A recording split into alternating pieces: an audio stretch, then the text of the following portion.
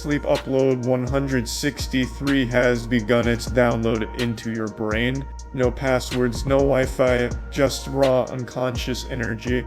By the time this intro ends, your eyes should already feel like sandbags. We're not here to solve problems, we're here to gently forget they exist, whether you're lying in bed, curled like a shrimp, or dramatically starfish position as one's for you. If you're quietly surrendering to the void, like, subscribe, and toss a good night into the comments. Shout out to the dream dwellers who show up every night without fail. You're more reliable than Charlie's sleep schedule. Keep typing with one eye open, you're carrying this channel with your rain-poured comments. I don't know why exactly, but there's something extremely enjoyable about watching a Twitch streamer get busted for cheating in a competition live. It's just straight dopamine right to the soul. And today, Christmas came early. We had 2 instances of cheating in tournaments back to back within 24 hours. I'll show you those clips in a moment, but I'd like to show you a classic, one that I always revisit at least once a year. This is the Clara incident. Now before showing the clips, I'll go ahead and give you just a little bit of background because I know me saying the Clara incident just sounds like some kind of SCP thing, like some kind of fucking paranormal report. For those that haven't been on Twitch for a long time, they might not remember this, but there was a moderately popular Twitch streamer in the Counter-Strike category who was outed for cheating when she left her cheats on during a stream. And what happened next is legendary. This is actually a historic piece of Twitch lore. Stop shooting me! You motherfucker!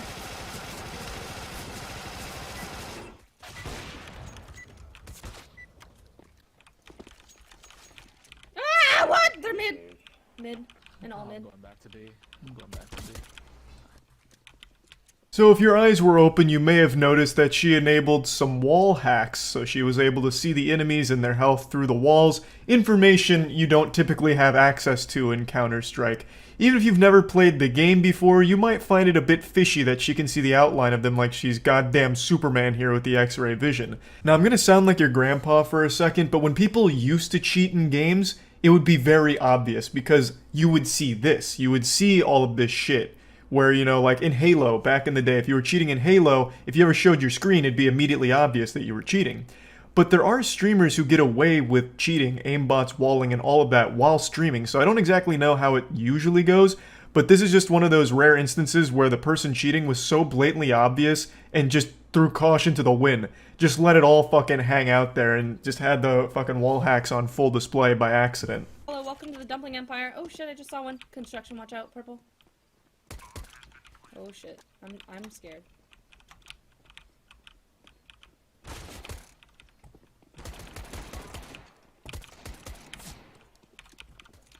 Ah, fuck! Why did I reload? What the fuck? Oh my god, I'm stupid, dude!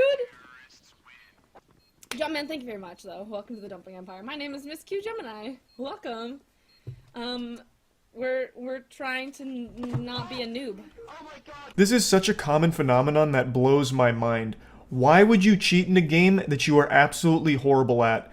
Most of the people that cheat in Warzone, Apex, Counter-Strike in this example, all gargle the stinkiest butthole. Why choose that game to be the one that you cheat at? Let's look at physical sports. I know sports ball cringe, whatever, but let's just take a look at that. The people that are cheating in like baseball, basketball, all of that, are your top level athletes that are taking performance enhancers sometimes in order to squeak out a little bit of edge over the competition, but they on their own right are already high caliber professional level players that are cheating. But in gaming, it's people that literally like type with one finger on each key and have a hard time moving their mouse while also holding W. Why bother cheating at a game that you're trash at? What's the point? I would expect most of the cheaters in games to also be some of the best players, and yeah, in a couple instances that has been the case, but the vast majority of the time, the aimbotters in like Apex are actual lobotomy patients that just use their mom's credit card to download some cheats to get a couple of wins before being banned. I don't understand the point at all. It's such a minor inconvenience to players that are good at the game because they can just re-queue right away, and it's just a waste of money. And it doesn't make any sense because it's not getting you anywhere either if you're already shit at the game to start. It blows my mind. Like, I don't understand why Miss Q Gemini here would cheat in Counter-Strike when she's bad at the game already. There's just nothing to be gained from it. Yo, you guys, do you guys ever get that that weird glitch in CS:GO where it shows your rank, it shows everyone's rank? Because my game, I played the other day. I played the other day with Rock, and he got that, and now I have it.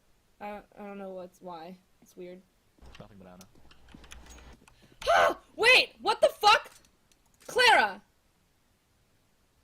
Hold on. Clara, give me 1 second. Clara. Let me just message this girl. Give me 1 second. Why the fuck is this on my computer right now? Damn you, Clara! The boogeyman of Counter-Strike cheating strikes again, framing an innocent streamer for a crime she didn't commit. This is iconic. So her first attempt was in vain. She first tried to frame it as a weird glitch. Like, hey, you guys ever have that glitch where you just get wall hacks for some reason? It's super weird.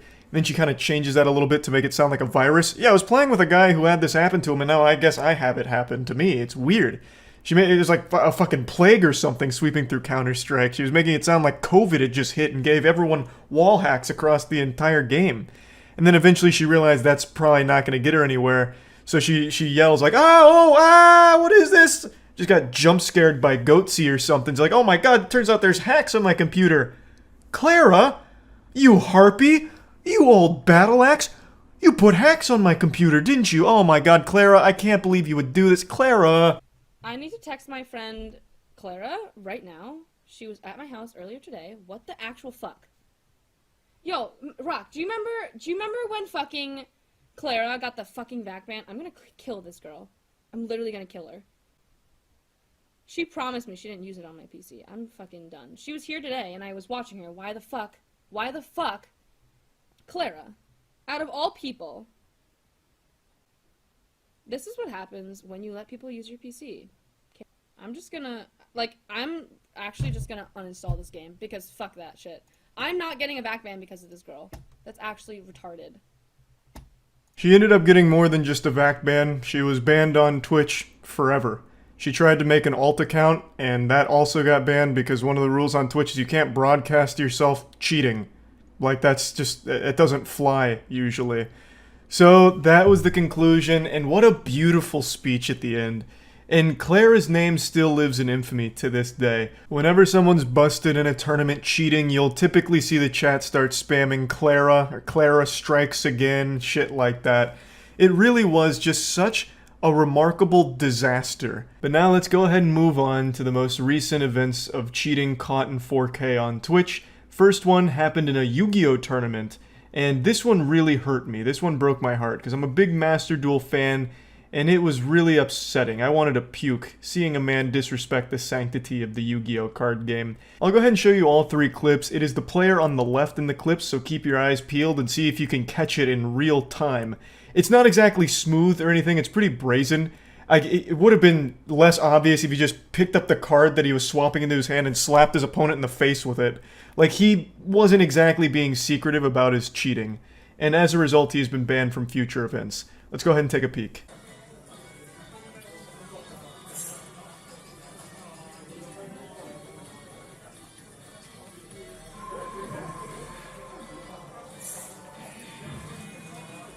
Did you catch it? Let me slow it down for you. I'll be the little fucking forensics investigator at the CSI laboratory.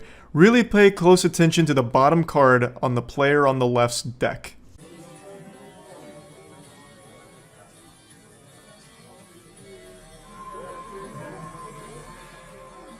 So he poops out a little playful effect veiler from his deck into his hand. That bottom card that he popped into his hand was called Effect Veiler. It's extremely strong, and if played correctly, can just outright win you a game sometimes. And when he drops it from his deck to his hand, he picks up a card he didn't need from his hand and puts it in his deck, so that way he has the correct number of cards in his hand. He was able to do this because, I don't know what effect was resolving, but he was searching in his deck for, I think it was Darkness Metal Dragon, and while searching for that card, he saw the Effect Veiler, moved it to the bottom, dropped it into his hand, which is cheating. Obviously. And it's not the only time he tried cheating in this match. Let me show you a couple of his fake shuffles here.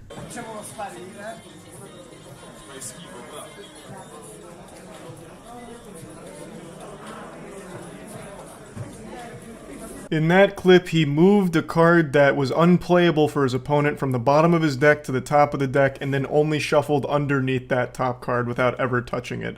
Which, of course, is cheating again, because he knew what card was on top of his opponent's deck, and he knew it was a card that wouldn't be used against him.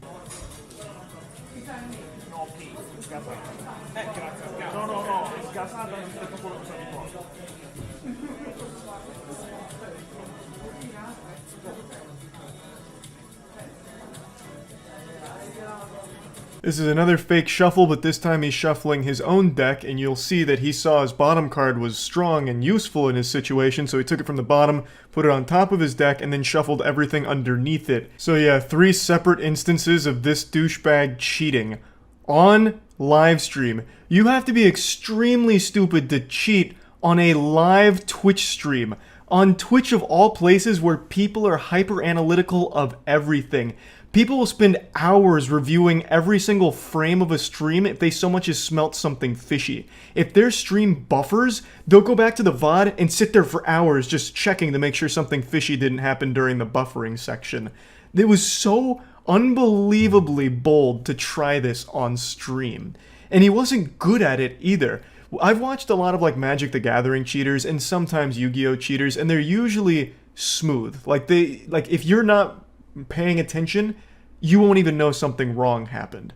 This was not the case here. Anyone could see what this guy was doing because he was so slow with everything. Like when he took that card from the bottom of his deck and put it on top, he sat there looking at it for a second and then slowly with 2 fingers picked it up and put it up there as if he was going through molasses in slow motion. So he was a terrible cheater to begin with too. So of course he was going to be caught. It is fucking baffling that he'd even try like this. But yeah. Anyway, from what I understand, he's been banned from every tournament ever now. I don't know much about this player. I don't know if he was a top player, but he completely ruined any chance he had of making any career out of the TCG for Yu-Gi-Oh! Also, this made me think of something. Now, I play Master Duel, which is the online Yu-Gi-Oh! I don't play the TCG, but I have to wonder how common cheating actually is, because it's moving really fast, and you have a lot of things on your mind, a lot of moving parts to Yu-Gi-Oh! In particular.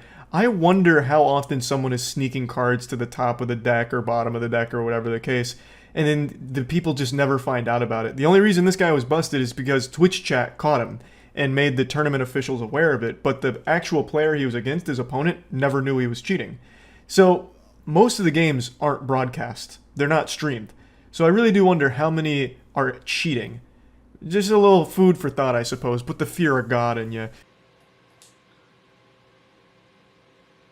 I can kill that person.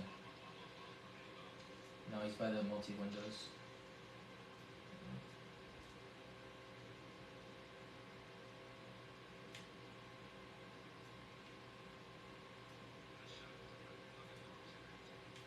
No, outer on me. I'm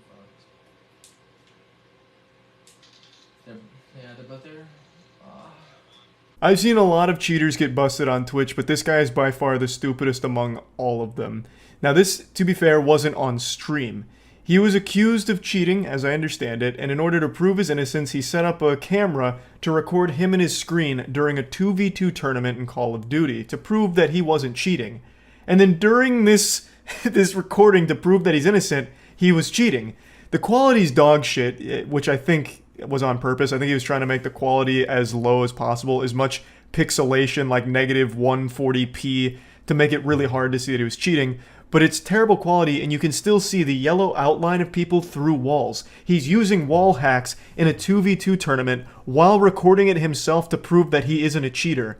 And as a result of this, he got his entire team disqualified from the remainder of the season. So he not only got permanently fucked, he also took his whole team down with him. It is so unbelievably stupid, I can't even begin to wrap my head around it. Like, he couldn't just for one game turn off the cheats. The one game that he himself was recording, he left them on. That is the level of intelligence most cheaters are operating at. And they're all so bad at the game. You'll see in the clip, he gets like 1 kill with the walls and then immediately dies. He is wall hacking and still losing. And they also lost the whole tournament, by the way, with him cheating. Crazy. It's crazy. But yeah, I just wanted to show these because I always find it so interesting when cheaters get busted on streams and shit like that. So yeah, that's about it. See ya.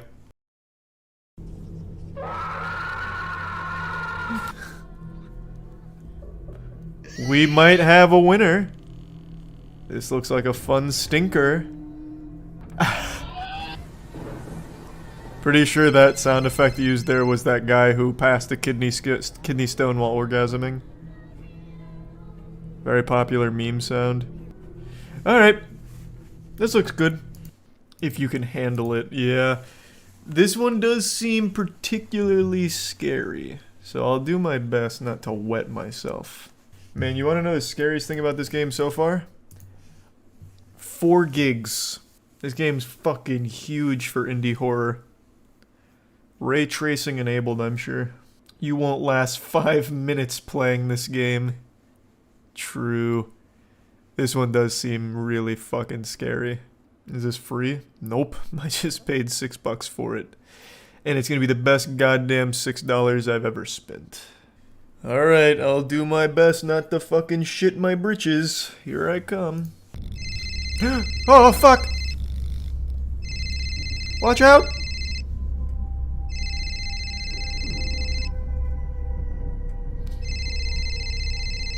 Man! For a Steam new release stinker, there's like a lot of effort that went into this, it seems. Oh, wow. Wait, what? It's like Amnesia. Wait, I wonder. Oh my god. I actually might speedrun this game. I bet there's gonna be cool glitches. This will kind of be like House of Caravan, actually. Yeah, I can just object surf. Hold on a minute here. I might just cop myself a speedrun record. See if I can clip out. Am I blinking or is it just that dark? Like, are my eyes closed right now or? Holy shit.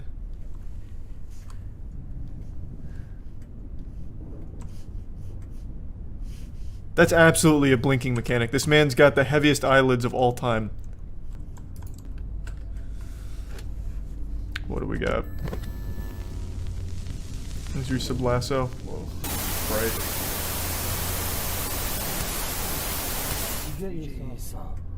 Bize merhamet et. O seni bekliyor Tanrım. Yüce makamından ona yardım et. Tanrı seninle olsun. Ruhuna da Thanks for your sub fantasy. Yüce Tanrım. Cennetin sahibi, evrenin tek sahibisi. Whoa! Bize günlük rızkımızı ver. Holy shit! Bize barışı sağla. The exorcism's working! Günahlarımızı affet. Kimsin sen şeytan? Bana adını söyle. Ah, she's too strong!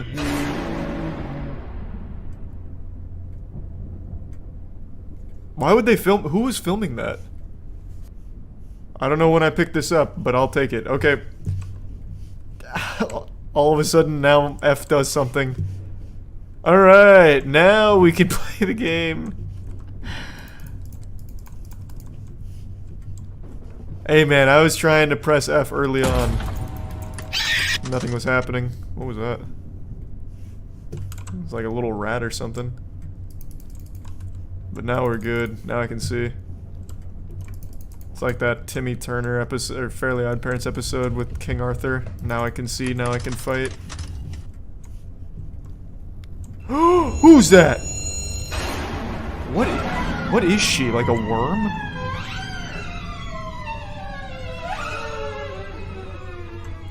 Really shredding on that violin, I'll tell you what. Damn, this house is huge. What's happening? Oh my god! They're everywhere! What kind of fucking washing machine is this? The opening is like a pencil sharpener. It's a washing machine for ants. Horrible design, Jesus Christ. No wonder this lady's haunting the place. This game isn't that bad. Reading comments like that always make me so hopeful that if I ever make a video game, there's gonna be some people that like it no matter how objectively terrible it is. No matter how awful a game is, there's always gonna be people that like it, and that's a lesson I've learned. Ayın sonrası koltukta uyuyordum. Oh, 3 a.m.'s the witching hour? Gibiydi sanırım. Fuck. That's when the pants shit themselves. Whoa! Aman tanrım. Bir kız çocuğu değil mi? That was like a Savaş ceramics korkma, lady Haçlar tek silahındır. made out of clay. Pretty cool. So far the devil hasn't done shit. Oh, Lucifer's a coward. Oh, here he comes. Oh! I see. He possessed some dog toys. Ah! Watch out! What? Fuck! We got jump scared! Oh my god, it's all going tits up now. I got the frying pan out, I'll be like Muriel in Courage and just start beating it to death. Oh wait, even better, rolling pin.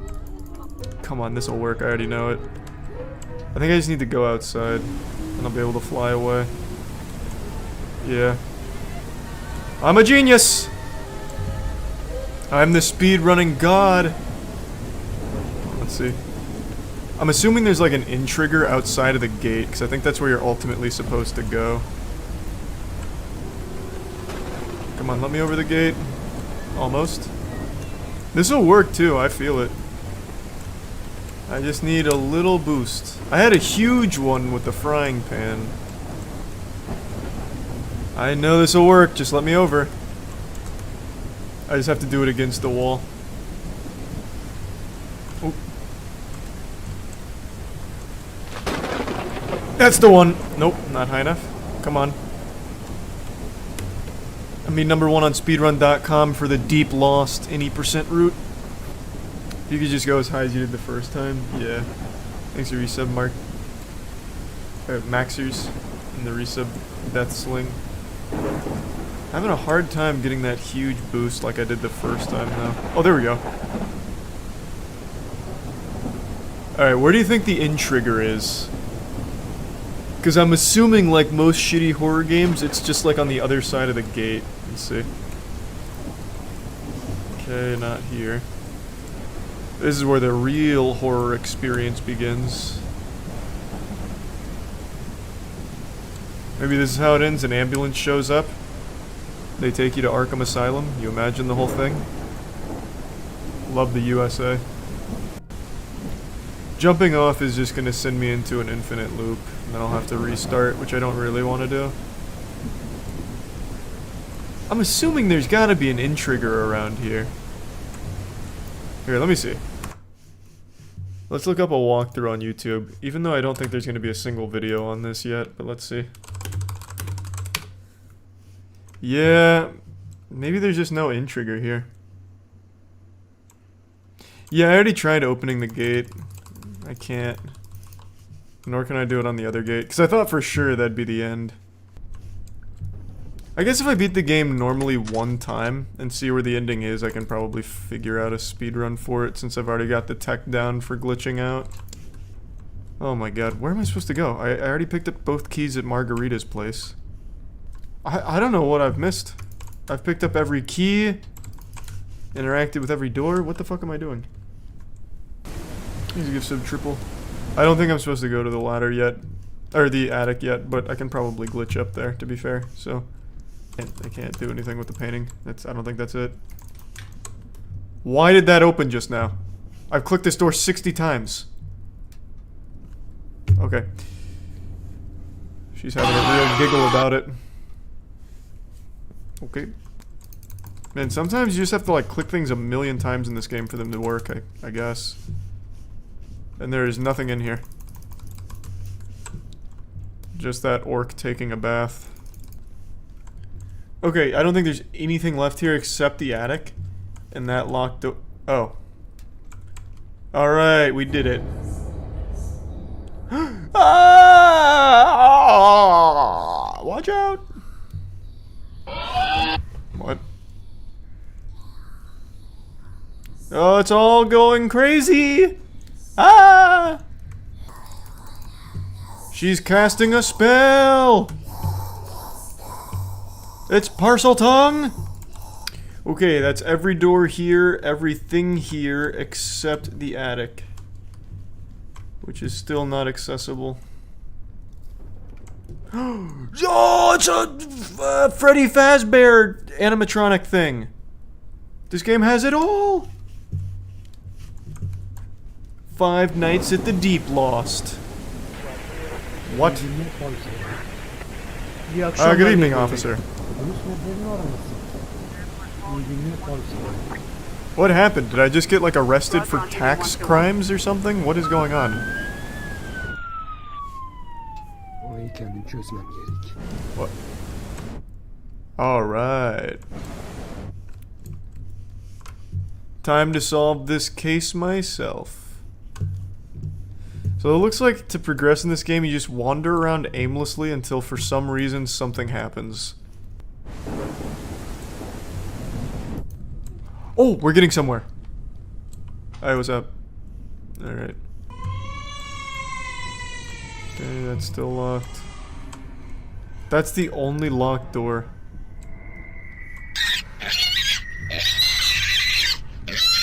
What? Is he eating a little hippo? Hey, I didn't mean to interrupt the meal. Jesus Christ, man. Calm down. Why is everyone just so whiny?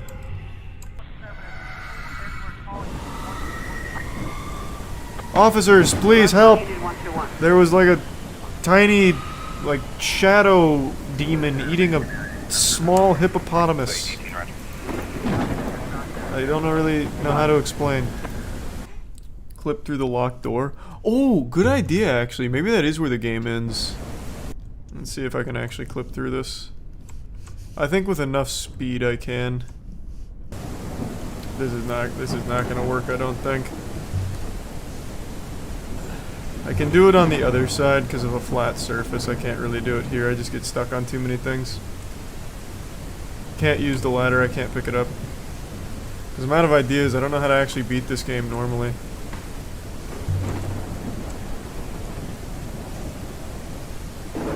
Oh, shit. Oh, God. I went a little too crazy.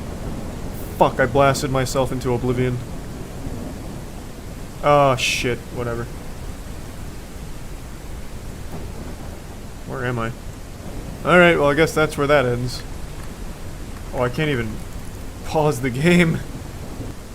Alright, well we tried. Hey, we can't say we didn't give the Deep Lost our best. 70 minutes is more than anyone else ever played. I mentioned this last time, and I thought that this would actually be a really fun one for stream. I saw the first part when it came out, and I haven't seen the second part, and I was talking to Shift, and he said the second part is the one that's like his pride and joy, so I thought it'd be fun to just do the whole thing again. Bikini Bottom has one of the most interesting fucking speedrun histories of any game ever.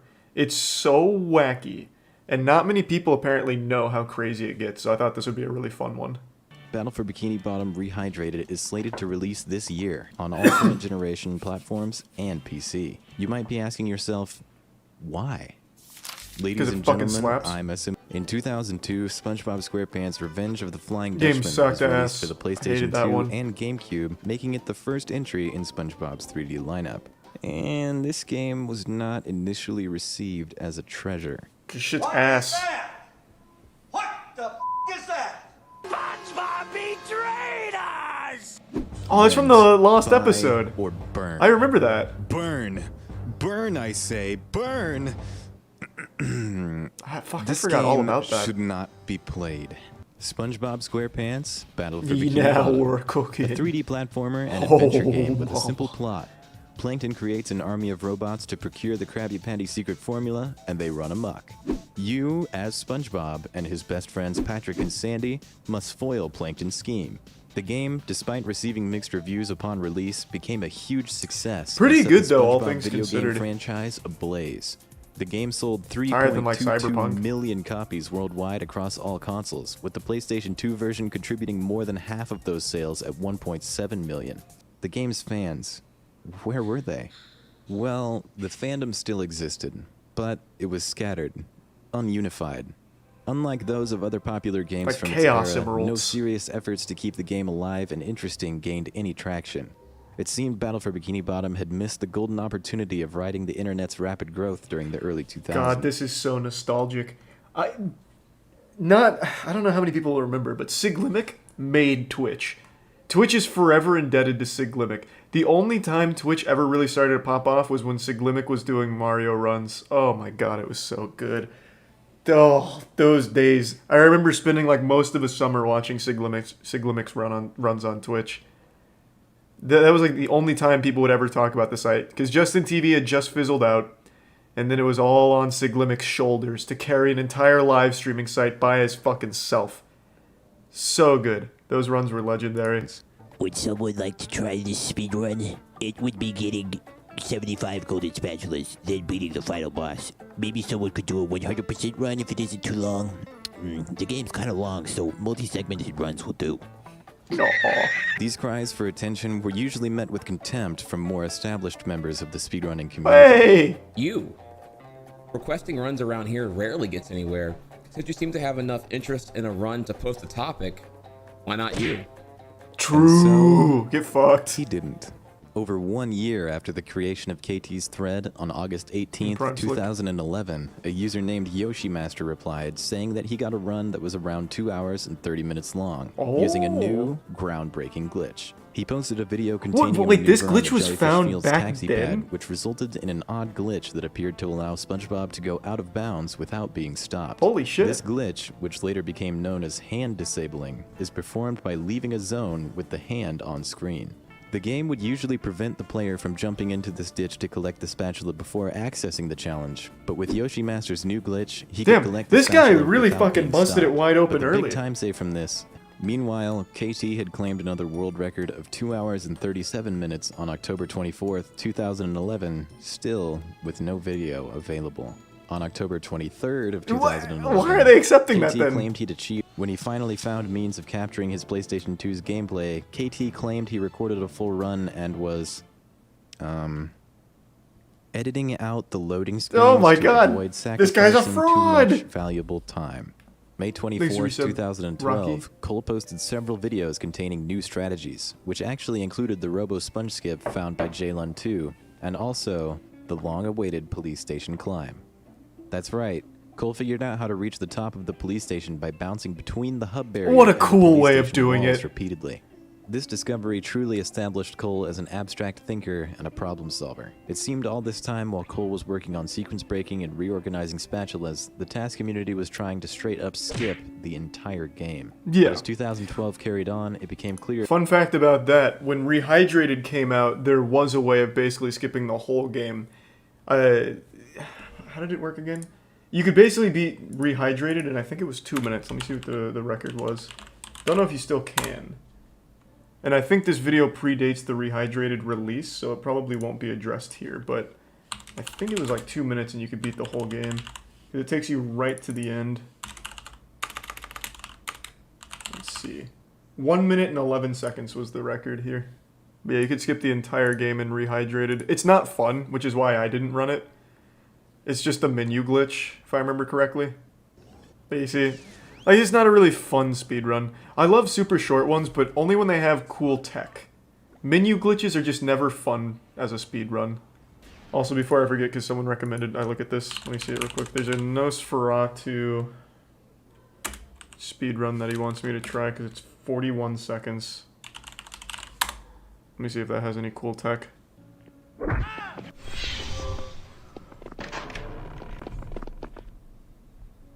This does look kind of wacky.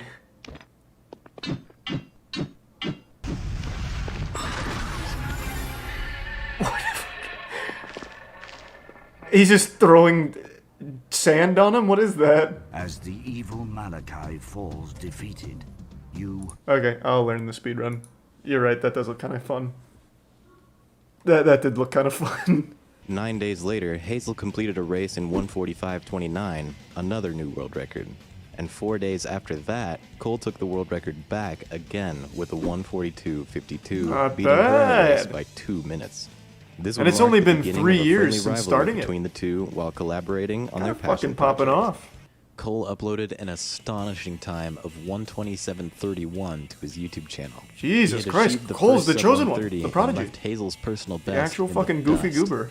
At this point, Cole had solidified himself as the fastest Battle for Bikini Bottom speedrunner. Big damage boost. fuck is this? Big out of bounds? Sponge drowning? Nice. I think the current world record isn't too much lower than an hour 27. So this guy was really ahead. And on August 17th, 2013, Cole pulled off some really sick shit. That was cute. Gave it that old, like, Quake Ultra Kill shit. Or Unreal Tournament Ultra Kill shit. Yeah, this game just goes fucking hard for no reason. Oh. Holy crap. In its place, SpongeBob's Dream was completed earlier than intended by the developers. Thanks to Cole's Fuck the original developers. breaks from 2012, it's possible to enter SpongeBob's Dream before unlocking the third Before I hardware forget, I level. wanted to look this up before actually starting this. What else did they make post Battle for Bikini Bottom? I think this was like their actual only game. Like they closed after this. Curse of the Flying Dutchman or something. They were Heavy Iron Studios, right? Yeah. So Battle for Bikini Bottom, 2003. Then they made SpongeBob SquarePants movie. They made the Incredibles game and the Incredibles Rise of the... So they only ever made like video or cartoon or animation video game tie-ins. In 2020 they made a Pac-Man game. 2017 they made something called Amazing Odyssey. 2015 something called Fat City. And then something called Harley Pasternak's Hollywood Workout. What the fuck is that? What is Harley Pasternak's Hollywood Workout? What could that possibly even mean? Pumping those elbows and arms forward and back. Man, imagine making Battle for Bikini Bottom and then making this. Picture yourself What a glow up. Oh wait, what is this? They co-developed with Crash Bandicoot, Marvel's Avengers, and Black Ops Cold War. So they develop stinkers, but co-develop AAA games. Fuck, what was it? I think it was Jimmy Neutron. Oh, I have to look up Jimmy Neutron games now. There was this Jimmy Neutron PC game that a long time ago I was like deep into the speedrun community for, just waiting for when they finally fully optimized it. Because it has such a cool speedrun route, but it's still kind of long for me. It was like 40-minute world record, but I knew it could go lower. But I haven't checked in on it in a while. Here it is. Jimmy Neutron versus Jimmy Negatron. It had such a cool speedrun route. Let's see. They've got it down to 11 minutes? Okay. Holy shit. Wow. They popped off. Oh my god. Yeah, like I said, this was one that I followed a long time ago. And at the time I was like, damn, whatever it was, like 40 minutes, it's a little long for me, but it's kind of cool. Like the glitches were cool. And I knew it could go lower, and I was right, all the way down to 11 minutes. I adored this game as a kid, holy fuck. I never played it. I just saw the speedruns for it and thought it was like goofy and cool. But yeah, it looks like you can skip that whole thing. Cruise boosting. Fuck yeah. Slow. Fuck that. Cruise boost that bitch. Oh yeah. This does seem to be a game changer. Jesus Christ. Control. This shit is sick. Jump you can't make. Fuck that. The world is your oyster with cruise boosting. Fuck, dirty barnacles, it's going in. Yeah, Doing this caused the cruise bubble to interrupt the bubble bowl, setting its speed boost to go on indefinitely. This speed boost is what we'll refer to as a cruise boost. This interruption causes SpongeBob's increased speed from bowling to be added as a constant to his total speed, causing a new force to push him regardless of whether a player is inputting a movement. It doesn't seem that fast. SpongeBob can run with his walking speed plus however fast the interrupted bowling shot was. This discovery sends the old school BFBB Skype group into frenzy. Now, yeah, I mean, as it's long clearly as a the huge bubble difference, ball but it and the cruise doesn't bubble are seem both that unlocked, big. SpongeBob can potentially cross more gaps, traverse levels slightly faster, and even moonwalk. That cruise boost is kind of yucky. Cole's really been in it for the long haul, an OG. Ladies and gentlemen, I'm SM Loader. See you all in the next phase. God, it's so good. Subscribe. Battle for and Bikini ring Bottom the bell to speedruns know are when just part so 2 is fucking available to wild. watch. And we're not even to the modern day. Please, can we watch it? Yeah, we'll watch part 2. When I was talking to Shift about it, he said part 2 is his pride and joy, so I definitely want to watch part 2. And like I said, I had seen this when it had first uploaded a long time ago. Obviously didn't remember a ton of it.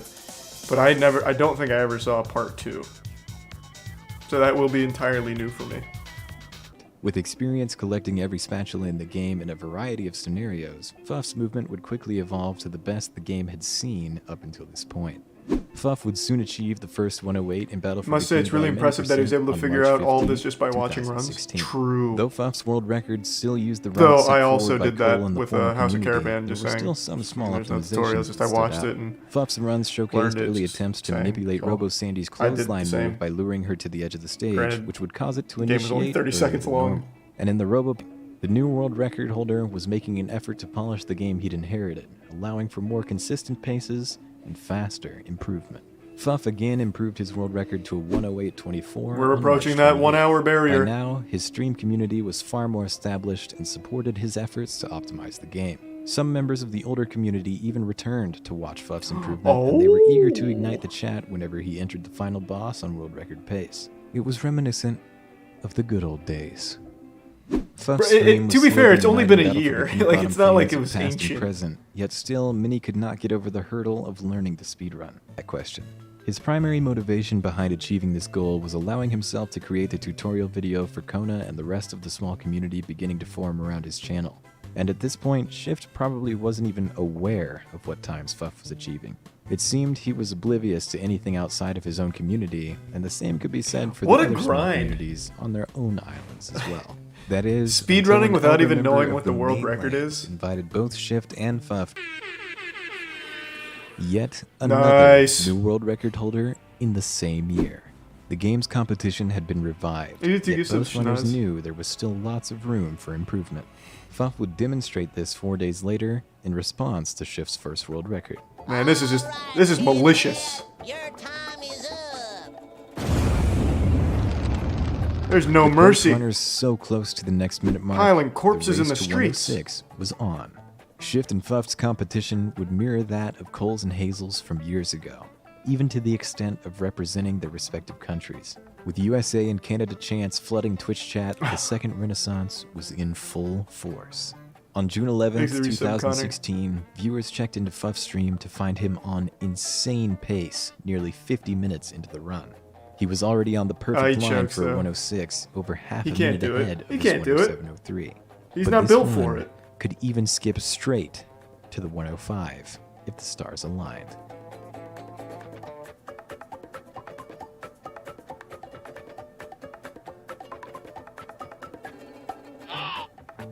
Yep. Choke. Blew it. Oof. Stinkmaster.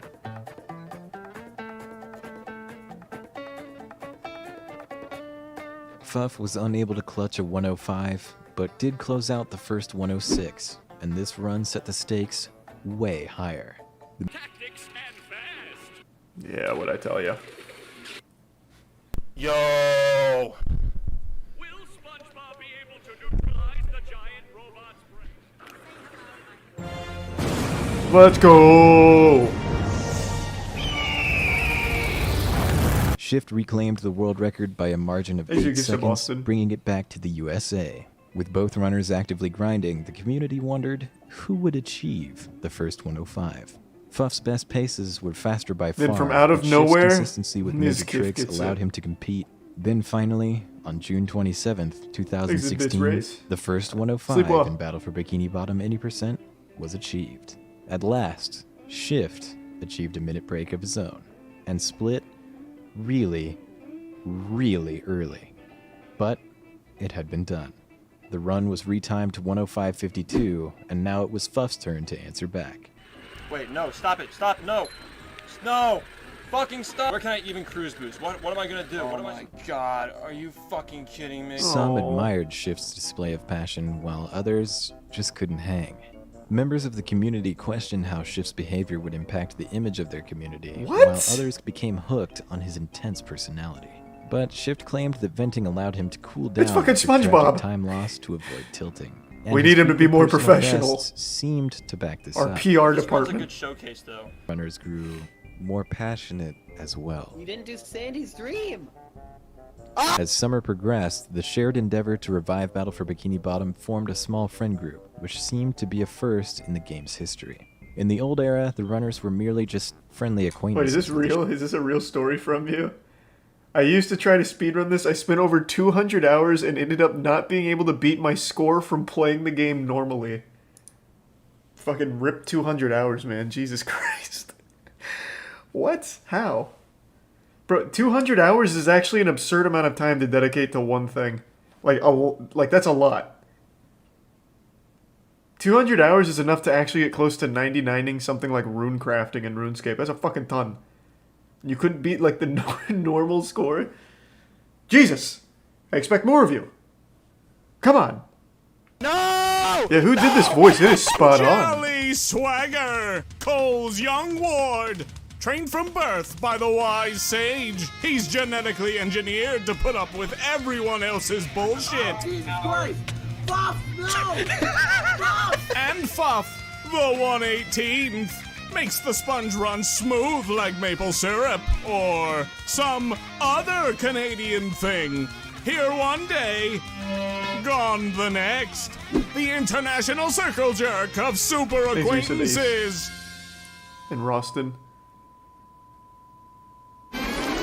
And although Cole lurked Whoever in the did that shadows and voiceover eventually fucking debuted crushed the Mermaid it. Man profile picture, Shift eventually got a run that finished with a 104.21, a world record. Yet the exact date is unknown, and the VOD no longer exists. But when Why? Shift finally got another run past the Nut Glide, he'd be sure to preserve that one.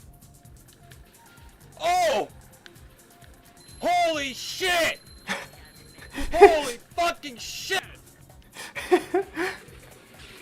It's over, boys. It's finally over. Holy shit. Faster than 106, 105, and 104 left. That is groundbreaking 103 tech, was the now big nut. here. The community paraded about how the game had finally reached its limits. But deep down, they knew there was still a lot more work to be done out there. 2 days later, Shift broke the There was no world webcam, record but I imagine again Shift with was a also doing this with his 136, hands. This time using the... At this point, the already existing community surrounding BFBB and Shift's stream was becoming more and more passionate about the run beyond simply indulging in nostalgia.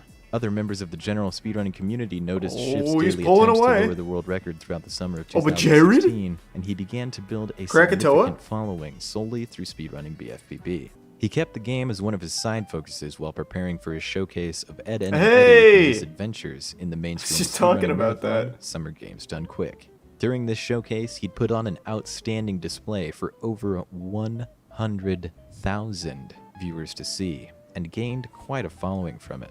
After GDQ, Kona decided to make Battle for Bikini Bottom his main focus. You know what's never been at AGDQ? Yeah, man, I wanna or any bomb of them? Jelly House of once and for Caravan. all. Mr. Krabs overdoses on ketamine and dies. Well, until he like Any game I've until ever he returns, speedran. but still, I want to bop him. They're not ready for that. And They then can't he'll handle probably that. bop me right. But these tiny optimizations were going to become far more important if 101 was ever going to happen. The game's available time saves were far smaller at this point with the community's current understanding of the game mechanics. Some routing changes This were only made docu-series just to slash save whatever is quite menu awesome. Scrolls. Well, it is, and Shift. the best part is it comes from the actual, like, madman himself, Shift. So it's an entire, well, not just him, of course, it was the whole community effort, but it's really always cool to see, like, the #1 player in the game be the one reporting on things as they happened and how things progressed. I always think that's the best part, because you get, like, the top player perspective. Would need to dig deep to push the current route further. He disappeared for a few days and returned with new motivation to push the time past. He's jerking yet himself another off. Minute Well, who better to report on the history of the game than the person who's best at it? For example, let's say, hypothetically, House of Caravan was getting a speedrun documentary going to Netflix. I would, of course, have to be the one to talk about it, because I was the best. Right? You'd want that perspective. Who's more knowledgeable than the person that's the best at it? Now, as long as you don't check the speedrun records for House of Caravan, it would make sense. Watch Battle for Bikini Bottom throughout An each unbiased day. view. With so many outlets to watch the Bro, game, it's not politics, it's prospective runners speedrunning Battle for continued to Bikini gain Bottom. interest. The group made sure Why do you to need keep an the full unbiased 80% view? It's just a tutorial, fucking along history with of the portal to their speedrun. friends' streams readily available for What do you mean? anyone tuning in. Don't get globaled yet, because we're going again. It was clear by now that Shift was improving at managing stress in front of live audiences, and with Why? that, Get heated. his attempts became fun. astronomically better. I Later should have heard that a same desk day, flip over. Shift tied the summer's resurgence of Battle for Bikini Bottom, the resilience of the community, and his own self-growth into one speedrun. Oh, he's going turbo mode! Ah, he's dialed in!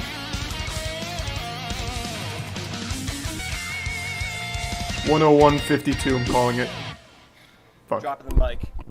The 101.46 became one of Shift's most And then pick the mic iconic up again and runs, put it in your gaining ass. significant traction Let's on go. YouTube and causing him to reach the 1,000 subscriber mark on the platform. They began discussing the possibility of Battle for Bikini Bottom being accepted to games done quick. That the was a game was big rejected moment. unconditionally in the past when Cole and Hazel tried submitting to GDQ events, even dating back to 2013. Hazel even went as far to plan out her talking points for commentary had the game actually been accepted, staying hopeful each and every time. That's sad. It was something that Aw. meant the world to them, a chance to display their years of ingenuity Aw. on a stage for thousands to enjoy. Before the summer's revival of Battle for Bikini Bottom, Kona consulted GDQ committee member Vuligin regarding the possibility of BFBB's premiere in the marathon, who claimed there just wasn't enough evidence that SpongeBob and speedrunning had What? enough crossover audience to make it work. What are you talking? I've said this quite a few times. I'm not the biggest GDQ fan in recent years. But, like, what are you talking about? There's not enough crossover in SpongeBob fans and speedrunning? Why does that matter? Half the fucking games at GDQ don't even have fan bases. When I tuned in on the last one, they were speedrunning some fucking obscure SNES game where there's no glitches or anything. They just, like, go straight and shoot sometimes. What a weird reason. Following this PB, however, Shift finally hit an improvement wall. Oh, But no. exactly 2 weeks later, Shift would complete a run that would shock everyone. Even God. Jesus Christ. 1 flat 32. Shift had completed a run with so few mistakes, it would go on to initiate the first world record drought caused solely by optimization of the Well, run, to be as fair, opposed it's to only been non-hiatuses. Shift getting world Despite records grinding for the last multiple 2 hours months each there. day, this time would stand untouched for a while in comparison to the veritable grab bag of summer records. For their knowledge at the time, the run had been shredded down to its core, revealing what everyone believed would be the final, crowning achievement in Battle for Bikini Bottom speedrunning. The 59. Yes, For sub titles 1 of hour. Past, present, and future, taking a Yes, full digit off the that's run what I'm was fucking viewed as talking the about. holy grail for communities optimizing games clocking in at just above the 60-minute mark. And with the world record now wedged right between the hour and the 101 marks, Oh. debates sprang up over whether or not it Holy was Grail. even possible. To give Oh. you some perspective, Yeah. Oh, It's but been is a this a ride. diss track? Grinding Bob. Losing runs. I guess I had to lose those runs to get to this one. Now some of you Hey, wait, is still Ringo trying the get one that to break pace. the hour mark? From out of If you're nowhere? trying to get out. Just remember, you could be doing this shit.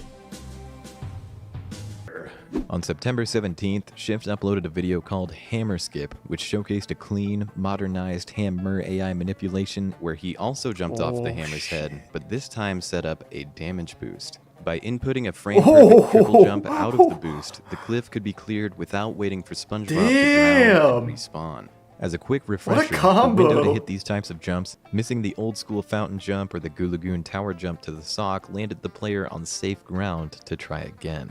Each miss only cost a few seconds. With Hammer Skip, however, there was the added It's all or potential nothing. of drowning and having to reset. You the either whole make it run first try or you if go the to jail. one-frame input was Fucking missed. throw it in the slammer. There was SpongeBob. This is why they In consider order to Battle for properly Bikini clip Bottom through the speedrunners lasers, to be like you must be firefighters. in the ledge get up It's animation. just so fucking dangerous, some of gliding these from it. strats. In other words, moving ledge rather than hovering into it made this first section of the new museum strategy the most fearsome segment in the Hey, they don't call it entire Route Z, game thus Route Z far. for nothing. It had to be timed perfectly. This tire was actually the same one God damn, used to clear the this level of looks Sandy. nuts. But this time, rather than just being able to slowly glide to it, SpongeBob has to remove his cruise boost, drop below the tire, turn 180 degrees, and grab the ledge to secure the clip through the wall. What? Without a cruise boost active, What SpongeBob the regains his standard fuck, turning man? speed, Holy which allows him shit. to make that 180-degree turn to grab the ledge. Because the strategy made the same tire cycle that Sandy It probably could, only saves, the I think, like only 8 time seconds, saved right? came from not having to switch to Sandy at the bus stop outside of the museum. The full strategy was quickly named SpongeBob Museum and saved merely 5 seconds. Not even 8. 80% run for Not all of that even extra 8. effort.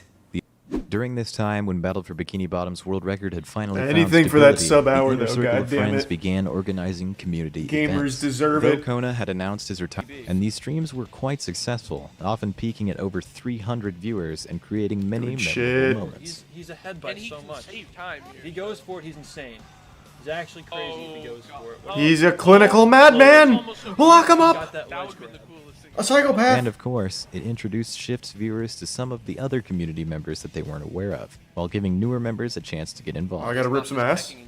Battle for Bikini Bottom's close-knit group of friends was evolving into an expansive community. Thanks, Resub Godslayer.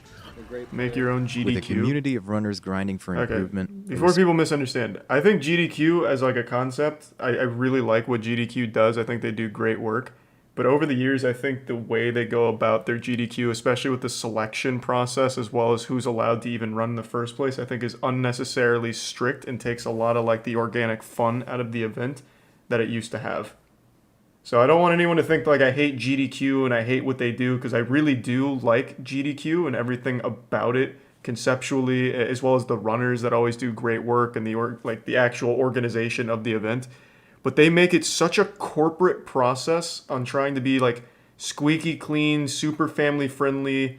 Anything that's maybe in a gray area of PG-13 is usually pretty bad. They outright will ban runners for things that I think are rather trivial. So I just, on the whole, don't really appreciate the very corporatized direction that it's taken over the years. That's all I'm saying. So I don't want anyone to like misconstrue where I stand on GDQ. Battle for Bikini Bottom Let's 80% go! was accepted to HDQ 2017. This would be the first time BFBB, or any SpongeBob game for that matter, would be played at a Games Done Quick event. One step closer to the dream, Shift would now select the commentary couch for the upcoming show. Oh, it's gotta be Hazel, it's gotta be Cole. One of their old favorites had not been left behind. At this point, Cole and Hazel had emerged from the shadows after hearing that their passion project had been accepted to the marathon. So Shift's absolute priority was to have them both by his side while showing the world how far their game had come. But unfortunately, due to travel complications, Hazel was unable to attend the event. What the fuck? Therefore, through hosting race marathons on Shift's channel, the community was able to raise just enough money to crowdfund Cole's trip to Awesome Games Done Quick. Oh, that's so sweet. 2017. That's With another Battle thing. for Why doesn't Bikini Bottom's AGDQ just premiere pay and for the mainstream runners to spotlight attend? upcoming, They make so Shift's much money. motivation to They could master absolutely Route Z cover on travel. G59 was Shift, come on down. You're now a partnered streamer. How does it feel, buddy? This is a once-in-a-lifetime opportunity. Shift became partnered on Twitch through streaming speedruns, strat hunting, and community so events sweet. of It's all going right, exclusively baby. Battle for Bikini Bottom. To this new, passionate crowd, this Thanks, you give was Sub Potato. how the game was meant to be played. Battle for Bikini Bottom had It's the only transcended way to the play it. constraints of nostalgic reminiscence. If you're not It had cruise been boosting, reborn, turn the fucking redefined game by the off. gameplay and 59 was no longer a matter of being barely achieved with a near-perfect run, as assumed months prior. It was now looking extremely doable, and Shift's greatest adversary was himself. Well, that, and the floating wheel in the sky. That's what I'm saying. That fucking nut glide is tough. We've seen so many runs die there. For all of 2016, this was the ultimate point of contention for all BFBB speedrunners. This trick ruined my fucking life. Yeah, I had sex with some girls after I told them I knew how to. Texas Sponge Glide.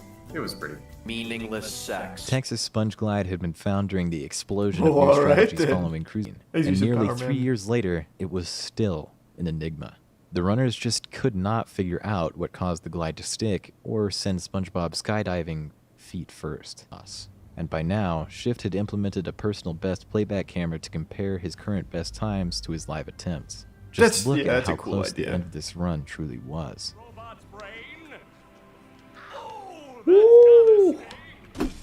Shift PB'd by 1 second, 59 barely out of reach once again. At this point, Shift was getting some paces with potential to improve his time by over half a minute.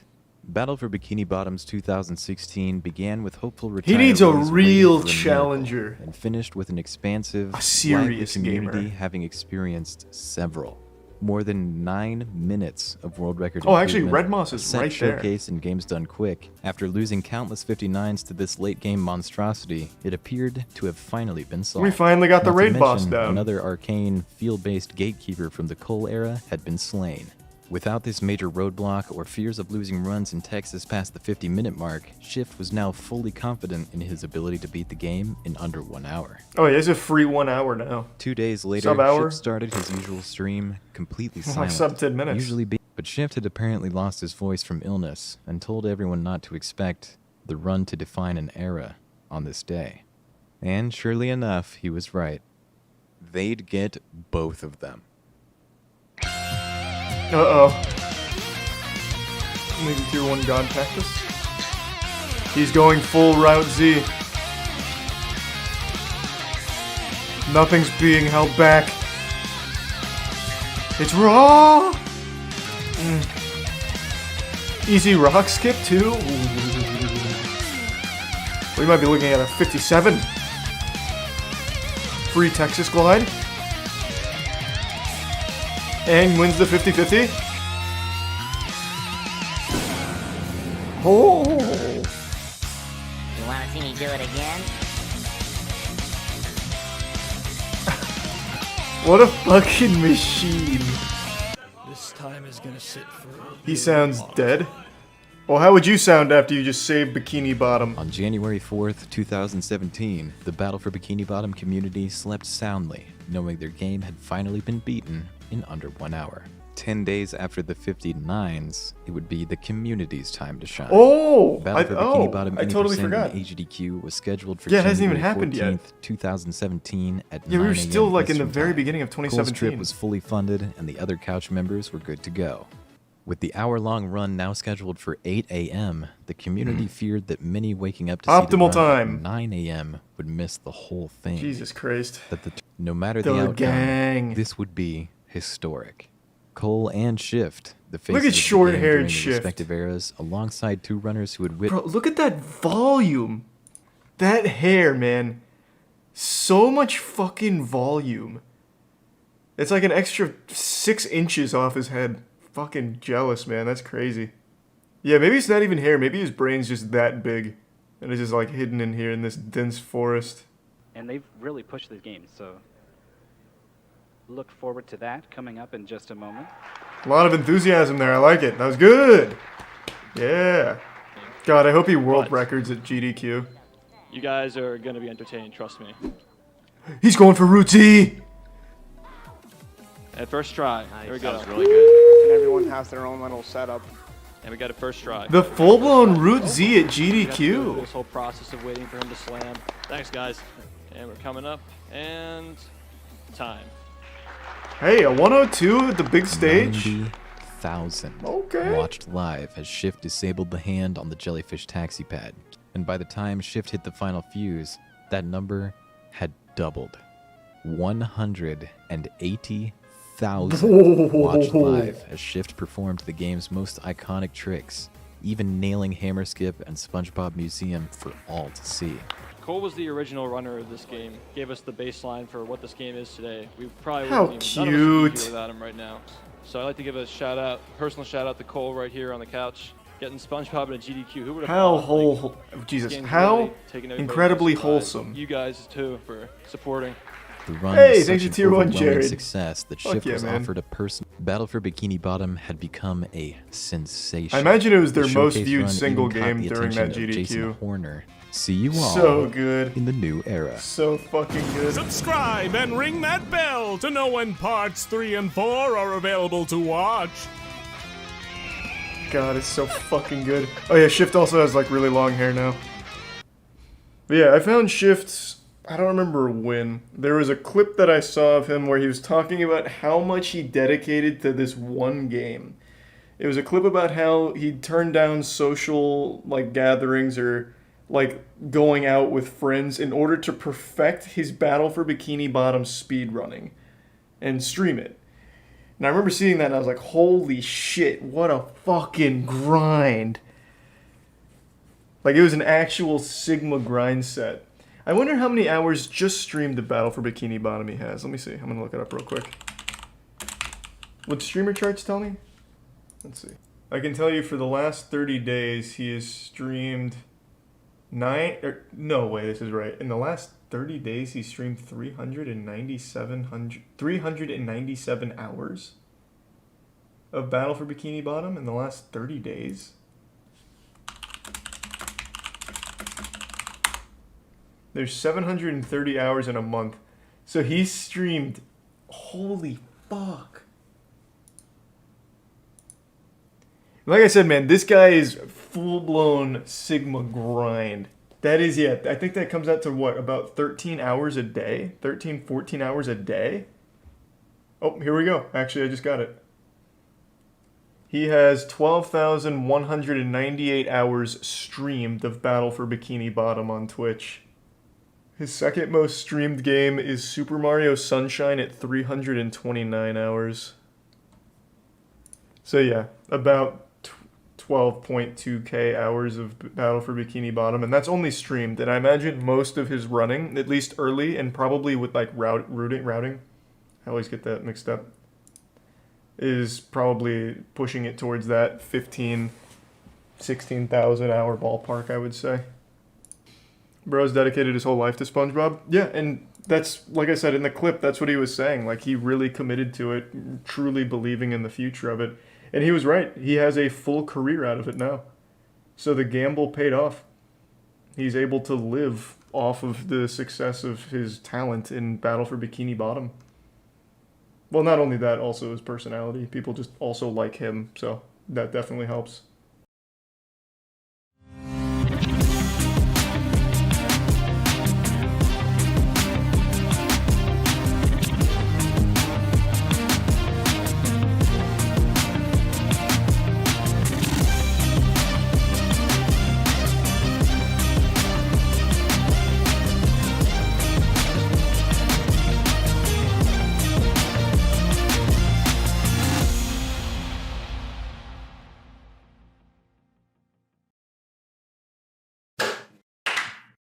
Hello, everyone at home. Welcome to episode 268 of the official podcast. Kaya said he's got a surprise for me, and I'm super excited to hear about the surprise. So, Kaya, go ahead. What's the surprise? This is why people call you a cyberbully, Jackson, because you've been running your mouth on the internet with complete impunity for too long. Was it the surprise? It wasn't a very fun surprise. No, that's not the surprise, but our moderator Brady actually got you a surprise, so I hope you listen up, and this is your reprisal. This is finally somebody fighting back against your cruelty on the internet. Hey, what's up, Jackson? This is a cameo booked by your friend Brady, okay?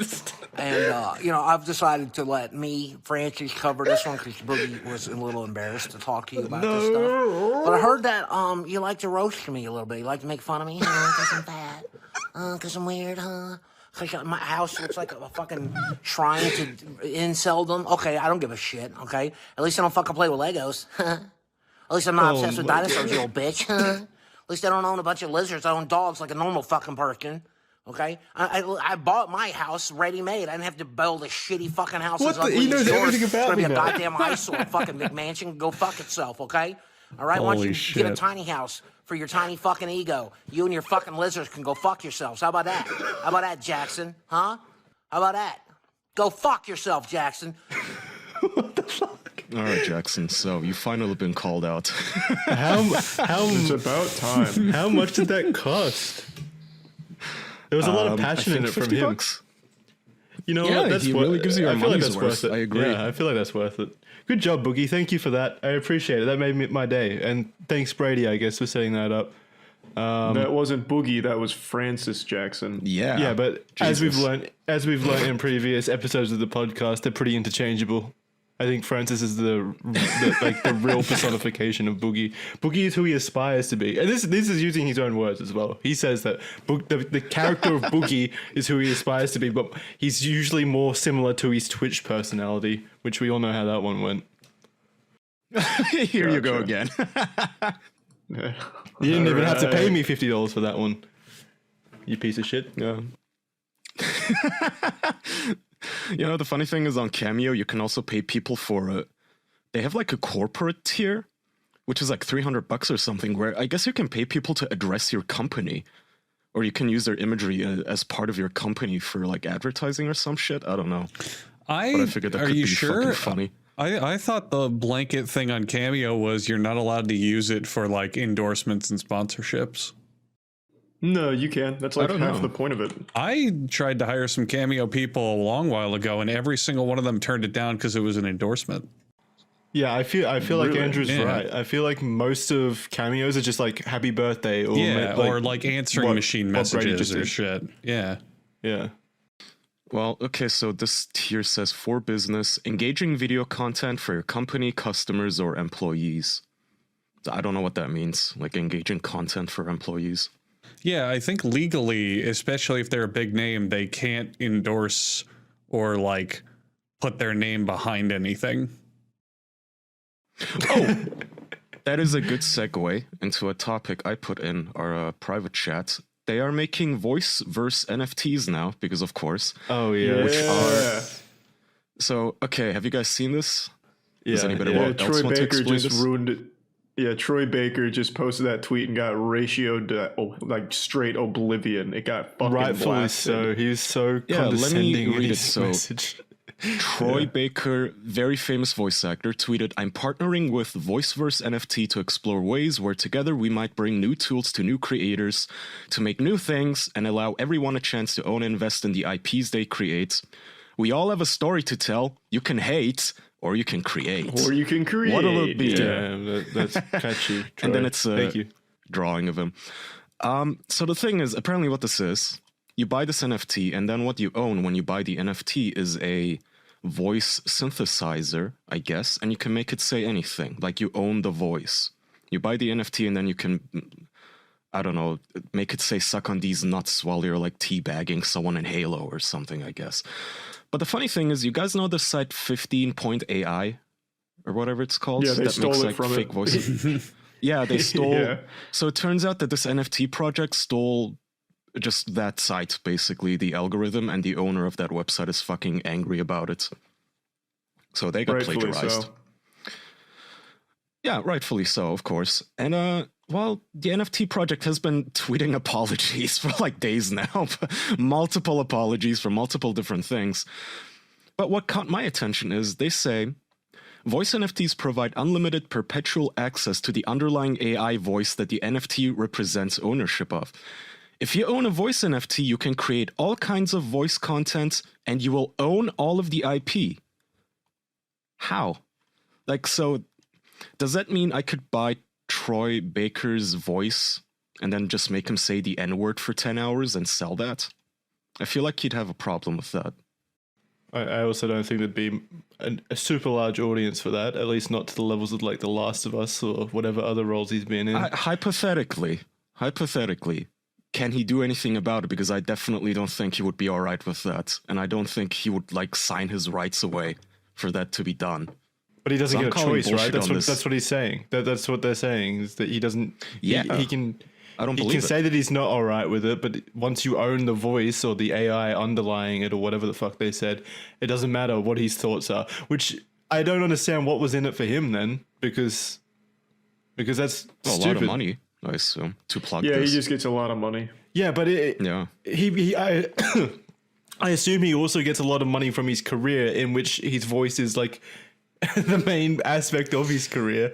So he's just destroyed his own job security, I suppose. Well, he's If already that's rich. I true. don't think he gives Yeah, a but fuck, or maybe he there's already always knows it's more a scam. money. Yeah, I mean, you got to remember, we don't know the integrity of these people at any point. Troy Baker could have been offered like a $30 million contract for this and just said deal like immediately. Yeah. Yeah, I don't think Troy Baker has any integrity. Also, I'm sorry to interrupt, but Charlie, you're not streaming right now, are you? No, why would I be? Discord gave me a notification thing that you were. No, for some reason it's been saying that for me for the entire last 2 days. He's just permanently stuck on streaming. It's really weird. Charlie's going for the record. My subathon's begun. Okay, I just wanted to make sure. That's all. You made me panic for a second. I was like, oh my God. Yeah, I panicked too. But yeah, we don't know any of the details of this partnership. I mean, his fucking tweet could be just brand speak. You know, he might not care about this thing at all and just thought it was a way to make money. So it doesn't matter. It doesn't matter though, because anything to do with NFTs is immediately going to get an eye roll from me. So, and from everybody else, it's not just like us. The entire like broad internet hates NFTs. It's not like, but they're forcing it on us. It's so down your throats. Like nobody wants it, and yet it's infecting everything because a bunch of So when I think at this point, when I think NFTs, I always imagine Pharma Bro, Martin Shkreli's face, like this weasel piece of shit that's like manipulating everybody and just making backdoor deals to promote this garbage. Have you guys seen they're now floating the idea of, was it Mike Shinoda? He tweeted something about why NFTs would revolutionize gaming because you could share skins between games. And then every game developer and gamer unanimously came out and said, that's fucking stupid. That's not how it works. Like, it's impossible. Like even between just like one game to the next, like even a sequel, it's like impossible to transfer like a skin from Destiny 1 to Destiny 2 easily. Like it takes so much, let alone going between games. It was an outrageous claim he was making. Well, you know why they do it, Kaya, why they just slam it into everything and slap it into anything. It's because it's a zero work thing that makes nothing but profit. I mean, how easy is it to declare something an NFT? And then if someone does, like, you can piss off 99.9% of the people you show it, but that 0.1% might be a few people who go, oh, I might buy that. And boom, you've just made money by doing absolutely nothing. It's like telephone scamming, like with old people and fucking internet pop-ups. You know, most people on the internet are internet savvy enough now that you show them a little pop-up that's like, you have a virus, they know to just ignore it and click away. But that 1% of people, they might call up the fucking phone line and be like, oh, yes, here's my credit card, fix my computer. And you just made money. Yeah, but that's the funny thing, because those scams, like you go to a website or sign up to our newsletter, those fucking annoying pop-ups only work on like super old boomers. Like my mom would fall for that stuff. But the NFT crap, I feel like they've like it's too complex for them. Bar of scammery down a generation. Now it's, I think, people in the 30s and 40s falling for this crap, I think. For sure. Are they falling for it, though? I don't know. I mean, I would assume so. Somebody has to be buying this crap for it to be this lucrative. That they're shilling it so fucking hard. Well, I don't think it is. It really is people just buying their own shit. Yeah. Right? So, like, they'll post their NFT and then they'll sell it to themselves basically for like 20 grand. Like, wow, I just made 20 grand on my art. They'll go on Twitter like, holy shit, I can't believe I'm finally making money off my art. Someone just bought it for 20 grand and then it's just their other account. And then they'll post it for like 22 grand, hoping that somebody saw their tweet and they're like, okay, well, it sold for 20, which means it's got to be worth at least 20. Yeah, 22 seems like a good deal. Even that's profitable. You're investing in yourself, and you can claim to people that your art sold for that much, and people go, oh, it must be good. Yeah, but I don't think there's many people who are buying it after that. Like, you sell it to yourself for a crazy price, right? And then you immediately try and resell it, dump it a bit higher. I don't think there's many people that are buying that higher price. But it doesn't even matter. I really do think it's just phony. I mean, even if it is, it doesn't matter. It's the idea of, I can say to you, my art sold for $20,000, and then that'll get eyes on it. You know, if you take one random internet artist and go, hey, look, they do good art, people will be like, oh, okay. But if you take another internet artist and say, this guy sold a piece for $20,000, I bet more people would be willing to say, ooh, let me check them out. Let me see why. Yeah. It has to also be tax loophole thing. Like, you buy your own NFT for 20,000 and then you tell your tax accountant, hey, I bought a piece of art for 20,000. That's an expense, right? I think there's like a lot of Or layers. something. I think there's a lot of layers to this thing, but it all comes down to you are making some sort of profit out of no work. whether it's attention or money flipping, money laundering. There's a lot to gain with very little to do with NFTs, and it's just scamming people who think that they're getting something out of it. That's really all it is. So bad as well. The art is The art is awful. Sorry, somebody, Beef Noodle in our chat is saying, all my cousins are buying into NFTs. They keep asking me to make artwork for them. It's so fucking annoying. And that's where it really hurts people, and that's the part that specifically pisses me off. Instead of doing anything even NFT related, you could just go to the artist and commission a piece of art. You get the actual product and ownership of it, and you can even tell them what you want instead of, ooh, an algorithmically generated ape.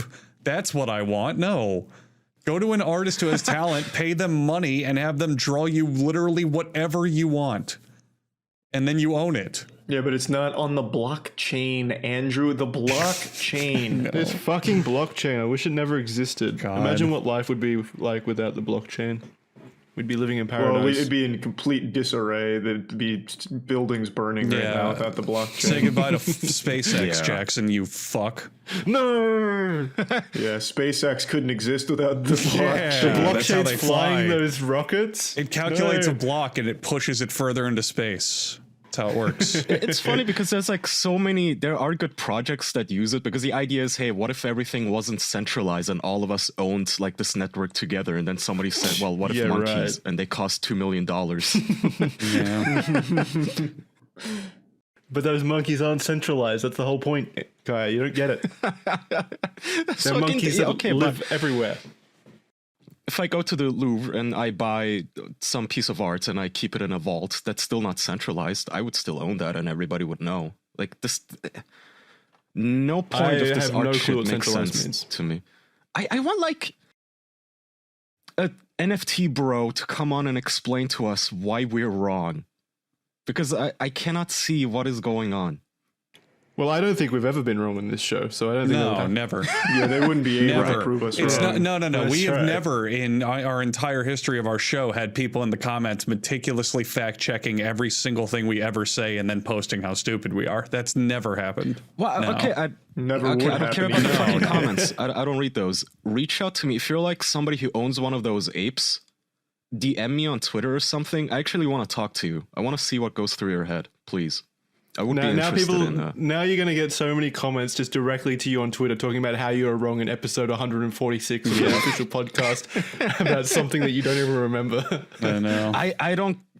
Yeah, that's true. I'm not going to remember this in a week. I don't. So to your point, Kaya, I remember I was streaming one time shitting on Bored Apes, and there was some college kid investor. He's like, I literally study this for my major at university. Oh no. The Bored Ape Yacht Club is revolutionizing technology as we know it, but never once explained how. But he kept donating like $50 to tell me how wrong I was, so I immediately knew this guy didn't know what he was talking about. He probably made it all back that day with his Bored Ape number 67428.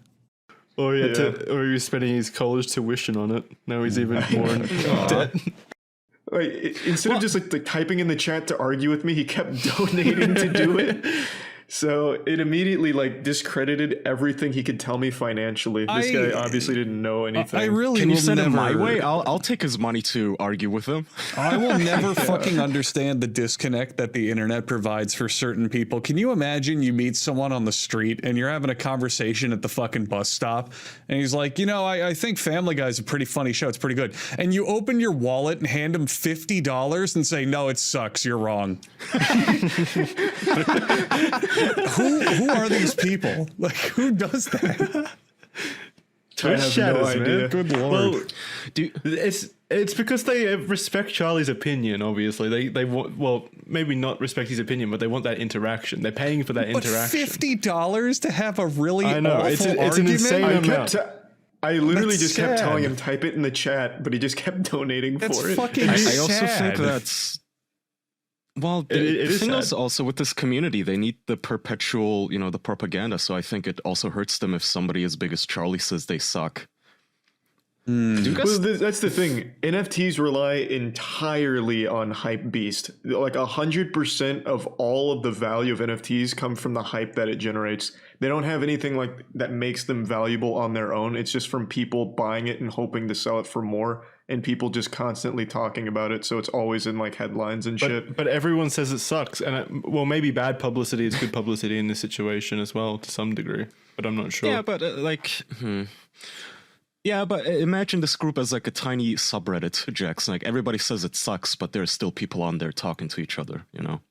These people find each other. Do you guys think those loser tweets are real? Like when an NFT bro is like, oh, I was hacked, they stole all my apes and my college tuition and my mortgage all gone.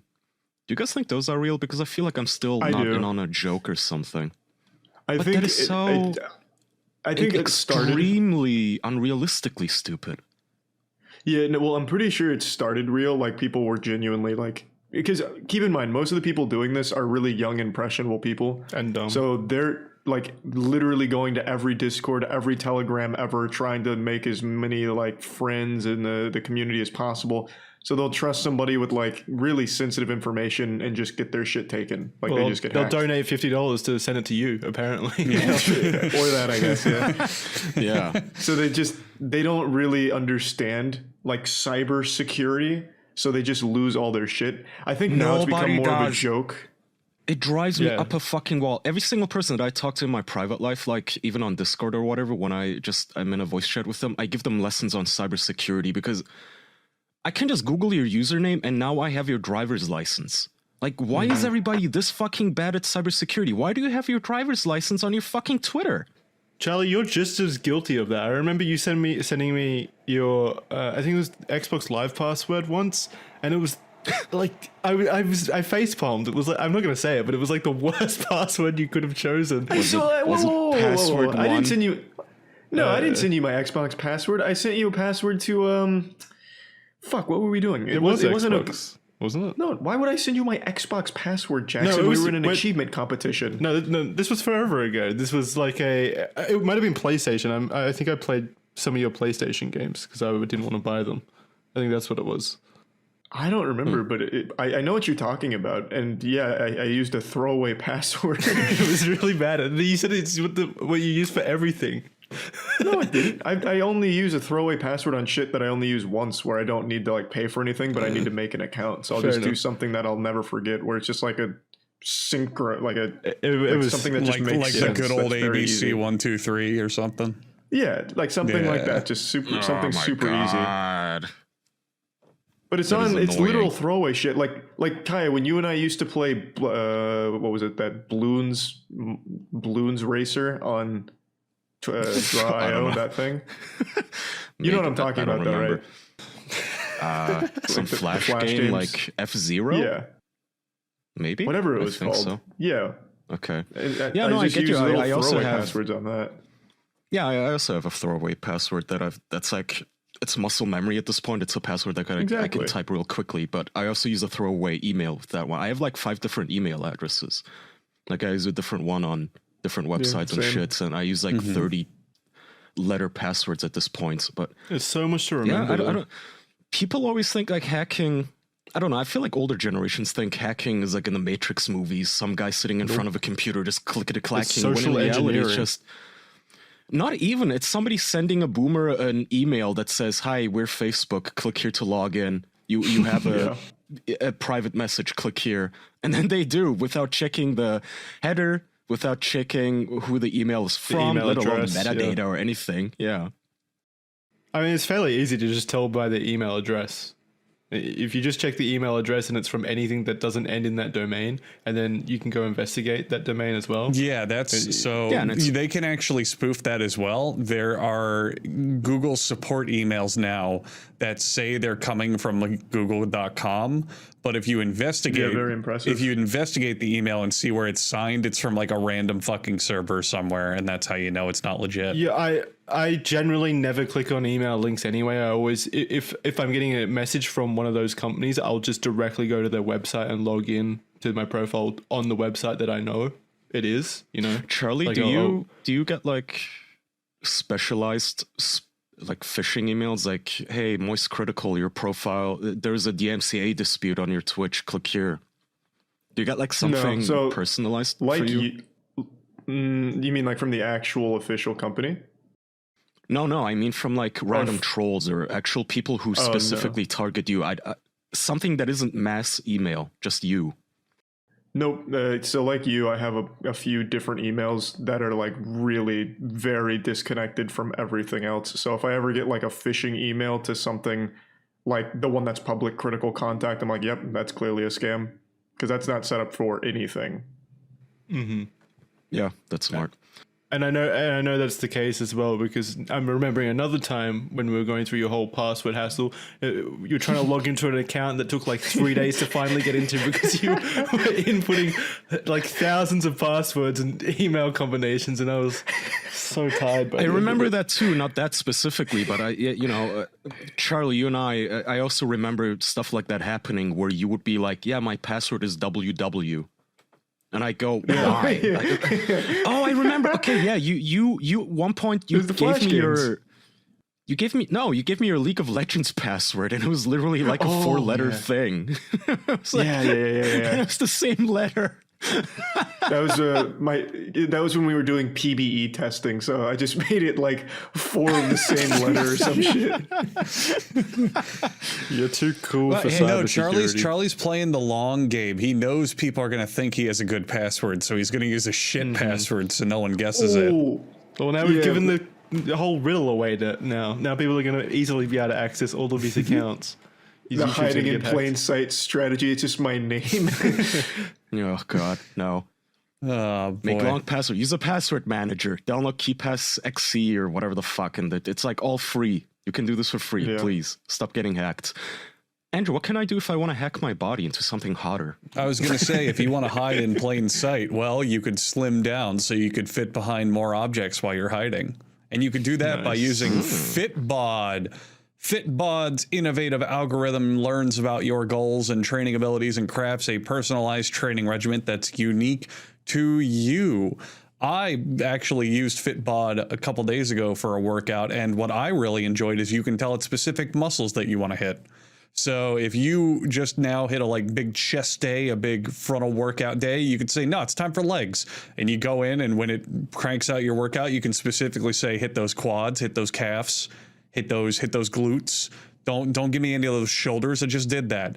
You can specifically tell it where on your body you want to work out, and it will completely shape the workout to include and work around those exercises. It's also after the new year now, which means that gyms are going to be slam packed with people who are going to give up by March. But you don't even have to march into that gym, because you can march around your own living room using Fitbod's tons of body weight and at-home workouts, which I highly recommend with all the crazy fucking COVID and supply chain shit going on. Why bother leaving your house when you can get fit at home with Fitbod? Personalized training can be very tough on your budget, but Fitbod is only $12.99 a month or $79.99 a year, and you'll get 25% off if you sign up right now. Kick the new year off right and get started on your customized fitness plan with Fitbod. Get a 25% off of your membership when you sign up at fitbod.me/official. That's 25% off your membership at fitbod.me/official. Thank you, Fitbod.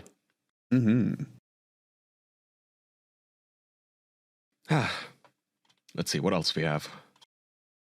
Jackson, I feel like you posted something in our topics channel. I thought I had a topic, and I'm really trying hard to remember what it was. It was something in line with Troy Baker, and I can't remember what it was. What the fuck? We just talked about Troy Baker. You sure I know, that I wasn't said something in line with it, and I don't remember what. This was just a really slow week. Okay, you try to come up with it. Well, Jackson, you had that gigantic volcano erupting. Oh, yeah, that's over now. It's the volcano god has fallen back asleep. I don't know if Tonga still exists. I guess I should give do we have contact with them yet? Yeah, I was gonna say, can't they just not reach the entire island right now? Yeah, it's like the communication grid is down or something. Oh God, it's pretty scary for them. So what happened? So last night, a underwater volcano erupted off the coast of Tonga. If you don't know what Tonga is, it's a small little island nation in the Pacific, just like northeast of New Zealand a bit, I think. So fairly close to Australia. And the underwater volcano was like this massive eruption. And so we were woken up by like tsunami warnings and stuff. Well, not woken up, but it was like huge, it was the first, by the way. When you say like there is satellite imagery of it, and it's gigantic. Images, You can see even in like videos of it that exist, not satellite. You can see the curvature of the Earth. It's enormous. It was like the a nuke cloud. Went off. Yeah, it was really cool. Oh, it was bigger than a nuke, right? Wasn't it? It would be, yeah. Maybe, yeah, I think so. It was gigantic. Anyway, go on. But it's like the mushroom cloud or whatever. I don't know what it's called. Like the explosion on the satellite imagery. Yeah, I would encourage people to like look up that satellite imagery of the Tonga volcano eruption because you can see the shock wave of air. The shock wave was so cool. And what I meant was it like looked like a nuke went off. Like that's the kind of imagery that I would expect from a nuke going off anyway. It was really cool. But not cool for Tonga, obviously, since they're gone. I think they've been wiped off the face of the planet. Which, from what I understand as well, Tonga is like super flat as well. So there's not much high ground in Tonga. So it's probably like all flooded. I think, I don't know. I haven't heard what the response is yet, or if we were able to like reestablish communication with them or not. So it's pretty sad if they've been devastated by it. Yeah, so you guys got tsunami warnings and you weren't in the immediate vicinity like Tonga. And did Americans get any warnings? You coastal people? Yeah, I think California got warnings. Just slight marine warnings. I think the same as us. So there's a difference between like marine warnings as well as like land warnings. And I know Japan I'm pretty sure there were I know only marine warnings. I don't know how true this is. I read this on Twitter, so probably not. But like Tonga was supposed to be entirely underwater because of the tsunamis. So here's my question: bless you, if all the Tonganians get wiped out and that island is now completely uninhabited, who gets to own it? Like, can I? If I'm the first one there and I plant a flag, do I get the island? Yeah, it's yours now by law. Yeah. Yep, that's it. Done. That's how it works. As long as you show up first. Is it? I mean, who owns it? Is it owned by itself, or is it like a British colony or a Canadian colony or something? I'm not sure. I don't know. I feel like you Australians might own it. Isn't it close to you? Yeah, it's close to us, but I'm not sure. No, apparently it's officially named the Kingdom of Tonga. So I guess it's its own thing. So I don't know. I guess it is just the first one there. If there's literally no other Tonga people left, then yeah, I guess it's the first people there. As soon as we stop recording, we book a flight or a boat there, and then we own it. We plant our official podcast flag with the cheetah poster as our flag, and then we sell it to Jeff Bezos. Yeah, you know, I don't think that'll go across well in the court of public opinion if we capitalize on an entire island of people getting wiped out, and we go there to we'll be like, look, Mr. Bezos, it's just like Pompeii. This guy was frozen in place as he was masturbating. I think it's slightly worse than NFTs if we want to go that route. No, I seriously, like, a lot of, like, I don't know what the word is for Tonga people, but a lot of people from Tonga come to Australia, and they're always super nice people, so I really hope that, you know, it's not super bad, but I don't know, that explosion looked pretty devastating. Wow. Yeah. And it was underwater, too, which is crazy, so, like, it wasn't even on the surface, right? Like, it exploded from beneath under, like, hundreds of tons of water, if not thousands, and it still erupted that massively.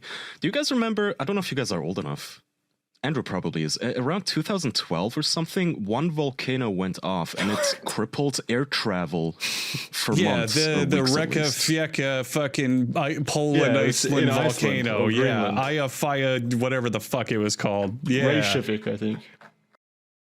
Yeah, God, it has an impossible to pronounce name. Isn't it just Reykjavik? The Reykjavik volcano, but it like... Oh, that's the capital of Iceland. I think. Yeah. Is that what I'm thinking of? I mean, the fuck went off. The Ayajaya Jokul volcano. That's it. Yeah, that one. That one. Yeah, 2010. But I remember it went off, and all the airline companies, they grounded all of their flights for weeks. Like, air travel was just not a thing for a while because, the jet engines would get incredibly damaged by the volcanic ash in the air. Like, that's how dangerous that shit gets. And I know somebody who works as an aeronautics engineer, and he was sending me videos of them testing, like, airline jet engines and those wind tunnels and shit, and testing them for volcanic ash, and they would just blow the fuck up. It was really dangerous. That's pretty cool. Yeah. I mean, it makes sense why it would shut down though, because Iceland is right in the middle of the Atlantic trip, between America and Europe. So that's most air travel. Yeah. It's the most popular route, I'm pretty sure. I mean, volcanoes do all sorts of shit to the environment. I think there was another volcano before that one. Didn't it spew the same amount of carbon into the atmosphere as we did in the last 100 years? In just one blast? I know what you're talking about. Yeah. Yeah, it was pretty recent. So why are people getting us and the automobile industry for environmental damage? No one tries to stop volcanoes. Why haven't we figured out a way to stop volcanoes? We've been trying since the dawn of time. Wondering. We've been making why don't we just stop sun offer sacrifices and stuff. What happened to that? Why did we give up? Yeah, let's throw some virgins into the volcano. Yeah. What happens if we just build a super giant metal lid and just pop it on those bad boys? Jackson, the reason they erupt is because there is a lid on them and the pressure gets too high. All you'd be doing then is make an even bigger bomb. Build a bigger lid. So what? Maybe they're like pimples. They're Earth's pimples. We just have to pop them before they get too. I think realistic. I'm using the term realistic a little loosely here. But I think what could almost make sense is if we made it kind of like a giant cannon. So instead of making it like a lid, yeah, you funnel it into space, and then we just start shooting our lava out into the galaxy. But then, wouldn't the force propel Earth? Maybe, I don't know. No, I don't think it'd work like a jet engine or anything. It'd just be like a tube. So apparently, it's like a Death Star. Yeah, exactly. So apparently, what I brought up has been a big hot debate in science of whether or not volcanoes fuck the environment more than humans. And in recent years, they have proved that it actually is less than 1% of all the shit that's in the atmosphere. The rest is humans. So that was totally. Well, yeah, I was going to say that'd be pretty fucking stupid of the volcanoes or the environment if it was just committing suicide like that with volcanoes. Yeah. Well, the volcano doesn't care. Even the planet doesn't give a shit. Even if that volcanic the ash caused the winter and everything died and it was just darkness. I mean, I just specifically remember. I just specifically remember it might have been the Iceland volcano. It might have been a different one. But when something like that happened, I heard a bunch of people mention oh, that spewed more shit in the atmosphere than humans have in 100 years, and I thought that was true. So I'm glad I looked that up. I think what you're thinking of is I think it was Serbia, the wildfires. They've had uncontrollable wildfires for a full year. Maybe. And that's what they were saying. Yeah. Well, you might also be thinking of BP spilling oil into the oceans and everything. But that's humans, though. Fair, but me saying individual responsibility, me using reusable straws doesn't make a difference, turns out. Andrew, you said the Serbia thing. Were you thinking about the permafrost, the permafrost melting and the methane escaping? Yeah, that's what it was. Permafrost. Yeah. Maybe. Oh, I'm pretty sure it was the volcanoes, though. Might have been the Icelandic one. Maybe volcanoes are melting the permafrost quicker than we can. I don't know. Yeah, how do we stop these volcanoes? I think we just need to invest in more high-tech, wild, goofy technology. Like a volcano suit. Absolute crazy shit. Yeah. We just need one madman and give him a couple $1 billion and see what he kind of comes up with. Musk was trying to do that kind of stuff though, and then people hated on him for doing wacky shit with his money. People don't like that. People don't have the balls for it. People love wacky shit. Elon Musk Yeah, and Elon Musk is the wealthiest man in the world, and he does wacky shit. So it's clearly working. And he became that in like half a year. Yeah. I'd rather him not. Like, I see these. Well, maybe. I don't know. No, we need scientific advancement. But we're playing it too safe this last 2 decades as we got familiar with the internet, and we lost all our passion. We would rather sit inside jerking off to hentai. All right, we need to get crazy. How about instead of like buying and selling art, we do it with digital images? Oh. Yeah, but we use the blockchain. See how I'm getting crazy? Can we call it something different? And then we like flip it around, and we say that you can own the ownership instead of the actual product.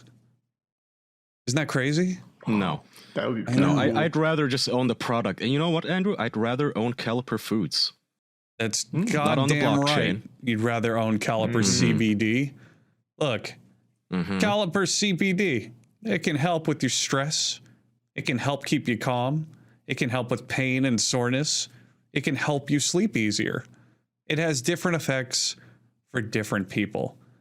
CBD is a fun little concoction that you put in your foods or however you want to take it, and it is clinically proven to be better when it's given to you through Caliper, because they deliver 30 times more CBD in the first 30 minutes than CBD oil. There's precisely 20 milligrams of CBD in each packet. It's always THC free, meaning you can feel better without getting high. Developed by food scientists, rigorously tested for purity and quality, Caliper is going to have you covered when it comes to getting the good stuff. It's going to seamlessly fit into your everyday routine. There's no weird taste. There's no oily residue. It's all natural, vegan, non-GMO, free of fillers, added chemicals, artificial flavors.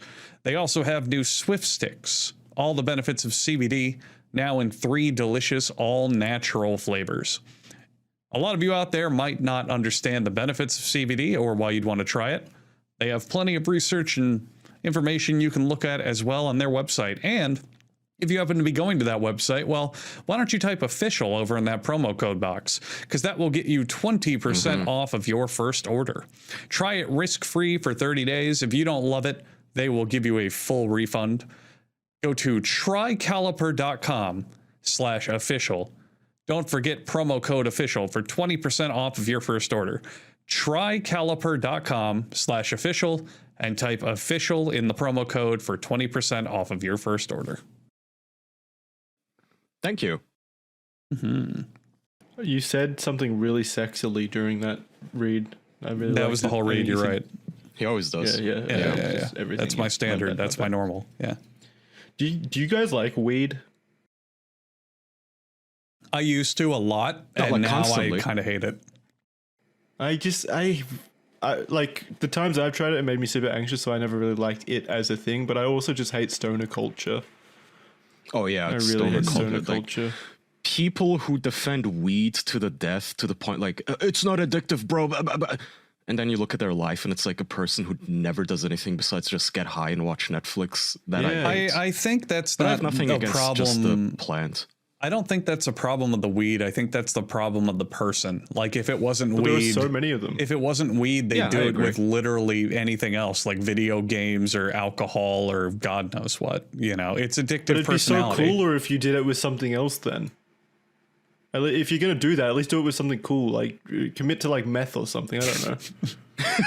Jesus, I mean, weed is just a good bridge. Go ahead. Oh, sorry. I was just going to say, like 5 or 10 or so years ago, it was so massive, the propaganda around it, that like weed had no downside. It was literally no downside. It was a miracle drug. It cures cancer, makes pain go away, makes you have fun. And it's like, no, like it's an addiction like everything else. There is a downside. You have to weigh the pros and cons. But once in a while, why not? Yeah. I think it's just because it's a good bridge between harmful addiction and harmless addiction. I mean, you get that high, you get that different state of mind. Gateway drug? You know, I guess retroactively I just did, and it was not at all the point I want to make. Why is it being a gateway drug like a bad thing? I genuinely think it is a gateway drug in the sense that Like most people try weed first, right? Well, I think Like it's I think it's more that weed is not nearly as destructive of a hobby as, say, alcohol or harder drugs, but it still gets you high. It still fills the void in people's life. I actually think it's pretty. I don't know about stats or anything. I'm not, but I feel like it's similar to alcohol, at least on the same kind of impact as alcohol. I mean, I kind of had a coming to Jesus moment a few years ago where I kind of realized that most people who base their activities around drinking or weed or whatever, they're just boring. And it's not even like the addictiveness of it. It's just they don't seem to have anything else going on, and that's why they turn to those things, you know. I think I think they use it to fill holes, right? And and what to most me, addicts do in the first place. Yeah, and exactly. Well, we have a resident alcoholic here, Kaya. Why do you like drinking so much? I don't have to fill any holes. See, it's to me though. No, you I don't should, know. I you feel should like find weed got a bad rep. Sorry, go ahead. It's just, to me, you should find ways to fill that in ways that improve yourself, you know. It's kind of like just Fortnite. a coping mechanism or a way to avoid issues rather than helping with them. Yeah, weed definitely has pros, like with anxiety, or I know a lot of people who have what is the disease, the disorder where your body like tremors a lot and you can't control your muscles? The heebie-jeebies. Palsy? Right? Tremors? Jesus, Jackson. There's millions of diseases. Yeah. What do you mean? So my point is that weed definitely does have pros. There are people who have palsy and then they take weed and they just stop shaking and stop having tremors entirely. And there's tons and tons of medical research where it does help. But at the same time, there's a lot of people who just use it as an excuse or a way to just avoid problems or not have to, you know, do anything. And not a fan of that. Really not I huge on agree. I that. think it also just got the bad rap because of that gateway drug shit, which applies to like everything. Because in the I can't believe you when did was that, it, like Andrew. It's 70s, kind of 80s. fucked up. It was like, oh, if you smoke weed, then you're bound to also do heroin, which you can say about everything. You could say that about it, like, oh, you're having a beer, dude. Like, what if later you're like doing meth? That's a gateway drug. Like, yeah. But what if not? I would absolutely say, like, if we're going this gateway drug thing, I would say alcohol is more of a gateway to hard drugs. Oh than yeah, weed. For sure. Oh yeah, 100%. No, it's a gateway to weed. Yeah. First of all, like weed has absolute. But then weed is a gateway to the other ones. Weed definitely has pros in a lot of areas, but alcohol has absolutely no pros whatsoever. There is nothing good that comes from alcohol in any way. Other than fun. And that's it. You don't need it to have fun. It just helps. But there is no pro whatsoever from drinking in any way. It's bad for your health. It's bad for your mental health. It's bad for everything. What if you really hate your liver and you're just trying to get rid of that son of a bitch? What if it cured cancer though? That would have been awesome. Well, what if it made us fly and have a fucking fantasy pixie friend? Like, that'd be awesome. Yeah, that'd be sick. Yeah, that would have been awesome. Like the spice from Dune. Nah. Why don't we have anything? I am so butthurt that there's like nothing like tasty to eat that is also super good for you, or like any drugs that are, I don't know, super healthy. I don't know, man. I think you need to learn to cook. I think healthy food can taste amazing. No. Strawberries? No, that's not what I mean. I mean an intoxicant is what I mean.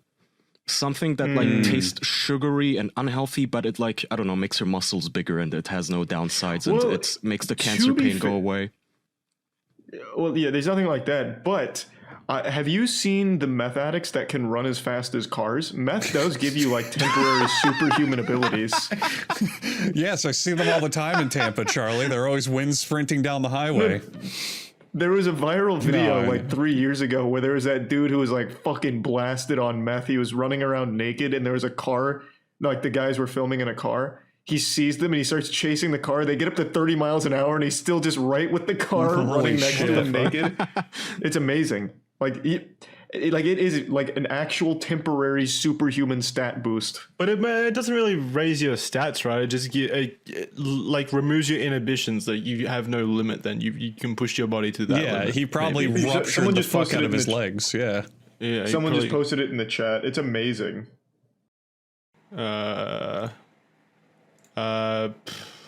I don't know The how we're naked gonna put man this on the chases screen. car. Yeah, don't put it on screen. He's naked. His cock's flopping around and stuff. But he looks like an actual demon. Like his eyes are red. That's the downside. Yeah, but like, look at. What the fuck?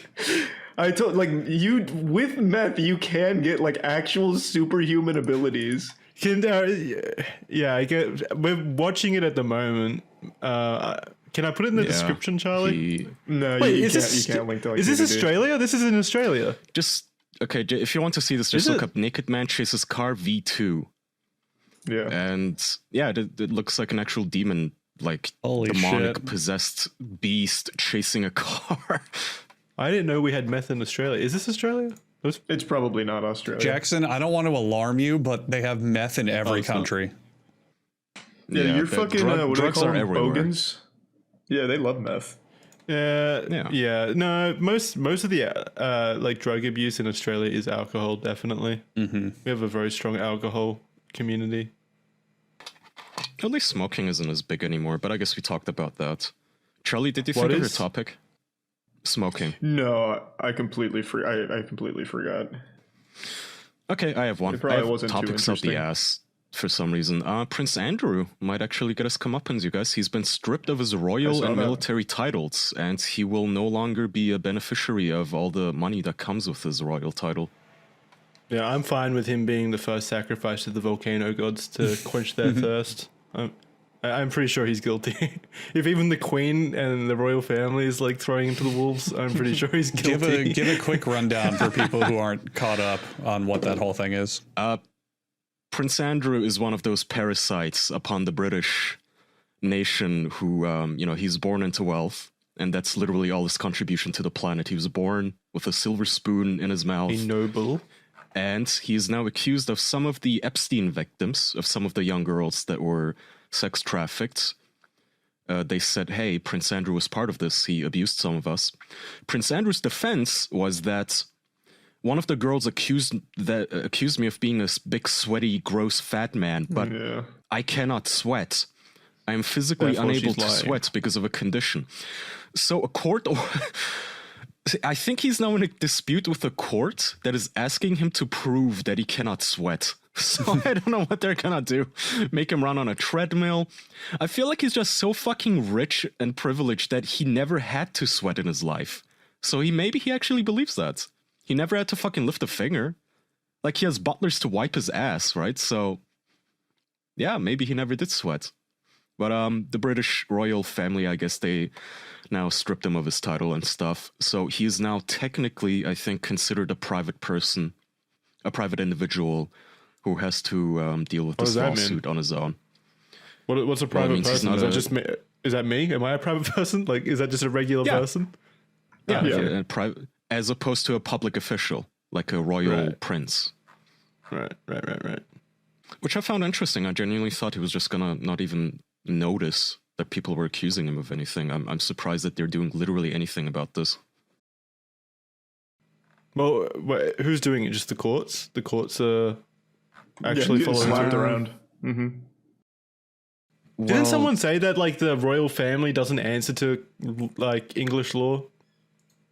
Did someone say that at some point? Yeah, but this is like international matters, right? Like Epstein trafficked children internationally, and Maxwell as well. So was Epstein Epstein was American, right?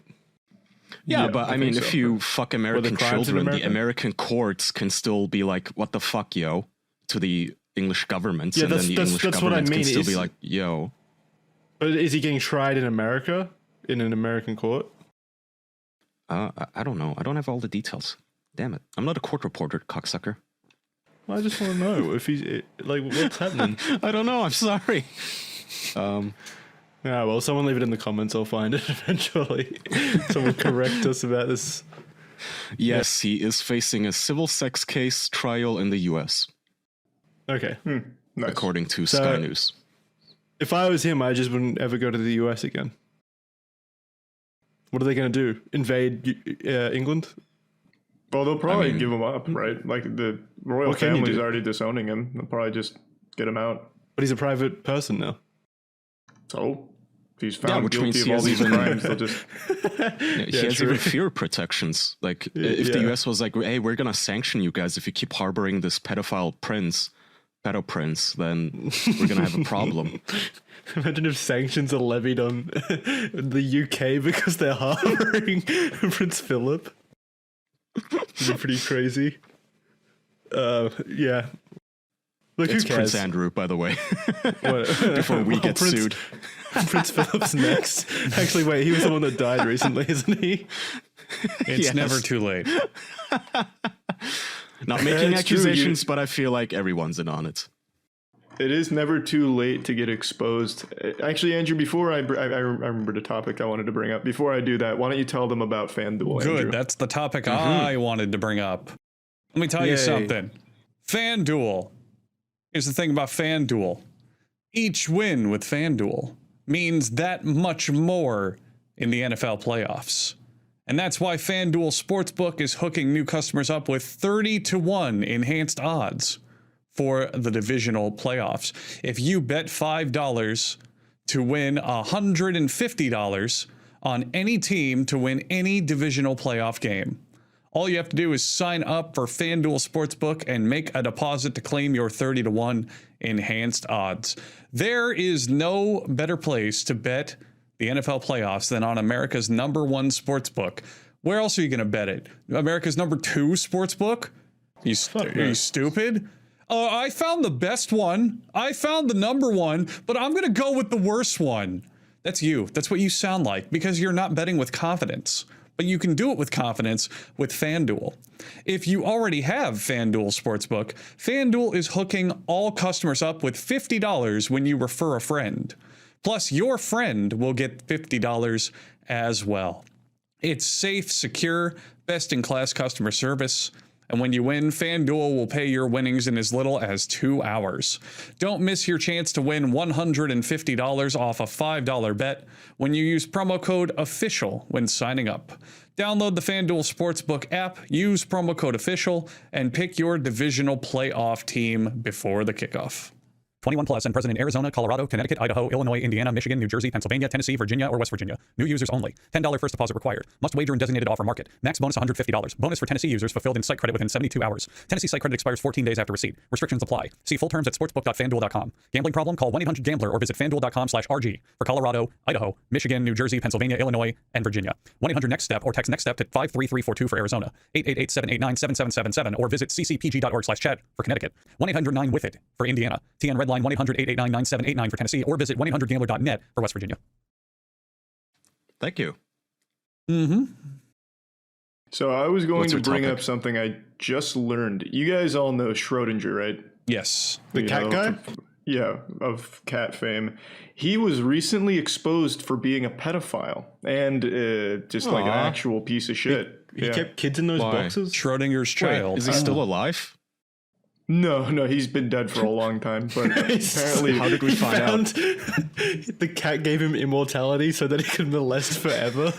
That's fucked up. Apparently, I think it was the Irish Times found his old journal where he kept a record of all the women that he would abuse. And he also constantly talked about loving 12-year-olds and 14-year-olds and shit like that and wanting to hurt them. Hurt them? Wanting to hurt them? Who doesn't write about that? I mean, I'd have to look it up again, but it was something like that. So it was like a pedophile as well as just like an actual man that likes to hurt women. Quickly, what was the age of consent in Austria during the 1900s? It says the Irish Times identified young girls who Schrodinger became infatuated with, including a 14-year-old girl whom the physicist groomed after he became her math tutor. Yeah, no, there was a lot. One of the victims, aged between 12 and 17, became pregnant by him, and he forced an abortion, and she became infertile after the abortion. Wow, he had a fucking 14-year-old girl who he groomed while tutoring her. Jesus. This is fucked. Schrodinger also attempted a relationship with a different 12-year-old girl, disgustingly writing in his journal that she was, quote, among the unrequited loves of his life. However, he decided not to pursue her after a family member voiced their concerns that the physicist was unrepentant abusive predator. He was born like 100 years too early. He would have fit right in the Smash Yeah, scene. on Twitter, he would have had an entire army of people supporting him going, you get him, Schrodinger! Oh, good shit. Oh, well. What? Yeah, I recently learned that. I was like, God damn, this man's still getting fucking canceled. Like, they're still finding shit about dead guys. Jesus Christ. Christ. Which is good. Oh, yeah, that's like common. Yeah, I didn't know that, though. Is it like... Usually... Is it proven? Yeah, I mean, this is his journal.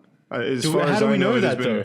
How do we know that? Maybe someone at the Irish Times is like a vendetta against Schrodinger's physicist lessons, and he's like... It could be a hoax because... It could be. You know, they did that with Hitler, remember? It's I forget the newspaper, but a really big and respected newspaper outlets published Hitler's diary, which then turned out to be a complete hoax.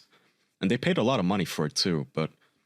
Okay, isn't that wild? For all of Hitler's faults, he wasn't a pedophile. Okay, wait. Apparently, we don't know that. Apparently, the Schrodinger thing is not even remotely new.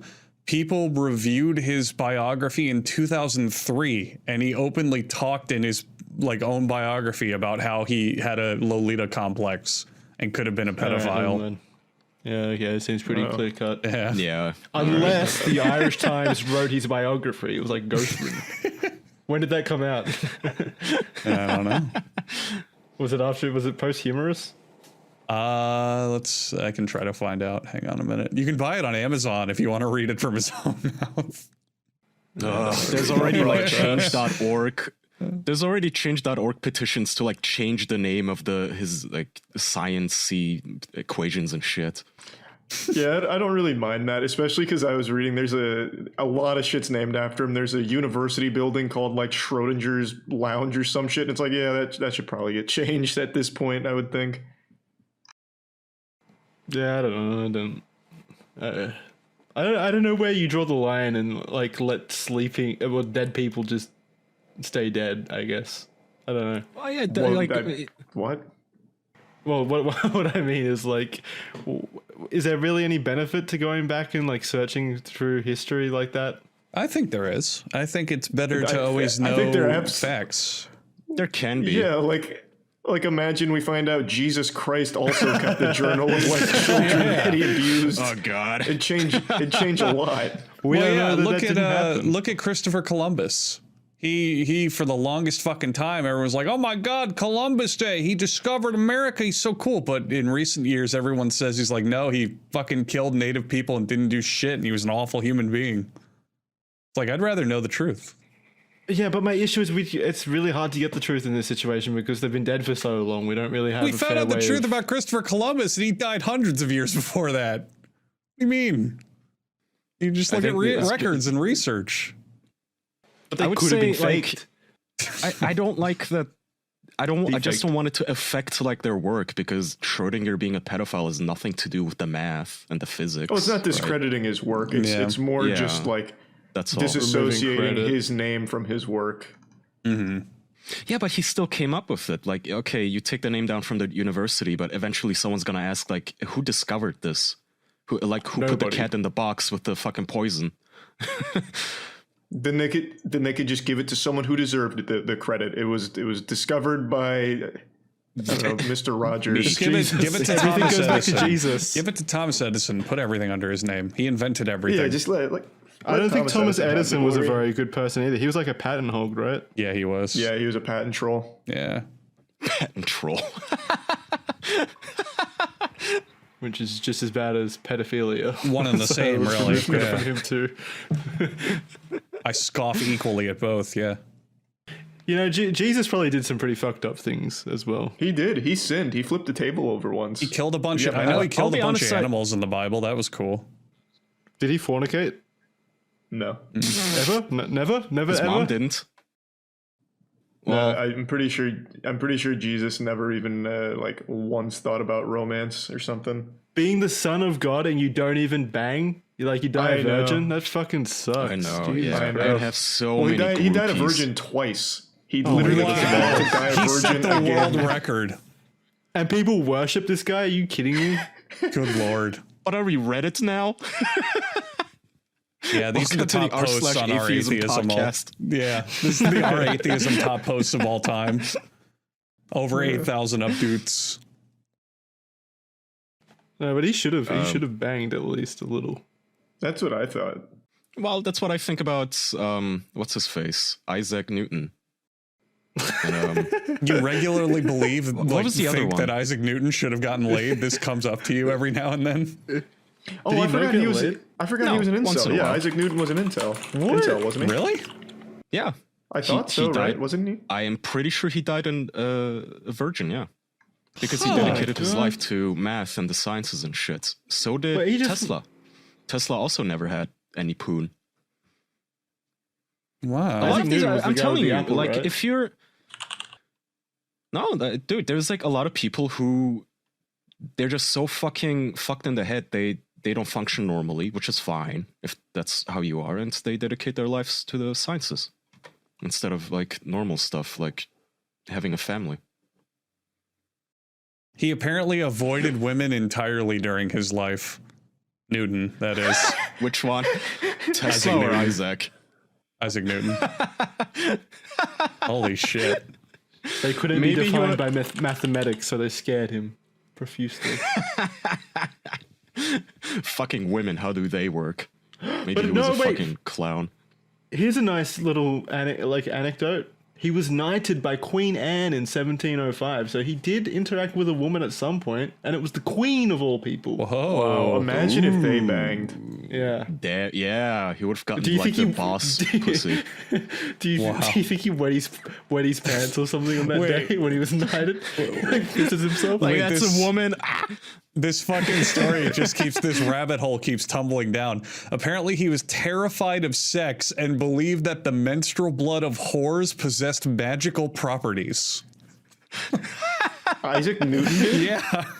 Yeah. Hasn't been Jesus. Okay. And this guy fucking founded gravity? Jesus Christ. A lot of there was no gravity until a he lot was of people born. don't seem to know that Isaac Newton also had some superstitions. He also thought that angels carried the planets. Like, all right, well, he had some wacky ideas.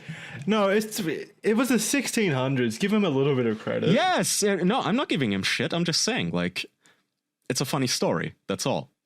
But I think we can still appreciate his work, that even though don't carry the planet. Really, I'm just saying we can still appreciate his work, even though he hated women apparently and was scared of them. Well, no. Yeah, apparently Isaac Newton loved mysticism and the occult, so he was super into a bunch of shit like that. He was a witch TikToker. Yeah, he was the witch talk of his day. Ugh. Aw, yeah, that's cute. Witch talk.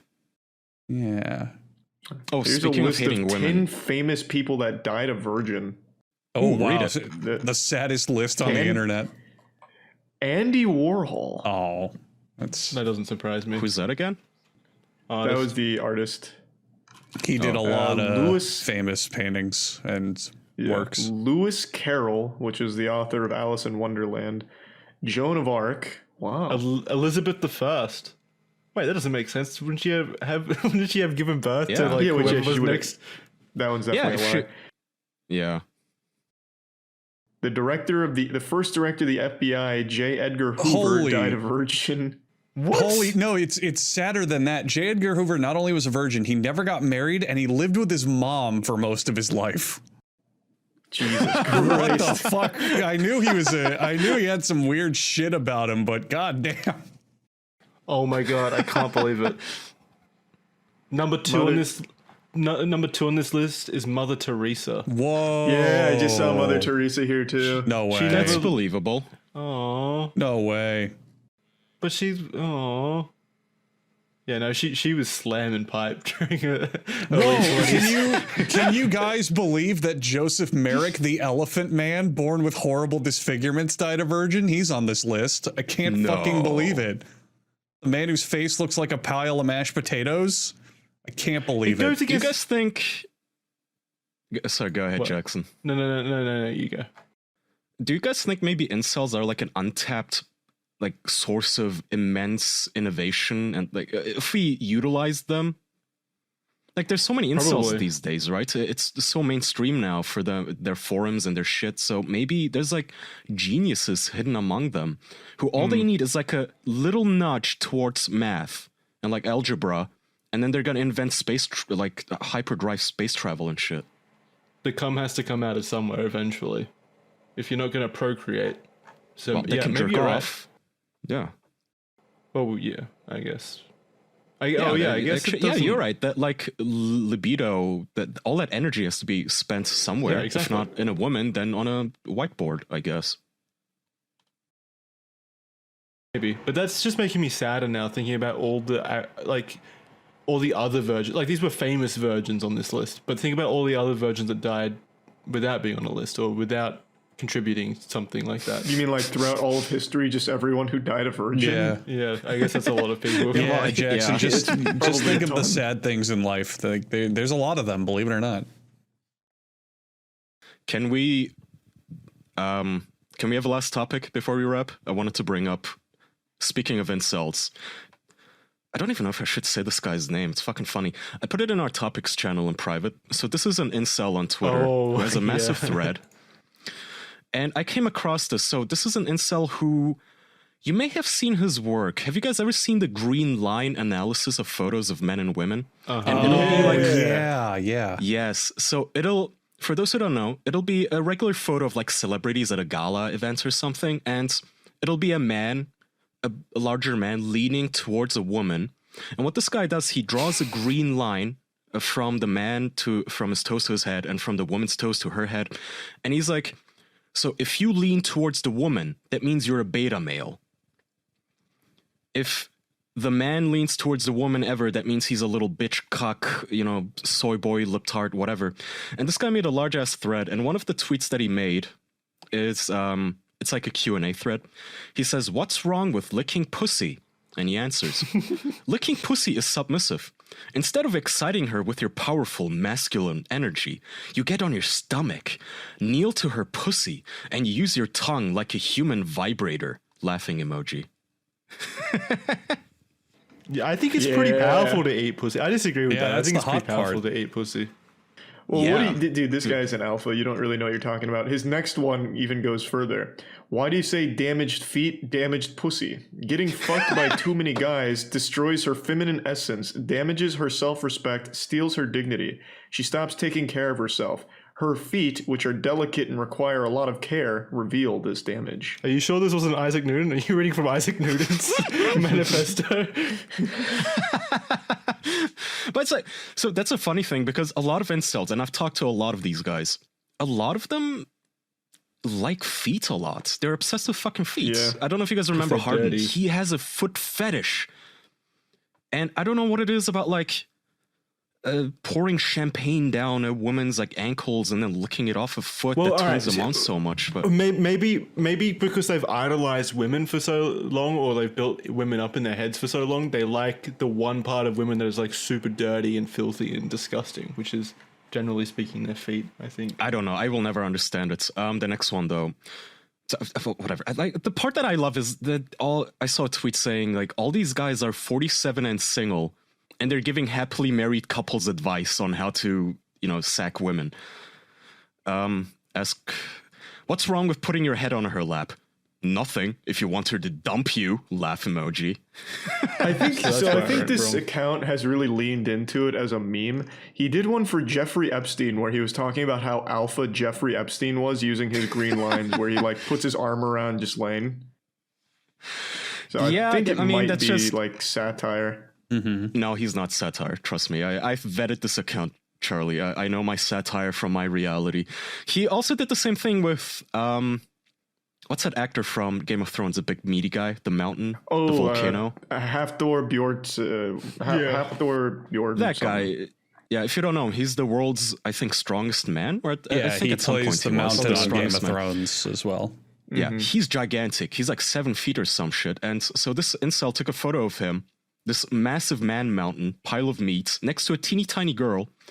And obviously, if you're like trying to hug somebody and take a photo with them and like, hold them by the shoulder, he has to lean down a little because he's just so gigantic. But according to this incel, that makes him a beta male because of the green line, of course.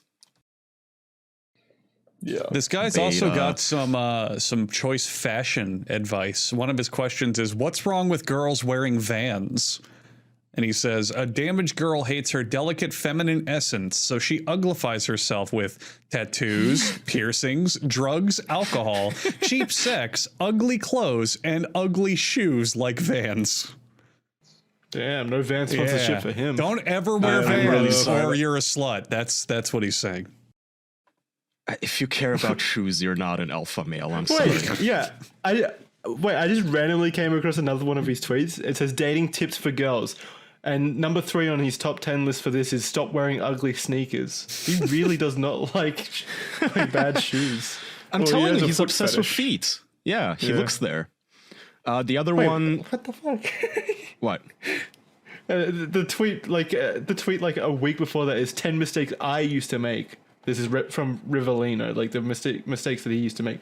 Number 3 again is wore ugly sneakers. So maybe it's coming from a place of like he regrets his past. He just doesn't want people making the same mistakes. I wonder what sneakers he wears now. Like he just wears Skechers slip-ons or something. He's like, yep, this is the shit. Wait, number 9 on that list is sandals and pussy. socks. These guys are such fucking losers. Another one of his memes that he invented, one of his tells, is if a man is covering his groin with his hands, like you know how you cross your hands in front of your body, like when you're posing, and that makes you a beta male, as opposed to a man who's just winging it. You gotta let it swing. Yeah, you gotta let it swing, bro. I don't know, it's fucking funny. Let it swing. I would love to know who the guy behind the account is. I'd like to see what he looks like. Dude, none of these like alpha male oh my god, this was one of my topics. We're running out of time. I might have to say this one next week. There's like a super alpha male, apex male, super alpha Chad dude who, you know, big beard and super buff, who recently got exposed as a cuckold, and he had a meltdown live on air. It's fucking amazing. You'll have to send me that. I want to see it. Oh, I'll save it for the bonus. I mean, do you guys want to do it now? I think I could remember it. Yeah, it's a little late.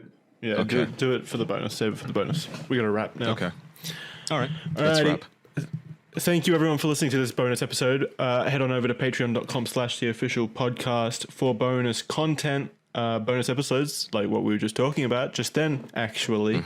And we've also got movie nights and stuff like that over there. Charlie and I just watched, what was that movie? Bye Bye Man. Bye Bye Man, and that's up there to listen to right now, actually. Jackson and I are going to watch Boba Fett. Right? God, I really don't want to know. I've seen pictures from it. It just looks so bad. I watched the first episode. It's not, at least the first episode wasn't that horrible. It's not great, but it's not horrible. People said that the first episode's fine, but the other 2 episodes apparently are just awful from what I've heard. So we'll see. Yeah, all right. That's it for this week. All right. Goodbye. Yep. Thank you. Bye. Bye. Thank you.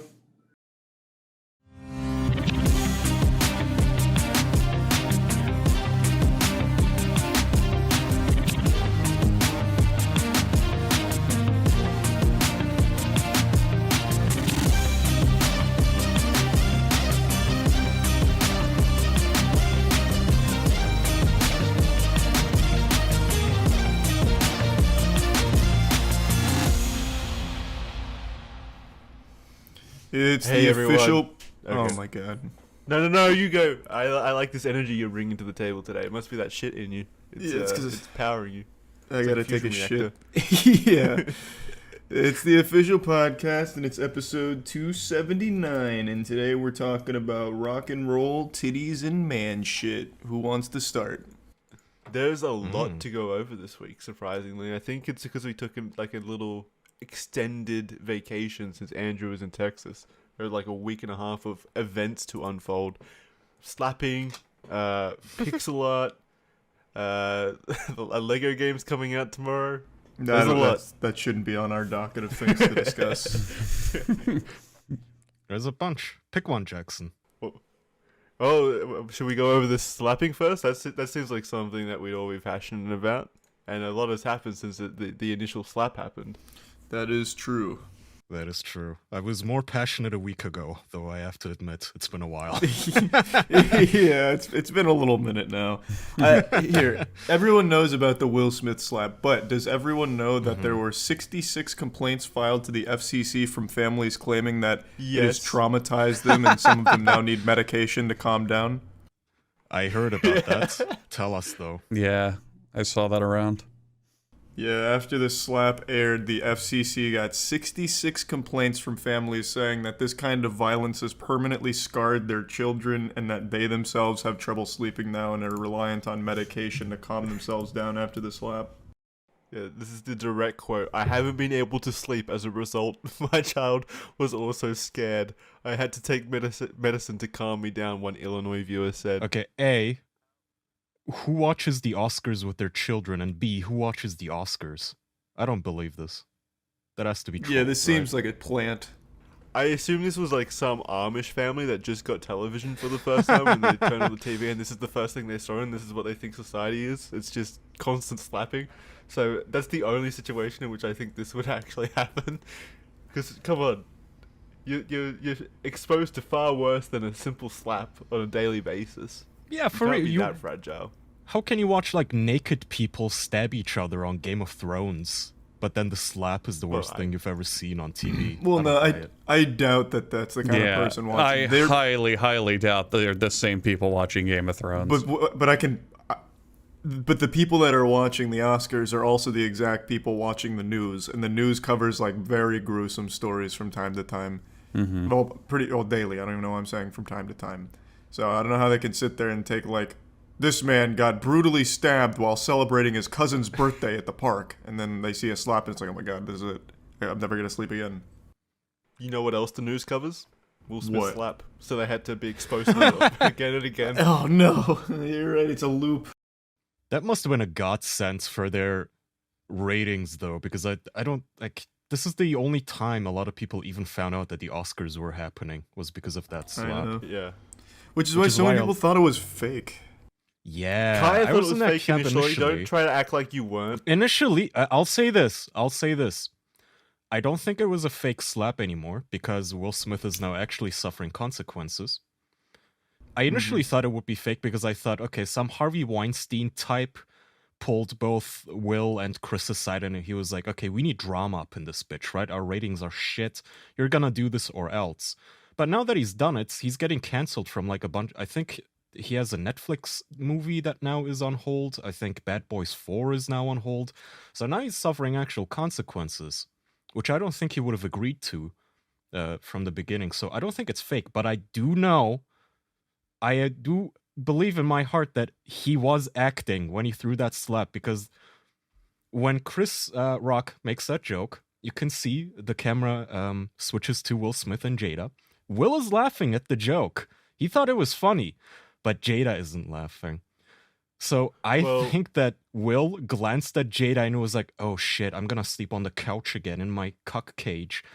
So he went up on stage and acted outraged for his wife. I disagree. There's been moments where someone's said a joke to me or something, I guess, more mean-spirited than a joke, and I've laughed just out of, like, that's what I thought, too, yeah. Like, and then you slapped them? There's the ability... Well, no. I'm not Will Smith. Yeah, he clearly has a problem, but I don't think he was, like, initially okay with it. I think from the second off-rip that joke came out, he was mad, but initially tried to just play it off like, ah, ha, ha, ha, ha, ha. And then he's like, demon's coming out, so then he charges the stage. But Kaya is right that she was glaring. Oh, yeah. In the pictures that I saw, she was, like, fully glaring at Will Smith. She was. She was very upset. She's evil. If I had to guess, he thought nothing of the joke. He wasn't offended. He was sitting there in autopilot, haha. Roasting the audience, that's Chris's job, haha, clap. And then he looked at Jada and I was like, oh, damn it. This is gonna go bad for me if I don't stand up for my woman. That's the other thing, is like, well, Will Smith was just defending his woman, and it's like, oh, he's a man's man. This is what a man... My lady's honored. Like, yeah, my lady's honored. That's off the table. You're a cuckold. There is no honor discussion. What are you talking about? That variable doesn't factor into this discussion. I'm sorry. It was such a weak joke as well. It wasn't even like particularly offensive. Like, no. What was the joke? Like your G.I. Jane or something, basically. Yeah, because she's bald. And that was, yeah, but G.I. Jane was fucking hot. that's like a compliment. That's like I'm balding. I don't get the same kind of. No, yeah, it was. And even after the slap, Chris Rock was like, "Dude, it was a G.I. Jane joke." Like, you could tell he was confused. Like, what's the big fucking deal? Why are you having this cuck rage at me?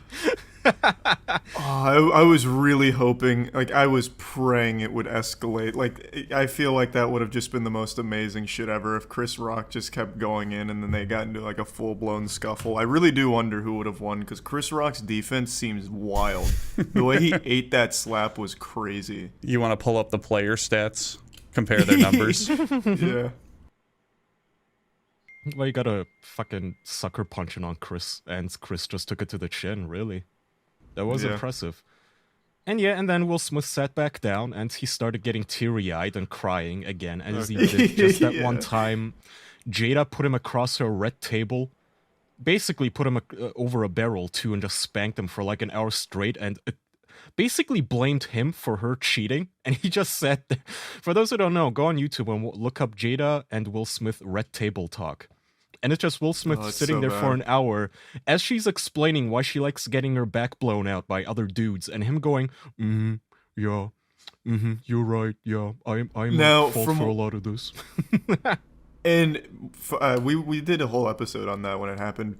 But afterwards, I actually read that Will Smith does the same. So apparently him and Margot Robbie were, like, fucking for a while, like when they were filming Suicide Squad together, and that their relationship is just, like, actually fully open. So Will Smith does the same.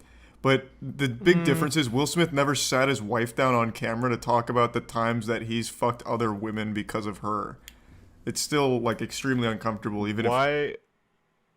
So, in the videos that I've seen of that interview, he's got, like, glossy eyes and stuff, unless they're edited. It's a literal meme. Why would he be extremely sad in that situation? Yeah. I think what made that one really sad is because the person she was talking about cheating on him with was like a 19-year-old kid that his son brought into the house to, like, be taken care of by the family. So it was like something really fucking personal. Like, that was like... He was 19? I think he was like 19 or 20 at the time or something, yeah, but it was like a really... And... Yeah. Oh, his son's friend is, like, weird. Jesus Christ. And she just sat there like, you know, it was a healing process with... what the fuck is whatever his name is, like, I guess having his cock in her mouth was a healing process. And meanwhile, again, yes, Will Smith is like holding back tears. He's clearly not okay with the situation. And well, I mean, if the joke really got to Will Smith, I hope he stayed off social media, because that's literally all everyone did was fucking rip on Will Smith for being a cuckold for like 48 hours straight afterwards. Some of those memes were so highly edited. They were so impressive. Wasn't Twitter getting like server lag and hitches for the first time in a while just from overflow of traffic from this? Probably. I think something like that happened. Yeah.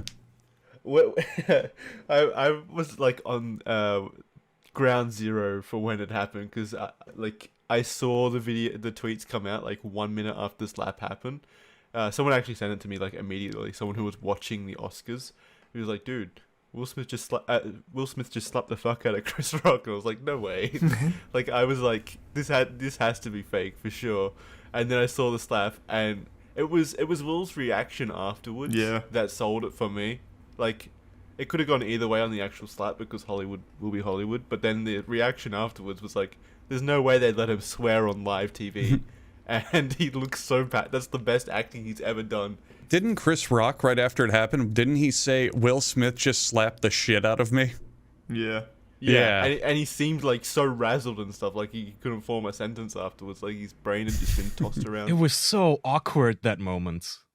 Everything was fucking perfect about it, though. Like, the approach, and Chris Rock, like, smiling ear to ear like an evil villain as Will Smith approached, leaning into him. It was amazing. Literally leaning into him with his hands behind his back, by the way. Yep.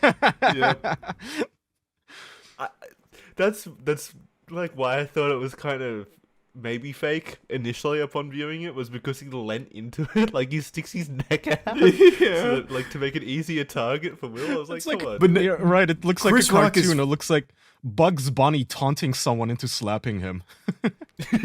Yeah, but I was also on Ground Zero when this happened. I was literally streaming going over that Jason R drama, the guy that like dodges cues with women in Valorant or whatever. As I was talking about that, chat just erupted saying Will Smith just fucking slapped Chris Rock. So I went on Twitter and saw the video. The tweet with the video had like 5,000 likes when I first pulled it up. By the end of the hour I was done talking about it, it had over 200,000. I watched that shit rise from the bottom. It was crazy. My favorite comments was something along the lines of like, Will Smith is getting this worked up over a joke when his whole marriage is a joke. And I like that tweet. The one that got me real good was if Will Smith slapped Chris Rock for talking about his wife, I'd hate to see what he does to the men who fucked her. Yeah. I love the comments saying that like Chris Rock's just lucky all Jada's other boyfriends weren't at the show. They form a line to walk up and slap him. Yeah, that can't be good for Will Smith's mental health. And we have conspiracy theories now about this, by the way. Oh yeah. So because for a very brief moment, for about like 2 minutes and 47 seconds, women with alopecia became the most oppressed group on the planet, whom it was illegal to make fun of. And in that brief period, people started floating the conspiracy theory that, well, the Oscars are sponsored by Pfizer, and Pfizer has an alopecia drug coming out. And supposedly, security at the Oscars event was briefed before the event and told that Will Smith will go on stage and instigate an event and not to interfere, which is stupid. Because my first thought was, do you think before the Oscars in any normal situation, they're told, like, if Will Smith goes on stage, they have to tackle him down like they're protecting the president? He's an actor who's worth... Do not let that man on stage. Right, everybody there is, like, worth 9 figures. Do you think security was gonna step in any normal situation? Like, usually they would have fucking shot him? Like, come on. Don't each of those celebrities have like their own security detail as They well? all have like, their own private military that protects them, yeah. So it would have been interesting to see their militaries clash on the stage. Chris Rock versus Will Smith. Right, like Will Smith wasn't some Riddler agent from the Batman movie who just snuck his way into the event and was bum rushing the stage like a peasant. You know, it's Will fucking Smith. What's security supposed to do? Twitter is just full of the actual dumbest people of all time. It is so crazy to read all of the conspiracies. Yeah, it was a fun evening. It's fun though. This event overall, I think, has been a positive experience, apart from for Chris Rock's face, obviously. But like in general, it's brought so many memes and enjoyment to me, and very little downside. So exactly, it's made me like the Oscars for the first year. Well, the only thing that made me angry was that it immediately turned into a discussion of like these psychotic people talking about all the comedians they would like to beat up. Like, someone should do this to Dave Chappelle or Ricky Gervais. It's like, dude, calm down. Chill out a little. At the end of the day, it was a fucking joke. And people are like, well, he made fun of his wife, you know, blah, blah. Like, I'm not saying that it's always in every situation unacceptable to stand up for your wife physically, but context matters, right? His wife is a public figure, and it's literally Chris Rock's job to roast the audience. That's literally what he's there for. You have to have a little bit thicker skin. It also wasn't even that aggressive of a joke. It was pretty tame. That's what I'm saying. Right. Yeah. It was just it was an actual throwaway joke everyone would have forgotten about like seconds after it was told. Well, even me, balding, possibly alopecia, I'm not sure what the fuck that is, but it's got the same outcome, I can assure you. If someone told a joke like that to me, if they called me Vin Diesel or The Rock, I'd be like, fuck yeah, alright. What an insult. Yeah. Well, G.I. Jane really is not an insult. Demi Moore is hot in that. It's a compliment, if anything. It's making a good situation out of a balding bad situation. But yeah, it's really, like, from my perspective anyway, speaking as a member of Bald Society, pretty harmless. Yeah. Well, thanks for making us all laugh, Will Smith. Yeah, thank you, Will Smith. So what is the outcome though? He has been banned. He's banned from the Academy, and apparently, like, some of his projects are now on hold. Yeah, Bad Boys 4 and some Netflix movie got delayed. But apparently with the Netflix movie, the director had already exited or like quit the job even before the Oscars, so I don't know if that's even related. Well, he knew what was coming. he had heard. Oh, he had heard the conspiracy. Also, the Amy Schumer. Amy Schumer was like a host of the Oscars or some shit, I think. I saw that she decided she was going to take a break from everything after the slap. I don't know why or how it involves her, but she said, yeah, but she said she's gonna need to take a break because she was triggered and traumatized, apparently. Oh my god. Aww. She was one of the people that made the FTC complaint. I hope she takes all the time she needs for 50 or so fucking years. Same with Hannah Gadsby. Hannah, I hope you're also traumatized and no longer make any specials. I could name like slap is the slap that saved the nation. For Ray, what if this fixes Hollywood? All of them just fucking quit. Or the pedophile types in Hollywood stop being pedophiles because they're afraid of Will Smith's fist. He becomes like the boogeyman. I did agree with a lot of the takes though that were comparing shit to like, okay, we're gonna cancel Will Smith over this. Meanwhile, you have actual rapists employed, and you're giving them like Oscars and shit still. Like, I didn't know that. Nah, I guess it doesn't matter. But Mark Wahlberg was apparently a fucking psycho when he was a teenager. Did you guys know this? Yeah. Oh yeah, he was. I had no idea. I guess because I don't but that watch... happened before his movies. Yeah, he was a kid. Now. I don't think it's fair to fucking judge him for shit he did when he was 15, but he was a lunatic. Apparently he would like chase around black children in his neighborhood and like call them the N-word and throw rocks at them. And one time he apparently blinded a man. Yeah, an Asian man, I think. Mm-hmm. An elderly Asian man. He did hit a Vietnamese man apparently over the head with a fucking stick or a plank, and the guy couldn't see out of his eye, and Wahlberg apparently thought that he blinded him, but I think it turned out that the Vietnamese guy was blind in that eye beforehand, and... That there was going to be a loophole, like they blamed the wooden plank that mysteriously smashed the Vietnamese person's head. But it was interesting seeing people make all these comparisons to all the other lunatics in Hollywood, and it's like, yeah, they're all kind of, sociopaths. What do you expect from these people? I don't know. I don't think he should have his shit cancelled for it. I don't think it's the most egregious crime in Hollywood. Yeah. So Not by it's a just long the one shot. that happened on camera. Yeah. Yeah, I'm surprised that the Academy has that much power in Hollywood. Well, yeah, they're What do you like mean? the Sith Lords of movies. Who are they? I don't know who the fuck they are. They just always sound so ominous. They just keep saying the Academy. I believe they're people that make up Hollywood, like directors, actors, and producers. So how do you get to be in the Academy? That I'm not sure. I don't even know who votes on the movies or who votes on who gets the Oscars, and it's clearly not based on like audience anything, because every single time they give someone an Oscar, you're like, I've never even heard of this movie. Like, who the fuck? Who made this for who? It's literally just a room full of 100 people applauding themselves for movies they made themselves for themselves, I think. So I found the president of the Academy right now. His name is David Rubin.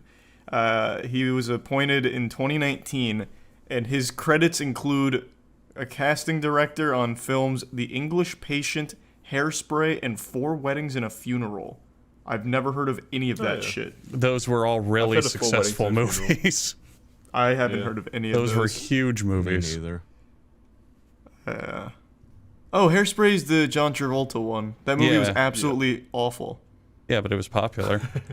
Well, yeah, because it was based on a previous property that was already popular. Mm-hmm. Based on a musical. Yeah, I just also don't like musicals, so that's probably why I hated that one. Mm-hmm. What are you talking about? You loved Hamilton. We both loved Hamilton. Hamilton was kind of good. Yeah, the music in that was pretty good.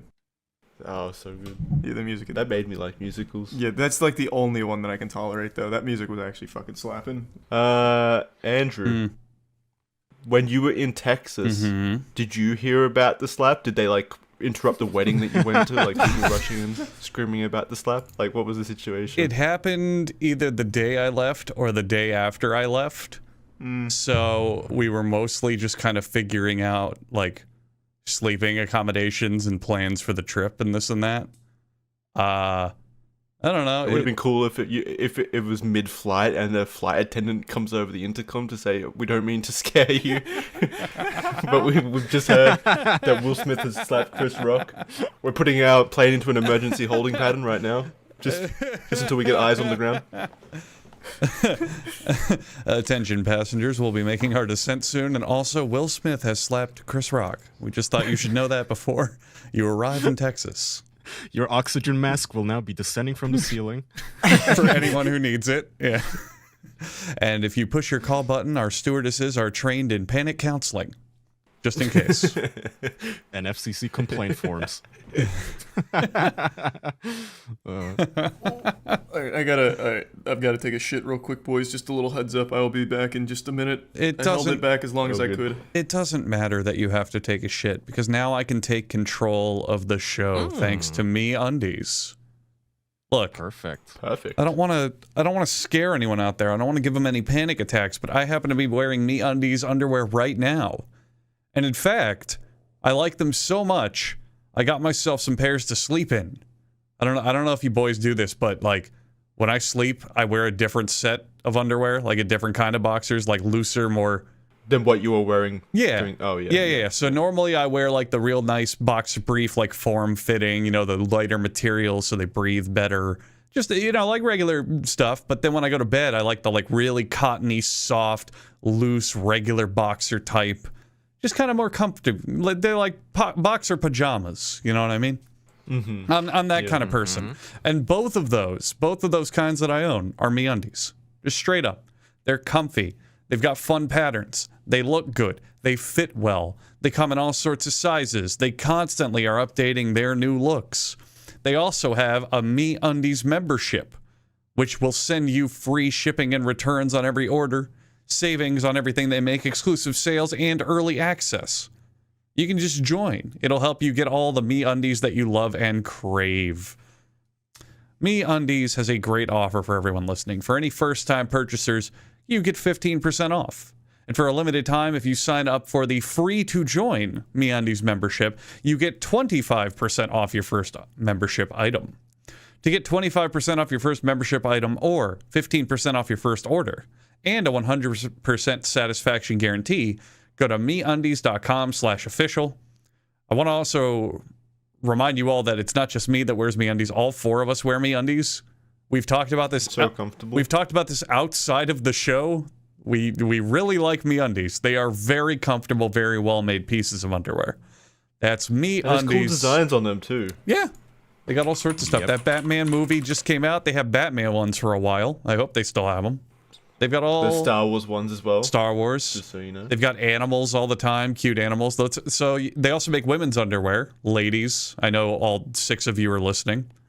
My girlfriend wears MeUndies. Doesn't matter what kind of underwear you're looking for, they absolutely have it. And they have tons of different patterns for it. That's MeUndies.com/official for 25% off your first membership item or 15% off your first order. The first order, Jackson. Do you remember them from Star Wars?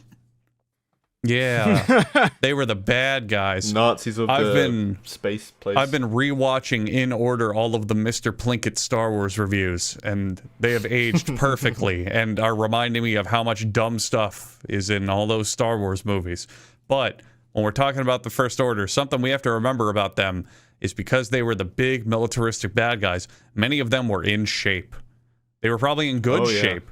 Plenty of them were in good shape. Adam Driver got into a big square box body from getting in too much shape. You all remember when that was a meme? Like Adam Driver shirtless, haha, funny meme?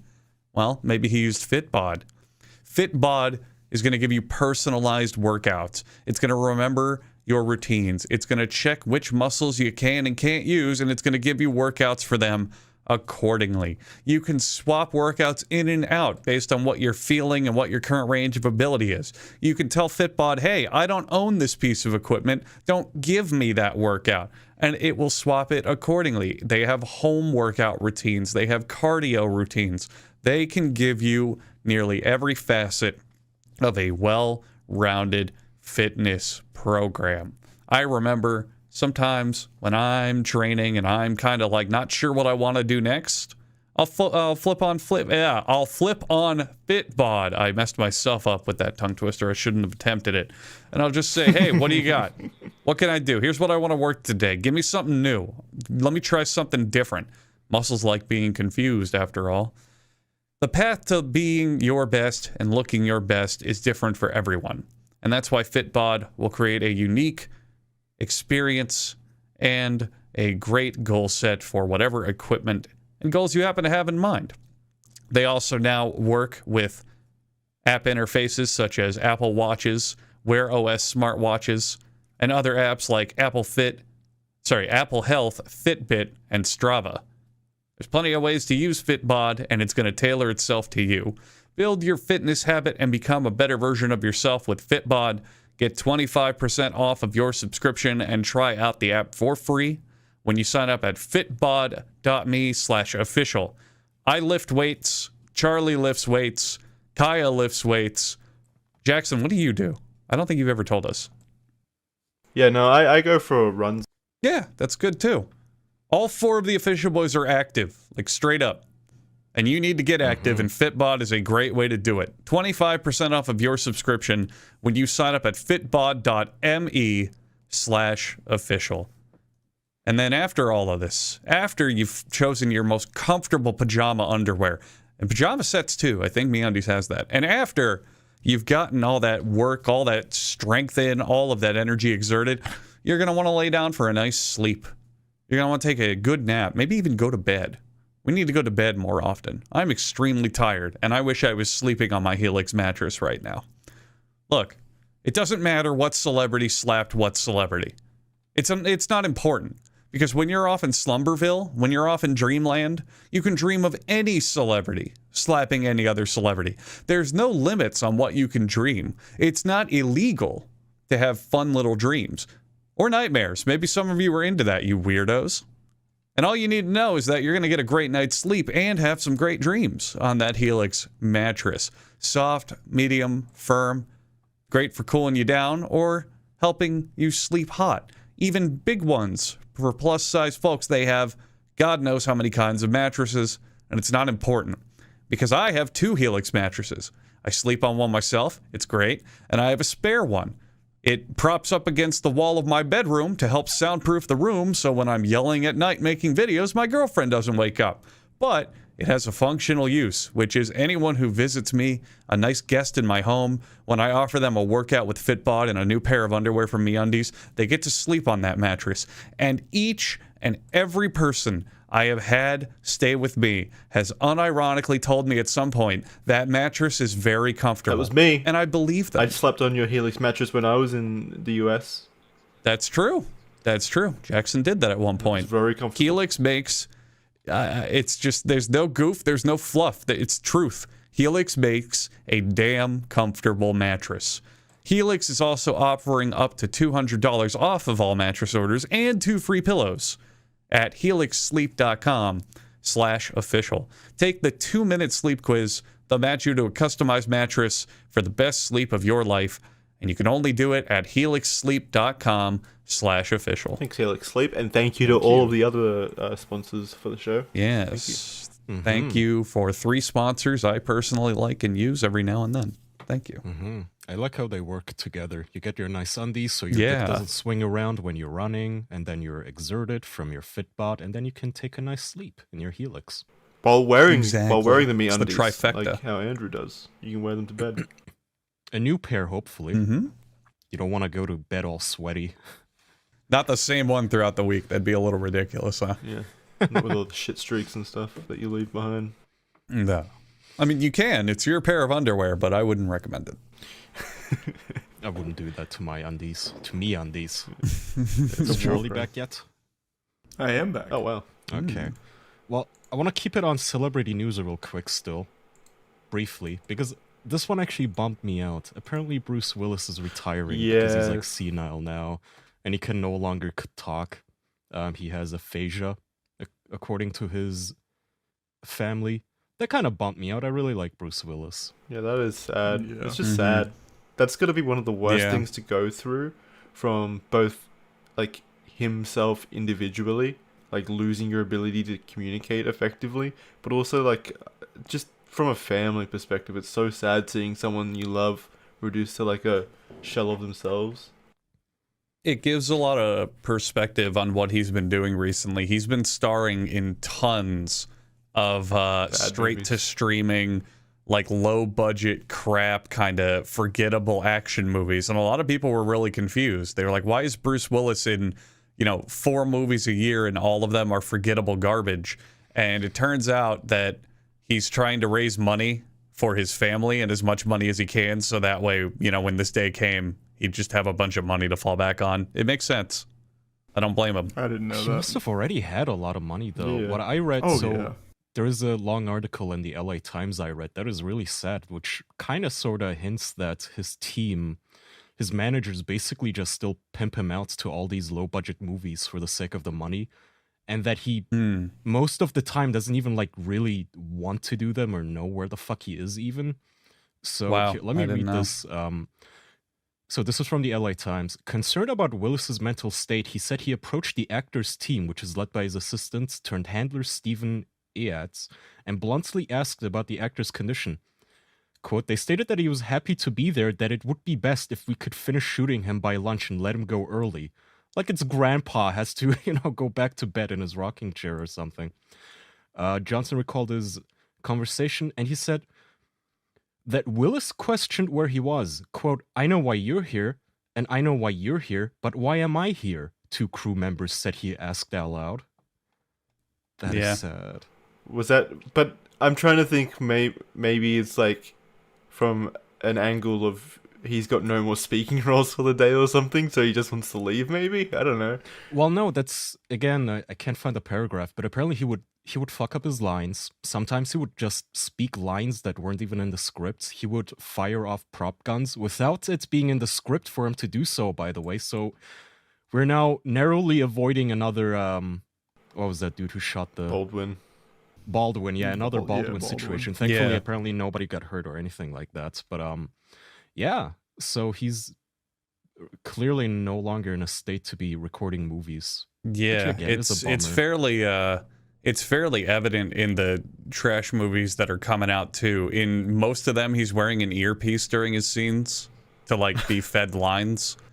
And oftentimes his role in these movies is absolutely minimal. There's some detective movie he did with Luke Wilson, and the entirety of Bruce Willis's screen time, for the most part, is him on screen just saying yeah to what anyone says. And that's it. True, yeah. One of the directors or one of the crew members that say that they literally now edit down Bruce Willis's parts. Both before and after shooting the movie. So basically what they'll take is, Bruce Willis shows up and the crew's like, what the fuck, dude? So apparently they would edit down his script that he has to read. And then after the filming, they would also edit out a lot of his scenes from the movie. Which is, again, sad. Every Christmas, me and my buddies do a rewatching of Die Hard, of course. Yes. Yeah. Best Christmas movie. So that's a shame. It really is a shame.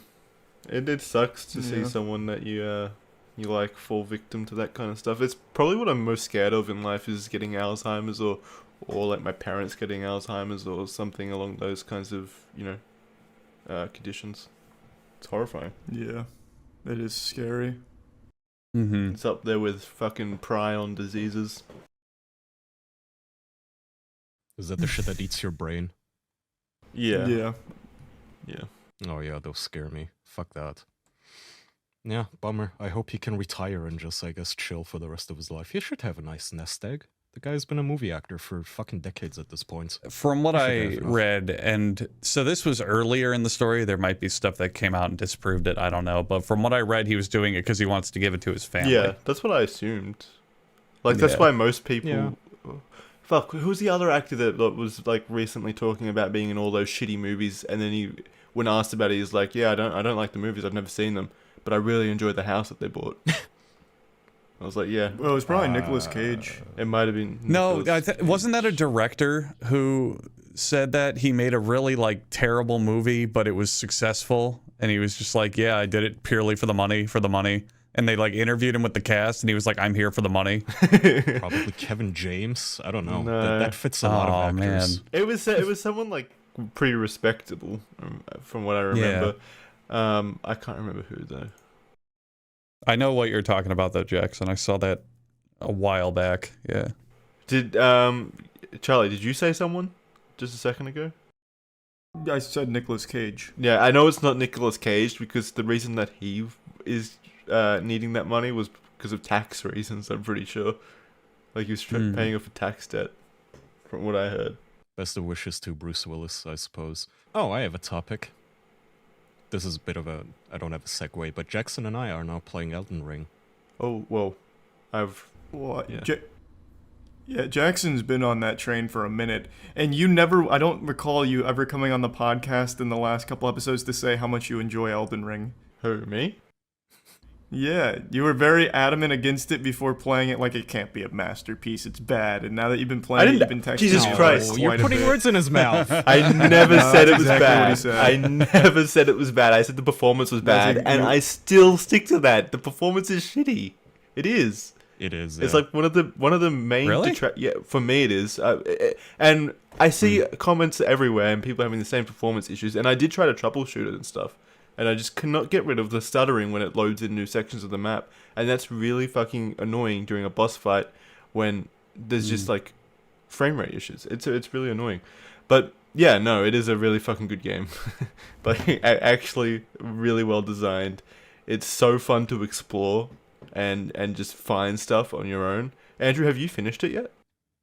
Nope. How far in are you? I'm at this. I don't know what spoilers you want. I've been talking with a friend who beat it.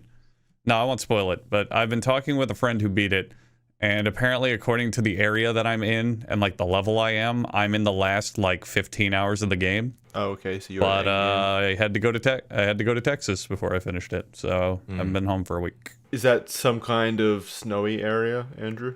Yes. Okay. I think you're ahead of me then. Mm-hmm. Yeah, I just started. I played like 4 minutes or so before my trip, and then I came back, and now I don't know, I just got the third grace. Some lady called me an incel and decided, hey, I want to be your maiden, and then I ran my way past like 1,000 fucking soldiers, and now I think some guy called Margits wants my ass. I haven't fun yet, though. Have fun with that. That's the one that took me 3 hours, Kyle. From the reputation that this game has, I expected it to be way more bullshitty, because I remember I went out into the open world, you know, when you first come out of the gate or whatever, and I saw that golden guy riding his horsey, and I was like, I saw that motherfucker in a lot of videos by this point. I know I have to avoid him. But I found a bunch of, you know, the little foot soldiers that just patrol the woods and shit, and I was actually surprised that you can kill them in like 2 hits. And I actually, for a brief moment, I unironically thought, wait, did I break the game? Did I, like, accidentally enter easy mode? I thought all of these one-shot you or something. I thought this was way more unfair. And turns out, no, it's actually, like, I think it is fair. It's fun. People massively overhype how hard the series is, because the whole point is it punishes mistakes. Yeah. So you make a mistake or two and you get killed, and then, you know, you repeat that pattern for a bit, and then you get frustrated, and when you're frustrated you make even more mistakes, so the game gets even harder. The idea is that everything you do in the game, like from combat, you know, with rolling and dodging and when you attack, because everything's so deliberate, you have to plan ahead and make your move at the right time. But, you know, if you're bad at that, bad at reaction time, or you're just getting mad, then it just feeds back into making the game harder, because it's harder to do that. I will say, I'm sure. Go ahead. I was just gonna say, I will say there is definitely some bullshit in there though that does feel unfair. Yeah, there's some jank, like people attacking through walls and stuff and doors and killing. Shit like that.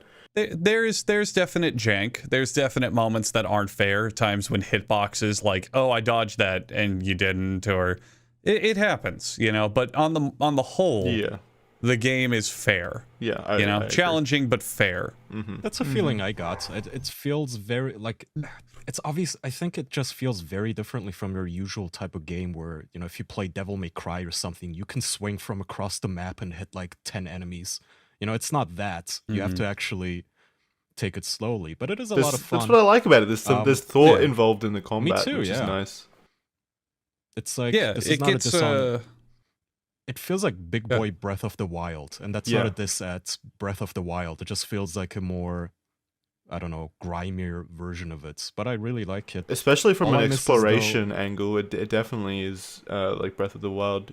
You just get you just get to go anywhere from the get go. Basically, you can even skip Stormvale Castle if you wanted to and go straight to, I don't know, Raya Lucaria or whatever's after that.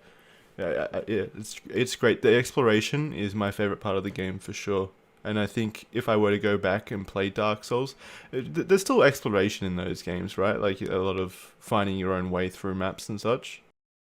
It's more linear, but yeah, you can pretty much explore an entire Dark Souls world in whatever order and whatever way you want to. It's just not as open-ended as something like Elden Ring. Yeah. Yeah, well, I've really enjoyed this experience. It's fun. The only thing I kept missing, though, is the wall climbing from Breath of the Wild. I hated kept that jumping shit. at walls. Like, for some reason... Yeah, you hated it because it has not a cooldown, what is it, stamina mechanic, right? Yeah. So you would slide down all the time. But by the time I finished Breath of the Wild, I was so decked out that the meter may as well not have even existed. And I really missed that mechanic without the rain and sliding on all the shit. Other than that, I really enjoy it. I'm looking forward to play more of it. Yeah, good review. But like Jackson said, there is just performance issues some. Thankfully, I didn't get too bad performance issues. It just the frame rate drops a bit sometimes if you're looking into the distance and shit. What really annoys me, though, is like the menu system, man. Like, I was telling Jackson this. To quit the game, you have to open the menu, scroll through fucking tabs, hit go to main menu, then you have to connect to the fucking server again. Just to open the main menu, you have to close a pop-up, and then you can exit the game. Like, guys, surely this could have been made easier, right? This is ridiculous. Yeah, I just Alt F4, but it should be built into the system. That's what I started doing. That's how I quit last time. I was like, wait a minute, I'm on a computer. Alt F4, bitch. Maybe they're playing into the whole rage element of Elden Ring, so they just made it. I did that and I thought, wait a minute. I'm gonna keep doing it, but I also bet this is gonna corrupt my save game, isn't it? Oh, I hope not. I've got like a 40-hour save at the moment. And I'm thinking about doing New Game Plus once I get around to it as well, because apparently that's really fun. It is. Oh my god, the game is just so fucking good, man. I'm glad you came around. What? I haven't come around on the issues that I said, you son of a bitch. You came around. I still think for a game that made this much money and from a developer that's had this much experience, it should have shipped in a far better position or situation. But I digress. Who is your favorite bosses then, Andrew and Charlie? Radahn for me. I thought Radahn's whole fight was just so incredibly cool.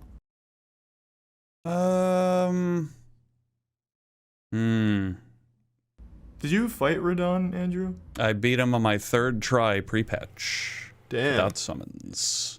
But you use magic? No, I'm dual greatswords. I found a different stupidly good strategy that isn't magic that I kind of use. What is it? So I found out that posture damage. You know how in the beginning they're like, oh, if you do charge attacks or jump attacks, you really hit an enemy's posture. So basically what you do is get two heavy style weapons, so like a great axe or a great sword or broadsword or whatever, power stance them, and then do a jumping double attack over and over and over again. You'll basically crumble any enemy in 2 or 3 hits. So you just do that on bosses and you get a free critical attack. So I've been doing that. There's really no reason not to jump attack most of the time. Yeah, and jumping attack's really good too, because you dodge a lot of attacks when you do it too. Yeah. So, who was your favorite boss? God, they're just all so good. I'm trying to think of one that stood out to me. Did you do Astel? I don't think so. He's after Radon if you're doing the Ranny quest line. Yeah, he's downstairs in the old Ansel River place. Maybe I did. Oh, wait. No, I'm trying to remember which one that is, but you'll know. You'll remember him. He's very unique. Okay, is that the snake in the volcano place? No. Okay, I really like the snake in the volcano place. I don't remember his name. Yeah, I liked him a lot.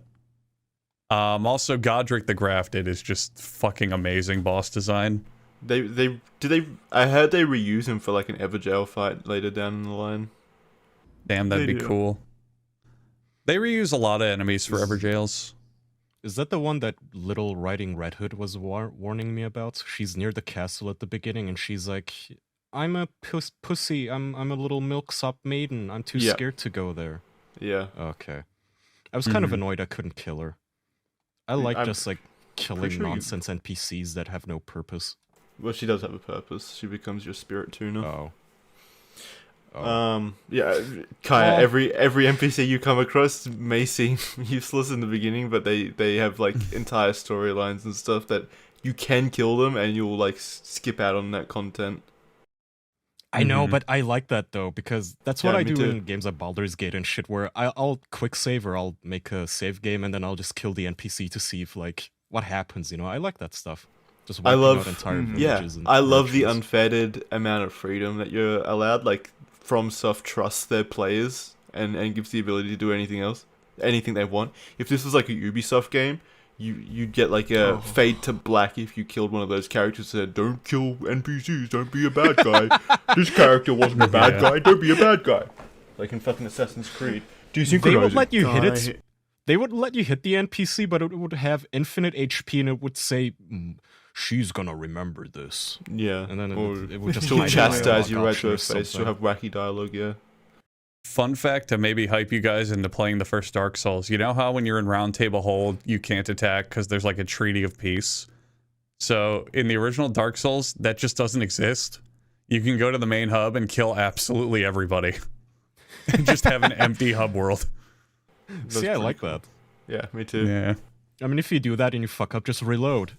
Well, no, there is even a mechanic in which you can, if you get an item, you can go to a church and atone, and then the people will forgive you or whatever. You just slaughter everyone and then you go to confession. Yeah, well, you need an item. It's very trust me, it's very useful if you accidentally hit like a NPC that's important for a quest line. Yeah, it also doesn't bring them back to life, so yeah, so you will need to reload then. Mm-hmm. Have you? Man, I dig it. Well, another one of my favorite things about the game is the lore. I love how it's not so in your face, but it's still like a very prevalent theme in the underground. Like just reading all of like the tabs, connecting environmental clues and stuff, and piecing it all together in your head. Have you guys seen like the merchant stuff under the capital city? What do you mean the merch? The merchant, like the. Oh, the merchant. Yeah. Oh. Have you seen like their law implications and stuff? No. You know how every time I don't know. Every time you hit like a merchant in the open world, if you have, I'm not sure if you have, but if you fight them, they attack with frenzied flame, like the madness thing, out of their eyes. Ah, I didn't know that. Yeah, all of them. So if you go underground in the sewers in the capital city, you'll find like an explanation for that. I'm not going to spoil it because you might want to experience it on your own, but there's an explanation for why that's the case. Oh, I still had a question, and I've still not, because I'm such a low level, I'm like level 8 or 9 or some shit, so I don't know the answer. What I always love in role-playing games like this is when the enemies don't scale in the beginning at the very least. Where you know that feeling when you get all upgraded and then you visit the very area you started out on and you just fucking destroy everyone just to flex your newfound powers? I love that. But some games don't do that. They scale the enemy level with your level, and I hate that shit. Like, why did I even bother upgrading all my stuff and becoming this big daddy badass if like a low-level peasant can still fight me? You know? Yeah, no, this does that. If you go to the end of the game and then come back to Limgrave and you've still got a few bosses left over in Limgrave, like some dungeon bosses, you'll pretty much one-shot them. Oh, fucking awesome. I love that. Yeah, good. I love that a lot as well, but I'm not sure about it for Dark Souls because it does take a lot of the challenge out of it, and the challenge is fun. Well, no, yeah, okay, but it's not like you're using a cheat code to upgrade your stuff. You've already been through the challenge. The point is to reap the rewards of your labor, so to speak. You know, you've gone through all like 10 hours of a journey, and now you have all this nice gear. You just want to, you know, bitch slap someone. Just like one shot a fucking enemy from time to time, just to feel mighty and strong. But yeah, fun game. Recommend. The biggest complaint I have outside of performance in terms of game design is their reliance, maybe not reliance, but their use of just boss fights where it's just two of one hard enemy. Like that's lazy. Yeah, it is very lazy, but it's more so just really annoying. It's very hard to keep track of two enemies and their movesets. And I don't enjoy those fights. Like, I'm stuck on twin gargoyles at the moment, and it's frustrating the fuck out of me just because they're so bullshit. And then there's fights down the line that Charlie's told me about, like twin godskins, that sound completely bullshit as well. So I'm not looking forward to that. I don't enjoy double fights. Yeah, me neither. But yeah, probably my game of the year. I don't see how anything beats it because I've really enjoyed it. If anything would have beaten it, it would have been Breath of the Wild 2, but that got delayed, so I don't think it's gonna have competition now. It's got God of War coming out. Oh, what about Starfield? And Starfield. But so this is what I didn't know. Did you guys know the new God of War is not written by the same guy who did the last one? Yeah, is it George R.R. Martin?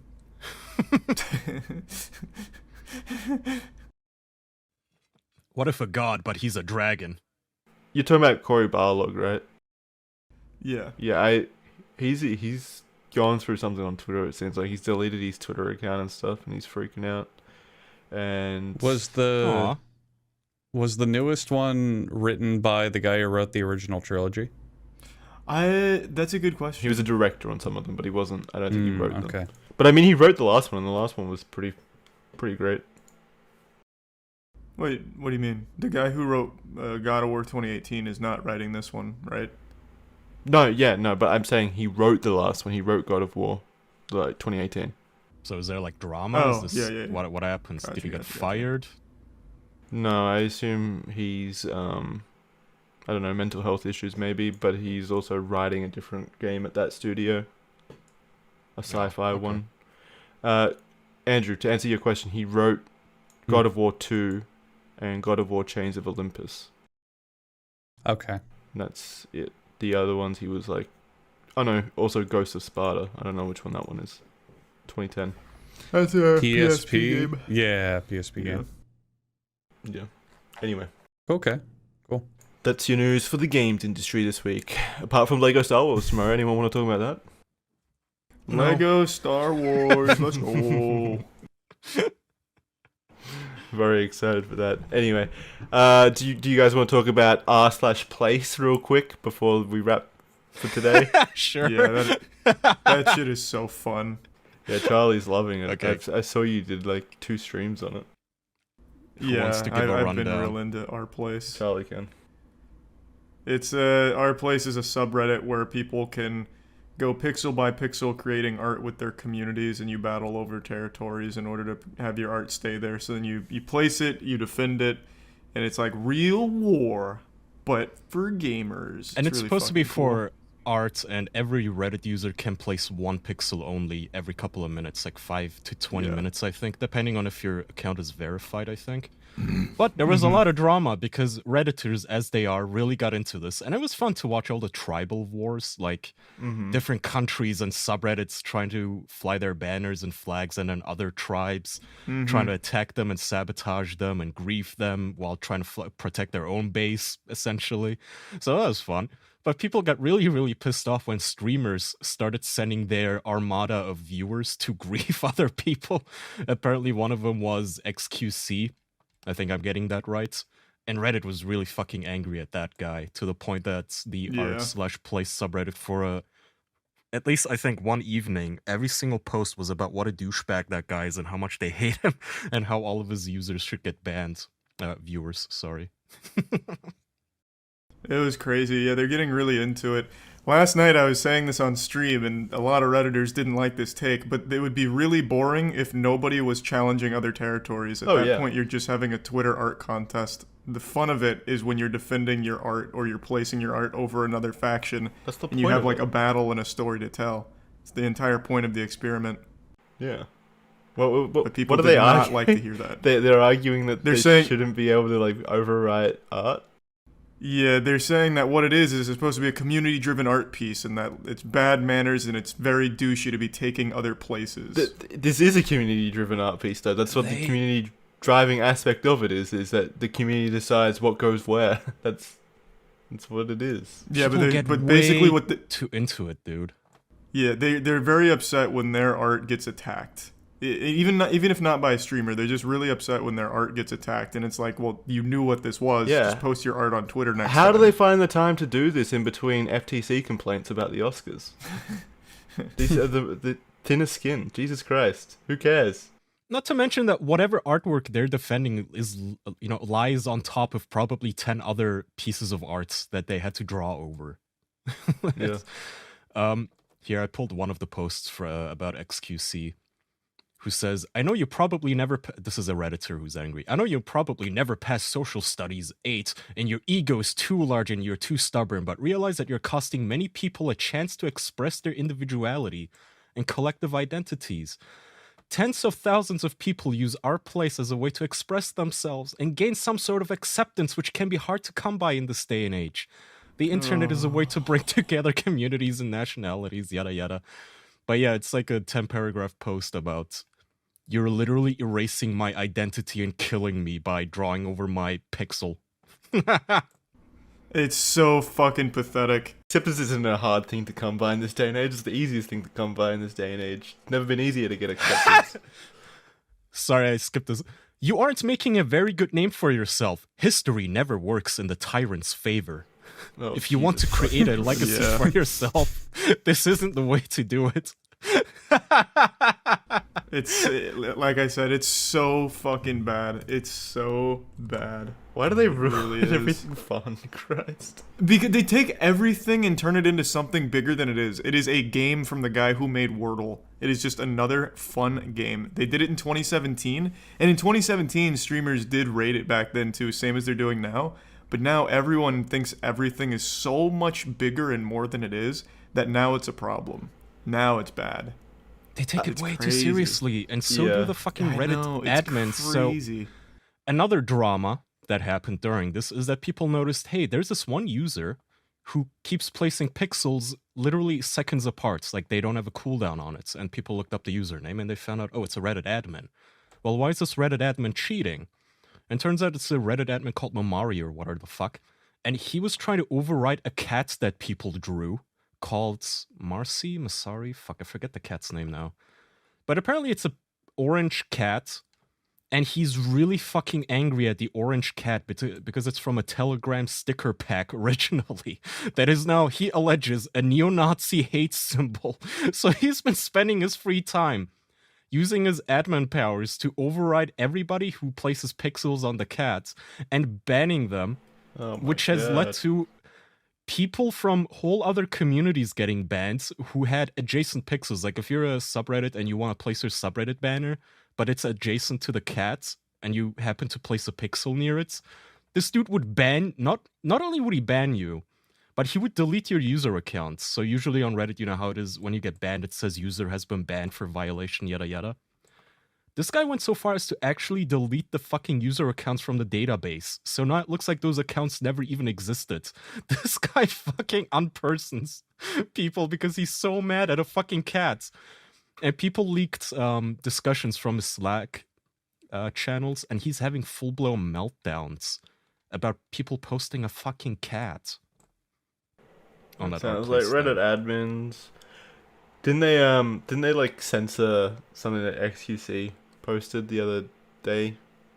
His community made. I don't know about that. I do know that the other admins came out in defense and they said, well, you know, this is because we have to protect the community and we have to erase offensive things, which in that case you would think they would have actual moderation tools like blanking out a coordinate space entirely, right? Like a rectangle instead of one by one changing the pixels. They did that the other day with XQC, that's what I was saying. Like, he drew an arse or something, I think, and then... Yeah, they did it last night. I watched it happen live on the front lines. They blacked it out twice, and then anyone that tried redoing it, they banned for 15 years. What, they're doling out actual prison sentences now? Yeah, it's fucking crazy. I don't know, when this Mamari person first started removing the cat, they had to do it pixel by pixel, which tells me that this person was just going rogue.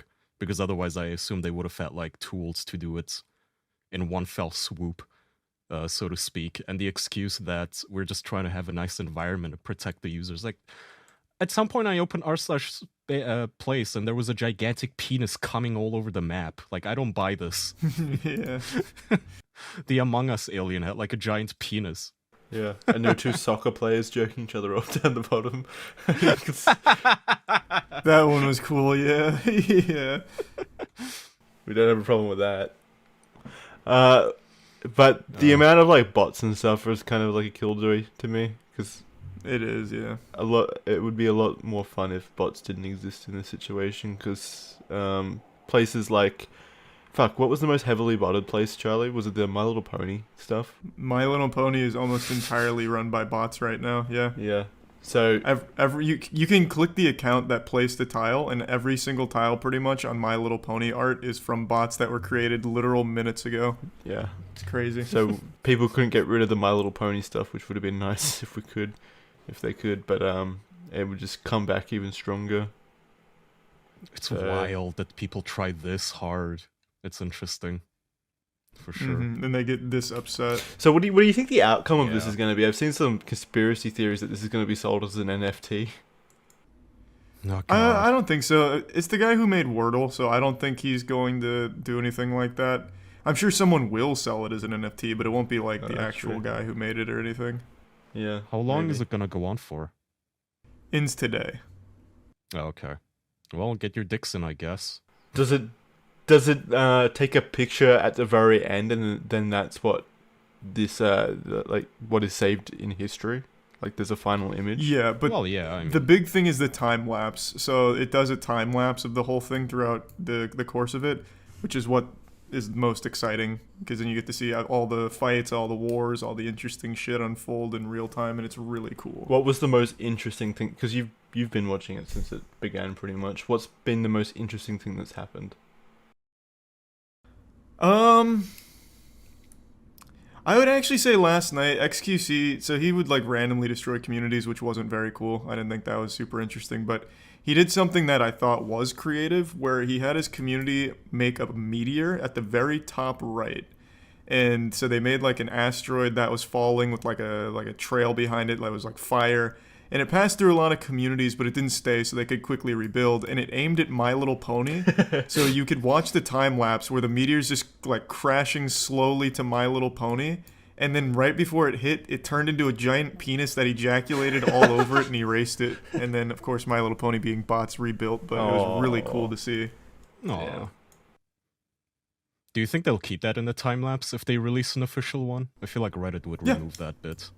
No, it's already... So they're doing, like, procedural time lapses, like, as it progresses. There's already a meteor time lapse, and it's really cool. It looks really cool. I'm looking at it right now. Jesus Christ, the Germans really went wild. German flag covers the entire horizontal axis of it. Yeah, it's pretty boring. The giant flag is pretty boring. It's also maintained by bots, so you can't really do much about it either. I was going to say, that's one of the things that I don't like about it, is just the amount of flags. Yeah, there's way more interesting stuff. I mean, like, Turkey's flag is really cool. Like, they didn't just do the flag, they did like a whole cityscape, and it looks amazing. Yeah. And the USA flag, they did the same thing with like space shuttles and like freedom and shit. It looks really good. Dude, Turks got super nationalistic. Oh yeah, I think it was XQC and Miz tried to wage war on Turkey. Turkey fought them back at every front, and they would not let them go. There was no forgiveness. Oh no, yeah, the Turkish flag is gone now. Oh, no, never mind. It's No, just no, smaller. it's there. It's there. Yeah, but I can't find the Australian it's smaller. flag. Not Australian flag, American flag, but I can't find the Australian flag. It's either. bottom right. Bottom right's American flag, very bottom right. Yeah. Oh yeah. Oh, it even has an eagle. That's nice. It looks cool right now. Yeah, it does. It's a cool experiment. I wish Reddit did more of this kind of stuff instead of fucking annoying me. Yeah, agreed. Yeah, agreed. Alrighty. And also put a fucking leash on your admins though, so they don't spoil the fun for everyone else.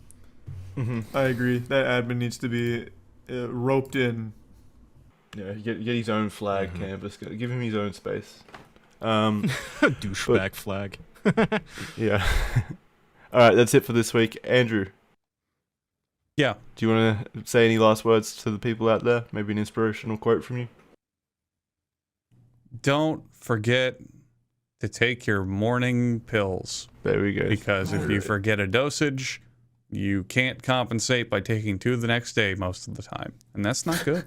That is just good advice. Thanks, Andrew. Thanks for keeping our audience safe and healthy. And thank you for listening. Patreon.com/theofficialpodcast for bonus episodes. Kai and I are watching the Halo TV series at the moment and posting watch-alongs. So you can go over there to watch along with us. It's a lot of fun. And yeah, leave a rating on iTunes and all the audio platforms if you're so inclined. Spotify. Yep, Spotify. And yeah, thanks for joining us, and we'll see you next time. Bye all. Thanks everyone. Bye-bye. Bye. I don't know how many of you know this, but I actually have really bad motion sickness. If I ride in the passenger seat of a car for more than 5 minutes, I get a tummy ache. I start feeling yucky, like I want to puke. If I bend down to pick up like a dog toy too quickly, I'll get immediately sick. Like, my motion sickness is awful. But I wasn't always such a weak, fragile, tarnished specimen that I am today. And it's not something that just developed naturally. We all understand that aging is cringe. There's nothing more embarrassing than getting older. Because as you get older, things just start breaking down, shit doesn't work the way it used to, it sucks.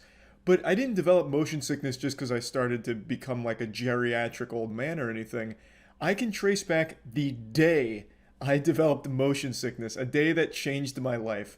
It was a day spent at a theme park with a friend of mine named Andrew, a friend that you probably know from YouTube as Hugbees of How It's Actually Made fame. Him and I have been friends for about a decade now, and back when I was around 18 or 19, we decided we'd have a little fun out in the sun for a day, and we took a trip to Busch Gardens, Tampa, Florida. For those that don't know, Busch Gardens is an amusement park, kind of like Universal Studios or Disney World. It's just like a giant theme park with roller coasters and shit. But the theme is Florida Man. And it's a pretty fun park, actually. I used to love Busch Gardens. They had all kinds of like weird and wacky foods back in the day.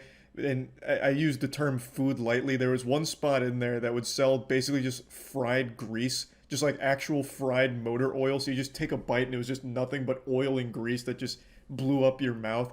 I used to love that kind of shit, just little grease pops or whatever. Just a scrumptious little treat. One time I even saw a dude full-blown cranking his hog in the parking lot, just really jerking his meat, pretty tough out there. So Busch Gardens could get wild, but it was a park I always enjoyed going to. But the main appeal of Busch Gardens was roller coasters, as well as animals, because it kind of like doubled as a zoo. They had a lot of animals there, so there was a lot to do. It was a very interesting theme park. It still exists, I just don't go anymore. We'll get to that in a second. But the thing is, the main appeal of the park was thrill-seeking. It had some really cool roller coasters, especially for its size. Busch Gardens isn't like massive or anything, at least not compared to the big boys. It's a pretty small, relatively speaking, amusement park, but it had some dope-ass roller coasters. And I was an adrenaline junkie when I was younger. I used to love roller coasters. I used to think that shit was amazing. They had one at Busch Gardens called Montu, where it had you going like 90 miles per hour the entire time. Felt like you were traveling through different dimensions. Felt like I was Barry Allen about to turn back the clock on the world, going backwards in time. It was nuts. It was so fast, and I loved it. I used to be a huge roller coaster guy, and Andrew was too. And so when we went to Busch Gardens, Andrew had this great idea of riding like every roller coaster there twice or something. I don't remember exactly what it was, but it was riding every roller coaster there an absurd amount of times, which to me wasn't anything uncommon because I'd done that before. Busch Gardens never really had huge lines or anything. It was never like Disney World where things had a 40-50 minute wait. You could usually just line up and be on the ride within 10 minutes. So I used to ride roller coasters multiple times. Like SheiKra was their big one. It has like 90-degree drop and you just go straight to hell. It had a lot of big roller coasters and I'd ride them multiple times in a trip. So when Andrew pitched this idea of like, let's go absolutely fucking insano style, let's get outrageous today with the amount of roller coasters we were going to do, I was like, yeah, I'm gung-ho, I'm down, let's get crazy, let's get wacky. Little did I know that decision was going to change my life forever. So it's about 3 hours into the day, we've rode a ton of roller coasters and we're still planning to ride more, and I, at this point, had never really experienced bad motion sickness. Occasionally, I would get, like, sick in a long trip in the car or something if I was trying to, like, read a book or whatever. But I never actually got motion sickness. And around this time, like, my stomach was feeling a little weird, so we got some food in order to try and, like, settle my stomach. Didn't really do much, but I didn't want to ruin the day, so we kept riding roller coasters. It kept getting worse. But then we decided to ride the wooden roller coaster. I think it was called Gwazi. It was this roller coaster made out of the oldest wood imaginable. I wouldn't be surprised if it was wood used on Davy Jones' ship back in the fucking 1400s or whatever. Just like this old driftwood, they made a roller coaster out of it, and it was cool. You definitely felt that sense of danger, like anything could happen. It could collapse at any moment. That shit looked like plank from Ed, Edd n Eddy. It wasn't like high quality wood. It was terrifying, but I liked the ride. Andrew liked the ride, and we rode it, I think, once or twice. I don't remember. But after riding it at either the second time or it might have even been the first time now, I don't remember, I got so unbelievably sick. I was stumbling out of the roller coaster exit. I didn't puke or anything. I couldn't puke. My body wouldn't let me. It was holding on to like any bit of nutrient or anything that it could.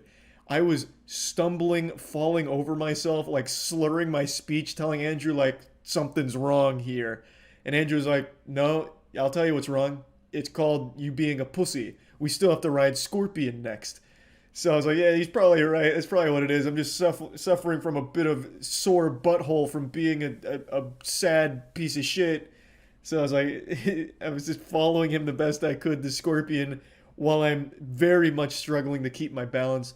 We finally make it to Scorpion, which is another roller coaster. It's a really small one. It's like a 45-second roller coaster at most. And I was like, I can do it. I can muscle through this. So we're walking towards the entrance, and I fucking collapse. I fall to the ground onto my knees, and I'm fucking delirious from how sick I feel. Andrew was like mad at me. He's like, Charlie, you're ruining my day. What are you doing? Stop with this tomfoolery. This is childish. Pick yourself up. We got a roller coaster to ride. And I am struggling. I told him to like just ride it without me. Like, don't let me ruin your day. Go have some fun or whatever. And he's like, okay, I'll go ride it myself. So Andrew just fucking leaves me there on the actual pavement outside of a gift shop near Scorpion. I didn't make it all the way to the entrance. There's like a little gift shop on the way. And I'm just lying there, literally like almost face down. I'm on my knees, hunched over, and no one's even stopping to check on me. I'm sure employees could see me. I'm right outside of a gift shop. I am over there like clinging to life the best I can. The world is spinning. I am absolutely having a rough go of it. And I eventually do lay down, like full blown just lay down out there on the pavement. And I took a nap. I don't think I like blacked out or fainted or anything because I distinctly remember like putting my arm out and like laying down and going to sleep, hoping that when I wake up, Andrew would be off the coaster and I'd be feeling better. So I take a nap. I just KO for like, I don't know, however long it took Andrew to get there, maybe like 10 minutes. He wakes me up, probably thinking I was a corpse at this point, but no one even bothered to check. I mean, I guess it is Florida, so you shouldn't be surprised to see corpses just on the side of the road and I guess in amusement parks because no one bothered to look after me or make sure I was okay. So I'm just laying there. Andrew wakes me up, and luckily I did feel a little bit better, and he had enough of his roller coaster rides for the day. He's like, okay, we can just go now. So we left, and later that night I started feeling better, but what happened as a result was a lifelong change. I developed severe motion sickness from that. I never really had bad motion sickness before that day, but afterwards, I got it bad and still do have it bad. I can't ride roller coasters anymore at all. I can't even ride like the kiddie coasters. I get sick if I try and like skateboard a little too fast or like try and do like quick movements on the basketball court or something. I'll make myself really dizzy and feel yucky. Like I said, riding in a car for like more than 5 minutes as a passenger, I get sick feeling. driving doesn't really trigger it for me, but when I'm a passenger in the front or back, I just start to get sick just when we're moving for too long. And all because of one day at an amusement park where a friend of mine and I decided we're going to ride a lot of roller coasters and go crazy. So yeah, I just wanted to share this story because I recently got reminded of it by Andrew. He brings it up like once every year, just like, hey Charlie, remember when we went to Busch Gardens that one time? Now I can't ride roller coasters anymore. Yeah, it kind of fucking sucks, doesn't it? I was actually riding a roller coaster like 2 months ago. Yeah, you would have loved it. So he brings it up occasionally and it reminds me, and I just thought I'll share the whole story here and maybe someone can learn something from it. Like, hey, don't push yourself too hard, right? You don't want to go too hard in the paint. Maybe just, you know, play it a bit easy. Listen to your body. You know, nature will tell you what needs to be done. Maybe you don't need to ride a roller coaster 100 times in a day. So yeah, that's about it. See ya. Hey asshole, I've got 2 important questions for you. How far would you go for a sponsorship? And how far would you go for YouTube views? Would you crash a plane? Would you commit a felony? Huh? If your answer to that question is no, then you're a pussy and a coward. Take it from my man Trevor, who recently possibly crashed his plane on purpose for the sake of a viral YouTube video, which was also a sponsorship deal. It's a pretty wild story and one that I've been following actively since the day it was posted, which was about 13 days ago now. So just to break it down, I'll go ahead and play some footage quickly. An extreme YouTuber named Trevor, who's known for doing extreme shit like piloting, parachuting, skateboarding. I swear to God, this dude will finger blast your girlfriend while hitting a kickflip. He recently posted a video called I Crashed My Plane, and in the video he takes his friend's ashes and says he's going to spread them over his favorite mountains, but while on the flight, something goes awry. The engine stalls and he immediately abandons ship and just bails out of the plane. It honestly looks like in a video game when you press the wrong button when piloting, you just like accidentally jump out. And then he makes sure to get his GoPro and selfie stick ready so he gets some awesome footage of him skydiving basically from the plane that is inevitably going to crash. And while watching this, it seems like a scene right out of the Power Rangers movie from the early 2000s with Ivan Ooze, where the Rangers skydive, but they're hitting like all these gnarly tricks on a surfboard. That's the exact same vibe I got from this part. And then he parachutes, he lands, and then he hikes up to the crashed plane to observe the wreckage. And you can see it's completely totaled, it crashed into the side of the mountain, and then he's just kind of talking about it and then hikes back to civilization. Now I watched this on stream last night, that's twitch.tv/moistcritikal. I stream every day, come stop by, it's the only stream guaranteed to get you laid. I'll put a link in the description. And while watching it with chat, we were just kind of going over everything, and then I watched a video that kind of talks about all of the things that are wrong with it. I'm no pilot, I'm really fucking dumb when it comes to aircrafts and everything, but there's a lot wrong with the video that the actual pilots have pointed out, and a couple of them that I'd like to just mention right away is almost no pilot flies with a parachute. That is very alarming for most pilots to see, apparently. And even he himself never flies with a parachute. In all of his other videos, he's never wearing one while piloting. He also doesn't really try to do anything to solve the problem when it stalls. It also stalls at a very convenient cruising altitude. And instead of trying to actually fix the problem, he just immediately bails out. And as another YouTuber pointed out, it's very suspicious that while something has gone wrong with the engine, we never see inside of the cockpit. All the cameras, like there's 12 cameras on this fucking thing. It's like a goddamn complete 360 video basically of all the camera coverage, but not a single time while the engine is apparently malfunctioning do we see anything in the cockpit. We only get the outside exterior shots of him about to jump out. So that was another very suspicious thing. A couple other pilots pointed out weird things that they noticed in the cockpit itself before everything goes wrong, and just so many things that make this video very suspicious. Seeing the YouTuber who crashed the plane for views? Yeah! I actually saw that the day he posted it. Someone sent me it in an email. Yeah, his name's Trevor Jacobs, the guy who crashed this plane. He still got it up, too. Oh, he turned off comments. You coward. Oh, you blew it, Trevor. You blew it. Yeah, so this dude... I mean, I'll let it play. Thanks for some bees.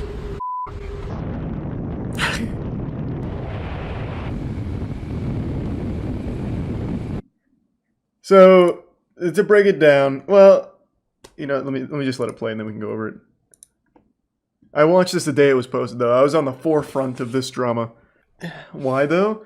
There's a couple theories. Most people think he did it just for the sponsorship, since it's a Ridge Wallet sponsorship.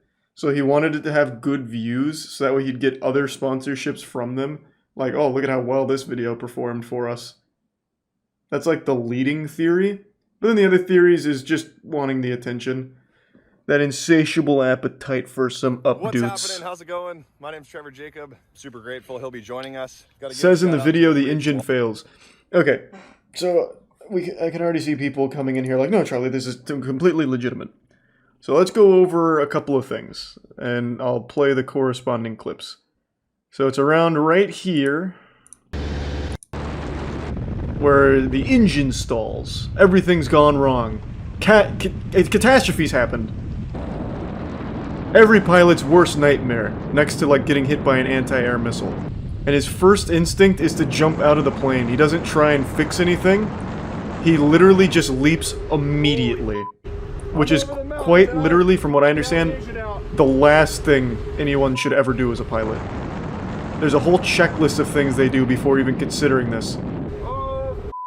And also, no pilots fly with a parachute normally. And neither does this guy. He only flew with a parachute in this video and this video alone. All the other videos with him piloting a plane, he is not wearing a parachute. I love the way he exits the plane, though. And luckily it stalled at a nice cruising altitude. Dropping tilted towers. Yeah. Another thing a lot of people pointed out is while he's falling, you can see a ton of places that he could have potentially landed this plane. I'm not a pilot, so the reason I never even bothered talking about it is because I don't know fuck all about it. There were people a lot smarter than me that really dissected this and pointed out all of the bullshit. And this is a felony, crashing a plane on purpose. This is a really big deal. So obviously it generated a lot of waves in the actual community of pilots. So again, he never wore a parachute when piloting any of the other planes that he has flown in, yet he claims that he always wears one, which is just a blatant lie. That's why I always freaking fly with a parachute. Which he doesn't. Service. Yep. So this was obviously a big deal. I saw it when it happened. But there are so many things wrong with this. There's almost no realm where this is legitimate. Unless, of course, he quite honestly is the worst pilot to ever live, I suppose. So Trevor's airplane that you normally see him flying in, with no parachute, red and white experimental airplane with the tail number, you can tell like it's very obvious that it's a different plane. Guy jumped out of his airplane like he reached the map limit. You can clearly That's see cute. the registration. We've got Santa Barbara and Santa Ynez. Man, he's so lucky it didn't just miss the mountains and crash into a town. Like, holy fuck. And then it does seem like the numbers have been painted over or obscured in some way, though, because you can never get a clear Why would that help his case, though? see what the numbers actually say. If you can't see the numbers, why is that helpful to him? Because they can't track the flight. Where's your paraglider? But how does that help them if they can't track the flight? Can't they just watch this and pretty much plot the flight like this YouTuber did? I don't see how it's not... I don't see that how it helps them, though. For no room for speculate. Okay. I mean, I guess, yeah. I suppose. It just feels stupid, because if he's going to film this whole thing, he should obviously know that they can find his course. He shows him leaving the airport, and, like, that's probably... If 4chan can find Shia LaBeouf's flag in the middle of fucking nowhere by airplane routes and constellations, I'm sure the FAA could probably figure out where this dumb asshole was going, and what mountains he crashed into, considering there was only 2 possible locations nearby. So if we take a look at the oh my god! Flight, what am I looking at? have right the here, fuck? Lompoc, he said that his destination Oh my god! Jesus! Fuck! up here. So this is where he started. This is their. We're in the mainframe. I felt like I needed to say something. A lot of other people have questions too. That's another thing I noticed. The actual pilot community is, for some reason, like the most respectful and nicest community of all time that I've ever seen on the internet. Like, in the comments before you disabled them, all the pilots that knew this was bullshit, they were like, well, there's a lot of inconsistencies with what I'm seeing here. I'd like to trust you, and I think against my better judgment I will, but here's everything that's clearly wrong about everything here. And even this guy's video, which is basically an exposed video, amounts to him just saying, like, yeah, we'll give him the benefit of the doubt. It's probably just, about a lot of weird things happening. Yeah, plane people just seem super nice. And this exposed video is so big brain, I couldn't even understand half of the things he used to debunk the bullshit. For me, I knew it was garbage when someone sent it to me, and the first thing the dude did was just bail out of the plane like it was fucking GTA. He tried no troubleshooting at all from a cruising altitude where he had plenty of time to at least try and like restart the engine or like glide it to a landing nearby or anything. He's just like, yep, I'm fucking out. Peace. And then he has also one of the worst actors I've seen in a minute when he's like hiking through the place. He's like, freaking, oh my gosh, the freaking universe just saved me. The freaking universe is so good. This is why I always freaking parachute. I wonder if he's actually going to say anything about this at any point. I would imagine probably not, but he's kept the video up. So I wonder what's going to come from it. Again, it's a serious crime, like a very serious crime. Low-key terrorist attack. I mean, it is, yeah, not super wrong. He just bails out of a plane and lets it crash. It could have crashed anywhere. He had no control over where that thing was going to crash, nor who was in the area nearby. And as we just saw in the last video, there's like a whole town that's not far from these mountains. And by not far, I mean they're literally right next to these mountains. Now, I didn't mention this on stream, but it's something I thought of right after ending stream. If this video didn't have the plane crash, then what was the purpose of the video? It's basically just a video of a guy flying his plane and then landing it. I guess the draw of the video could have been spreading his friend's ashes, but that's a very personal thing and not exactly like a viral piece of content. And Trevor's channel is full of nothing but extreme moments, like all of his piloting ones have like scary stories or taking people up that are very afraid, and it's all very like exciting stuff. Whereas if this video didn't have the plane crash, it's literally just him flying and then landing. And this has a sponsor on it. Sponsors typically want to be on a piece of content they're confident would perform well. A video where Trevor just flies and lands isn't exactly going to be something that really fucking pops off in the algorithm or anything like that. But a plane crash, well, that has the potential to really get wacky, and especially for a sponsorship, it'd be something they'd be confident in doing well. And I'm sure Trevor would have come up with a plan to make the content more exciting, considering all of his other content is, like, over the top. Whereas this one would have just been flying and landing. So it just seems really out of character, and there could be merit to that argument where, because it was a sponsorship, Trevor felt like he needed to do something bigger, so he came up with this plan of crashing the plane. Again, all of this could be completely genuine. Maybe all of this is real, the plane really malfunctioned, there was no saving it, so he bailed out. But with everything pointed out by the actual pilots in the community, as well as everything they were able to uncover, it seems unlikely. It seems more like this was a stunt to generate views and interest in his channel and content, which is pretty fucked up if that is the case. But anyway, I just wanted to talk about this. That's about it. So yeah.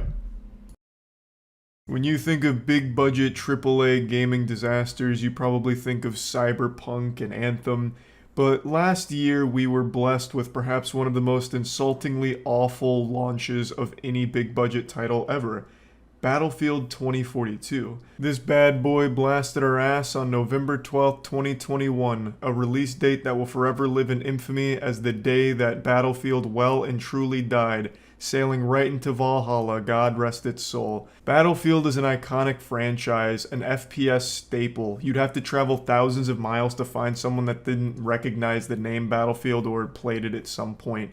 And this was the one that people were really excited about, super hyped for 2042, and Christmas was right around the corner, and EA and DICE cursed all Battlefield fans with hemorrhoids in their stockings that year. It was rough. The game launched in an unforgivable state, and to date, it is my biggest regret in the moist meter. I gave it a 60%, believing that the glaringly obvious issues would be addressed shortly after launch, considering they were problems that were made aware to the team before the game even launched.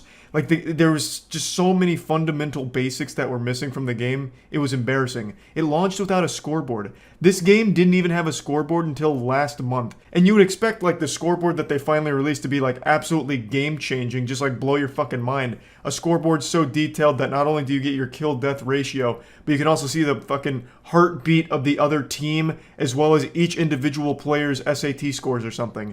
You would expect, like, 5 months cooking this up in the laboratory. This is going to be a crazy scoreboard. No. It's the most bare bones scoreboard ever. It looks like a Unity plugin, just a stock asset. There is no effort that went into Battlefield 2042, and I still gave it a 60%. What a fucking idiot. I believed that there was a fun game there underneath all of the bugs and neglect. A fun game that was plagued by a rushed release. But I was wrong. This is like one of those I can fix him situations. It was just pure fucking delusion. The game is just awful. And the severe neglect from the developers is just baffling. They even made an enemy out of fans. Every time fans would like complain about like game-breaking bugs and glitches or just ask questions like, hey, what's the roadmap? When are we getting updates and what's happening? The developers would just get mad at them, like talk about how entitled they were. Like, gamers are so fucking entitled. They want us to actually make a game that works. We spit on them. It's just such a masterclass in how to ruin a franchise. Battlefield 2042 is without a doubt the worst Battlefield, and you can see that in its concurrent player count.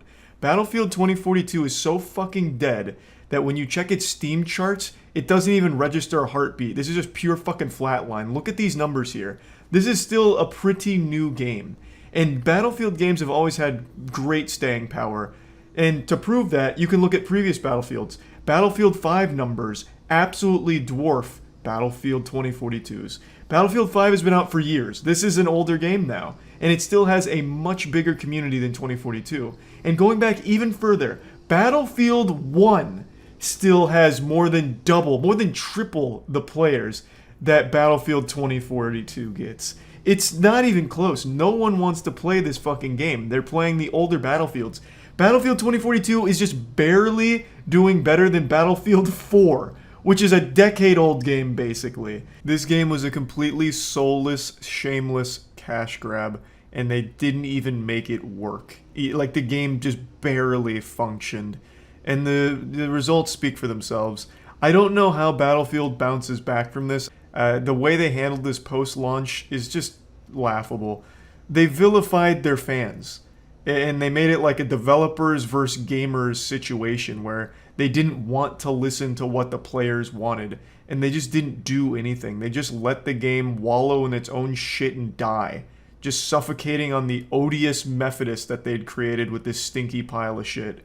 And they popped the Thanksgiving turkey out of the oven a bit early, and then threw it in a septic tank. Rest in peace, Battlefield. Now this brings me to the next game I'd like to talk about, Halo Infinite. I really enjoyed the gameplay for Halo Infinite. I still really like the gameplay for Halo Infinite, but the game is turbo dead. You can check the Steam charts here. There's not a whole lot of players active on the game right now. Now, I want to make it clear, I know Steam charts don't speak for everything, especially when it comes to Halo. There's definitely going to be a lot of console players, and for Battlefield as well, but it still does help paint the picture. You can at least get a feel for how live the service is, because we have some numbers to work with. Halo Infinite is struggling, and it's not a secret as to why. It's because the game has no content. The game launched and everyone really liked it. They're like, wow, finally, Halo's getting its feet back. The gameplay's fun, everyone was enjoying it, I was enjoying it, all my friends were. It was a great time. But after about a week or so, people realized, like, there's not a whole lot to do here. There's not a lot of maps. There's almost no game modes. There's ranked, which only goes up to Onyx, which isn't that hard to get. Like, a buddy of mine, Dankin, got Onyx in all 3 categories in the span of a week. Like, it's not a whole lot to strive for. There's not a whole lot to do. So after about a week, maybe 2 weeks for most players, you run out of content to do in Halo Infinite, because it didn't launch with much. There really wasn't a whole ton there. And it's now been, I believe, 5 months? 4.5, 5 months. I don't remember the exact release date for Halo now, but it has nothing to show for it. It's in the exact same state that it was when it launched. Now, they did recently announce a cookbook for Halo, which is fantastic. That's what the community's been asking for, and I saw a lot of people on Twitter very excited about this new Halo cookbook coming out. If you can even call it that, it's basically just like the most bare bones recipes that they found on WikiHow and then just slapped like Master Chief's face near it in the cookbook. But I digress. You know, who doesn't love a good UNSC pigs in a blanket, I guess. I don't know what the fuck's in there, but whatever. They haven't done anything, is the point. They're not adding any content so far. They're not showing any work updates from what I can tell. The only thing I've seen from them is they're teasing 2 new maps coming out. 1 big team battle and 1 ranked map. After 5 months, your big reveal is you got 2 new maps coming out? That's it? Like, that's super underwhelming. That's not going to bring people back. That's going to get people that are playing to at least be like, oh, okay, yeehaw, I guess that'll be good. But I don't know what you expect with such an underwhelming announcement. The players aren't going to fucking rip their shirt off and start twirling it over their head like, yeah, it's the resurrection of Halo Infinite, baby, just like Jesus Christ on Easter yesterday. You know, this isn't enough, right? Like, this is just, you've had a lot of time now. You've had a lot of feedback. Let's start being a little more vocal with where we see Halo Infinite in the upcoming months. Now, I do understand that there are rumors as well as a potential leak for a Battle Royale mode for Halo Infinite, and I think that's pretty cool, even though I personally don't care for Battle Royale game modes. It's at least something. It's more content. So if all of that's true and all that's confirmed and they do release that pretty soon, then fantastic. But it's still in a very content-dry state, which is why the game is super dead, which is really disappointing for me because I had so much fun with it when it launched. I just wanted to talk about this since we're talking about Battlefield 2042 and it being dead. Halo Infinite is also pretty dead right now, but I hope it doesn't stay that way because I do think there is so much potential still there. I just wish they would do more to communicate like the roadmap and what they're going to be adding and when, like a projected timeline of things, because the game just needs content. People want to play it, but there's no reason to right now. This fucking thing launched without co-op or Forge. Like, come on. So if you don't have a ton of multiplayer content, which is the only thing that really came out aside from the campaign, which you can blast through pretty quickly, then obviously players are going to start leaving it pretty quickly once they realize that, I just did everything there is to do in the goddamn game already. So I really hope it can start finding its footing because I think Halo Infinite is a fun game just in a really bad drought right now. So yeah, I just wanted to talk about these 2 games because I was thinking about them today. And yeah, that's really about it. See ya. Initiating moisture.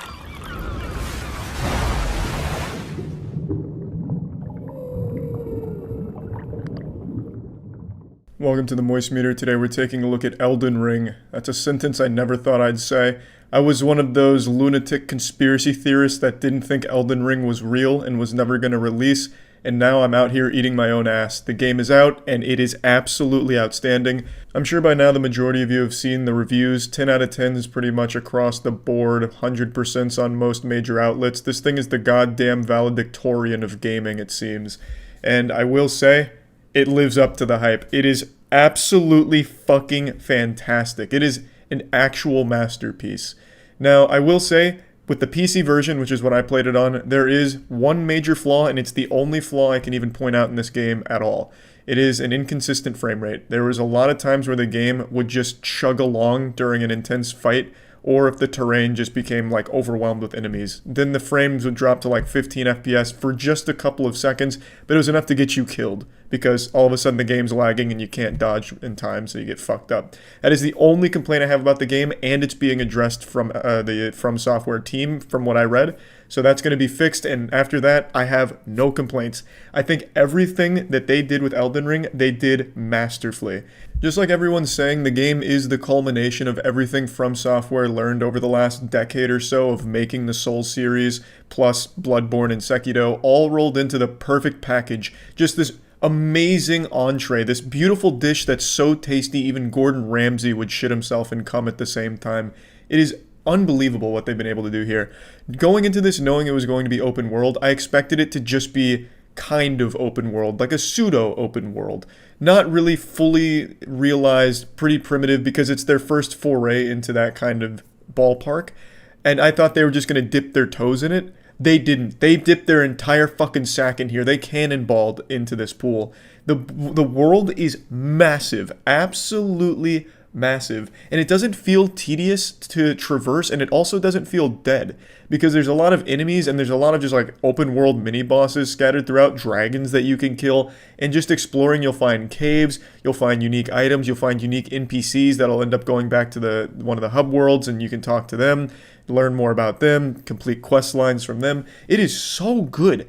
It really blew me away with just how big the world was. The scope of this game is unlike anything I was expecting going into it.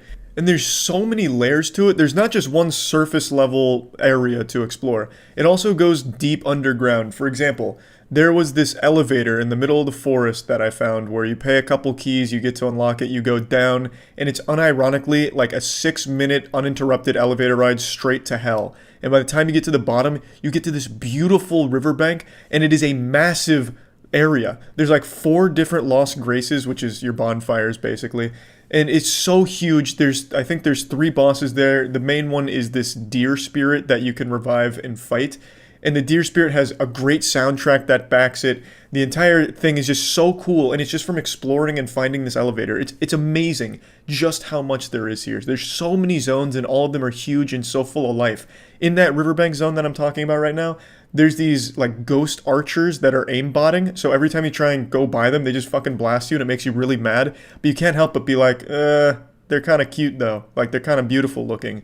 So you're like dodging these, well, you can't really dodge them. You're trying to like not get blasted by these archers as you're trying to light pillars to fight the deer spirit. There's just so much to do. The scale of this game is amazing. And there's so many bosses. I think the final tally is there's 83 unique bosses in the game. Or no, there's 83 bosses and 77 of them are entirely unique. So it's crazy. Like, there's so much to do. I absolutely love everything about it. And I'm not an open world guy, but exploring this game just felt alive, and it felt like I was constantly able to find things to do and just find interesting shit. Whether it's going through dungeons, finding caves, and going through whatever boss was in the cave, there's just so much. There's so much. Even the quests are fun.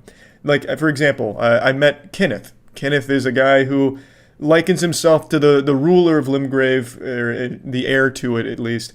And his fort was taken over by this knight. I end up going to kill the knight, go back to Kenneth. Kenneth goes to the fort, and he's all depressed and shit. And it was just a cool little cute storyline, and Kenneth was an interesting character. But it's something that I haven't really done in Dark Souls, which is pay attention to the story. Dark Souls has always had huge lore, like a really deep lore, but it doesn't spoon-feed it to you. In Elden Ring, I felt a lot more ingrained in the narrative. I felt like I was getting a lot more out of the story, more so than any of the other Souls titles. I don't know if that's because George R.R. Martin was loosely attached to this. I don't really know what role he had in here. Full disclosure, I don't know what the fuck George did, whether he just blasted a fart near the game and they just put his name on it. I couldn't tell you.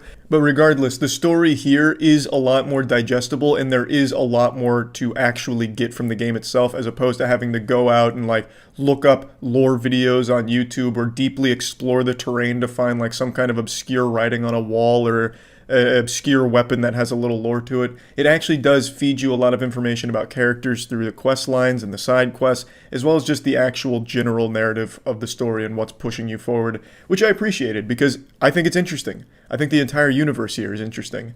Now, I will come out and say I haven't beaten the game yet. I'm 30 hours into the game roughly, and I just have fallen in love with it, which I expected to like it because Souls-like games are my favorite games. It's my favorite genre. And this is one of the very few moist meters I'm making before completing the product, but I'm just so enthusiastic about it, and I'm certain that it's not going to all of a sudden just fucking drop off at the end. It's only going to continue to get better. I think it'll probably be another 10, 15 hours before I actually just complete the main line and go back and even do more extra bosses, explore deeper, come up with more builds. There's so much to do in the game. So I really just wanted to give all of my thoughts on it right now. So gameplay, it's what you're used to from Souls-like genre. If you haven't played a Souls game before, get ready to get your asshole spread wide open. This game is brutal. I will say this was one of the harder Souls games, and maybe it's because I was doing everything at a pretty low level because I like the challenge, but it is very difficult. Most players immediately hit a wall on the very first major enemy encounter, the first boss being the Tree Sentinel, which is the horseback golden halberd boss. A lot of people take 50, 60 deaths in order to beat them because they don't realize you can run by him, which I think the game tries to encourage you to do because most players aren't going to be able to beat him at level 1. I was able to because I'm a fucking turbo gamer. I'm an elite gamer barbarian. I beat him in 21 tries, but most people take more than that, or they just run by him and come back, which is, I think, the play you're supposed to make. But yeah, the game is hard. Expect that. I'm glad that they didn't tone it down and neuter it. I'm glad they didn't water it down or anything. I enjoy the challenge. However, I will say a lot of the challenge came from self-imposed rules upon myself. I didn't use any summons for any of the bosses or anything like that. And I do think if you do use summons, to explain further, it's a new mechanic in the game where you can get these spirits that you can summon to help you fight, only in certain areas. You can't use them everywhere, but in a lot of boss fight situations and a lot of just general areas, you can summon like wolf spirits. You can even summon a giant knight to help you. You can summon a fucking jellyfish if you want to help you. You can even summon a senile old man who just walks around and gets killed, but he's kind of goofy. You can summon helpers to help you out, as opposed to just summoning a player or something to help you. You have a built-in mechanic to summon NPCs that will fight alongside you with some of the bosses, as well as just general helping. So I think the game can be super accessible for someone that's not familiar with the genre, and can be a pretty easy experience if you're able to leverage these summons well and use them as like a way of drawing aggro away from yourself during a boss fight, and then you can set some attacks up or spells. So I do think there is a way of playing this in an easier way. I chose not to use the summons because I just prefer it that way. I think it's more fun for me personally, but I have nothing against people who do use summons. And the game isn't like shy about letting you use it. It's part of the mechanics. And even before a lot of bosses, you can summon a helper outside of your spirit summons. So for example, one of the first major bosses past the Tree Sentinel, like the actual first story major boss, is Margit. And right before going to Margit, you can summon a guy named Roger, who's just an NPC that you can touch the summon sign for. Roger comes in, and he'll just like goofily cast some weak spells, but he helps draw aggro, he can help take the heat off you. So there is absolutely ways of playing this in an easier way, and I think that's great to give those players a way of handling some tough encounters, and just more mechanics is always a good thing. So I like having the summons, especially for just clearing out trash mobs in an area. Another brand new feature in Elden Ring is of course one of the major ones, which is horseback riding. You get a mount where you can actually fight things while mounted, and it's great. I will say the mounted combat isn't super deep or anything like that, though I don't think they were going for it. It's mainly a way of quickly traversing the landscape, as well as just giving you options in an open world fight. So if you're fighting a dragon, in order to close the distance faster, you hop on horseback, then you hop off to attack the dragon, or you can just stay on the horse and just get some slaps in on the dragon before it flies away again, because it's a fucking pussy. So I do like the horseback riding mechanic. I do like the fighting on it, though I don't think it's like as crazily deep as some people were making it out to be. It is still very fun, very effective, and the horse can double jump, which is pretty badass. Another thing I was really surprised about is just how many new things they added to the game. I was expecting this to be kind of just more Souls without a whole ton added, but no, they really went all in. They, like, aside from just the summoning mechanics, aside from the open world, aside from the horse, they just added so many other features into this game that I didn't expect at all. So you have a lot of different options now. Not just new weapons, not just like new build possibilities, new spells, all that, but just in general, you have a lot of other options. So you can change your weapon arts on the fly by just using different ashes. You have the ability to block an attack and immediately counterattack, a guard counter. So if you just successfully block an attack, you don't have to parry it. If you block it and immediately follow it up with a strong, you can do a lot of poise damage to whatever enemy attacked you, and you can just kind of fuck them right in the butt pretty hard, because you take almost no damage from a successful block, and you can immediately counterattack. So think of it this way: if someone's blasting a whole combo at you, maybe you dodge the first two, and then block the last one, and then you can get that strong counter for big damage to maybe stagger them for a visceral. There's just a lot of options, and there's now a dedicated jump button. I didn't realize just how fucking cool a dedicated jump button would be in Souls. I've always liked the idea of it as like a wet dream, but actually having it here is such a nice treat, and it gives you more options in a fight again. So you can do like a jumping strong attack, which does a lot of damage, as well as a lot of poise break, so again, you can stagger an enemy and get a visceral off of it. So there's just a lot of new things here, all of which are welcomed additions to the formula. I absolutely love everything about Elden Ring. I think it is tied with Bloodborne for the most beautiful of the Souls series, and my god, I just can't get enough of it. Again, I don't usually like open world games, but I can't help but just explore every nook and cranny of the Elden Ring terrain. There's just so much life to the game, and I fucking love it. Plugging Elden Ring into the moist meter, I'm giving it a 95%. It would have been a 98 because I really do think this is as close to perfect as you can get with like an open world action game, but the performance problems are really widespread, so while I myself didn't have too bad of a time with the FPS dropping or crashing or any problems with the PC, I know a lot of other players did, and it is a pretty widespread issue that will hopefully be addressed very soon, but As of right now, that is the only major problem with the game. But once they iron that out, I actually just cannot think of a single thing that this game doesn't do well. Yeah, there's a couple of bugs and glitches, but it's a massive open world game. Of course, there's going to be a couple moments where you clip into a rock in the middle of nowhere. None of them are game breaking. There is, however, a little bugginess to the horse that does kind of fuck you sometimes, where if you try and get on the horse too quickly, you might just freeze yourself. But that open world game horse always going to be buggy, and it's so infrequent that it never becomes a huge glaring issue. I really can't imagine a better Souls game or a better open world action game in general. It's so well done, and only a couple of super minor hiccups, like a couple of blemishes. Like, it's nothing major. It is so incredibly polished and so well done. Elden Ring is nothing shy of a landmark achievement for From Software. The game is absolutely amazing. That's about it. So yeah. I've recently been coming up with a lot of big show ideas that are absolutely horrible, just pure dog shit and maybe even downright criminal.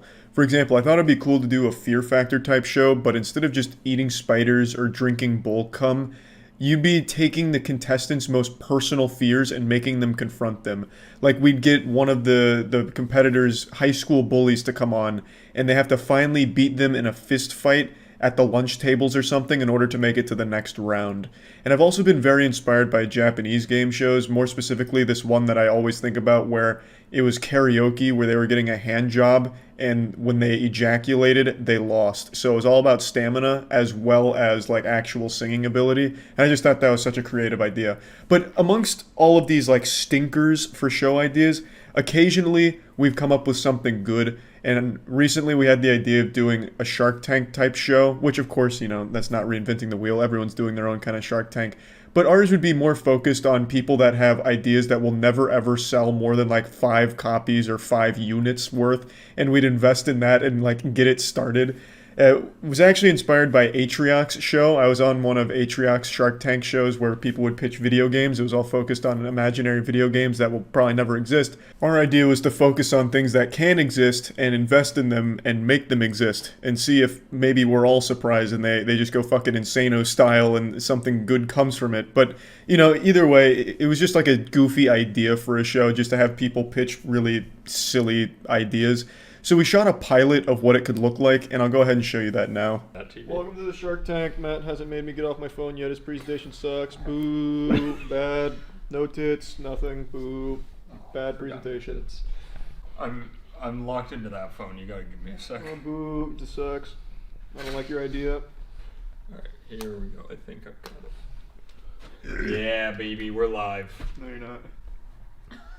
Presentation sucks. It's trash. You shouldn't need this to sell us, Matt, honestly. I don't. It just really helps. I could do it without if you want. Am I sitting like Mark Cuban yet? I'm going to tell you right now, Matt, I'm almost out. Matt, tell me about revenue. How is it generating Is that Mark revenue? Cuban? That's Gary V. I was like, what the? You said I'm sitting like Mark Cuban, and then you went into that voice. I was like, what the fuck is happening? This is gorgeous. This is All right. Right off the bat, Matt, I gotta say, I love it. Hey guys. Hey Matt. I'm Super Spicy Matt, and I'm here to present an idea to you today. Do any of you have kids? No. Can't afford it.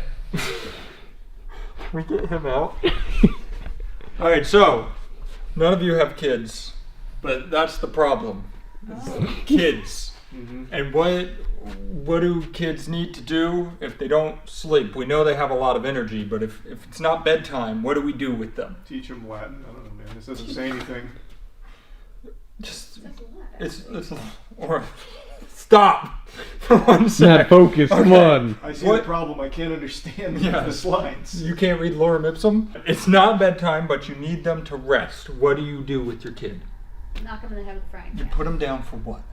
NyQuil. Oh, Jesus Christ. They nap, okay? Right. Sometimes it's hard to get them to nap. And parents need alone time, you know, we need to let them hang out together. So we've created a solution to that. The kidnapper. So, our revolutionary product is a box that your kid goes in to nap so that you, as a parent, can get alone time with your spouse. Now, if that's not enough, we have a subscription model where our revolutionary kidnapper will come pick up your kid to take its nap, so it's outside of your house. Here, so you're the kid in this scenario. Come take your nap. Here, I can see you're struggling with it. It was made for 4-year-olds, but... Can I get one of these for my wife? Caleb's not invited to stuff anymore. Why is this how you would get in? Man, I don't like the product very much. Is this regulated by OSHA? Oh my god. I see a few problems. Are you getting out of it now? Yeah. I'm not tired. Matt, make your product work. Come on. I'm not tired anymore. Let's scrap this whole thing. I'm out. I'm done. Well, after I've tried it, I can see a lot more use for it. Here, Danny. No, make Chelsea do it. Okay, I can't fit in that. Just make sure I don't die. Oh god, I'm gonna die. It's pretty safe. You're fine. Okay. So you're in it, right? It's nap time. It's nap time. You're going to bed. Out of your house. Oh god. Oh Jesus. I'm falling. No, I think you're... Alright. Matt, she's caught on the couch. And now she's out of the house.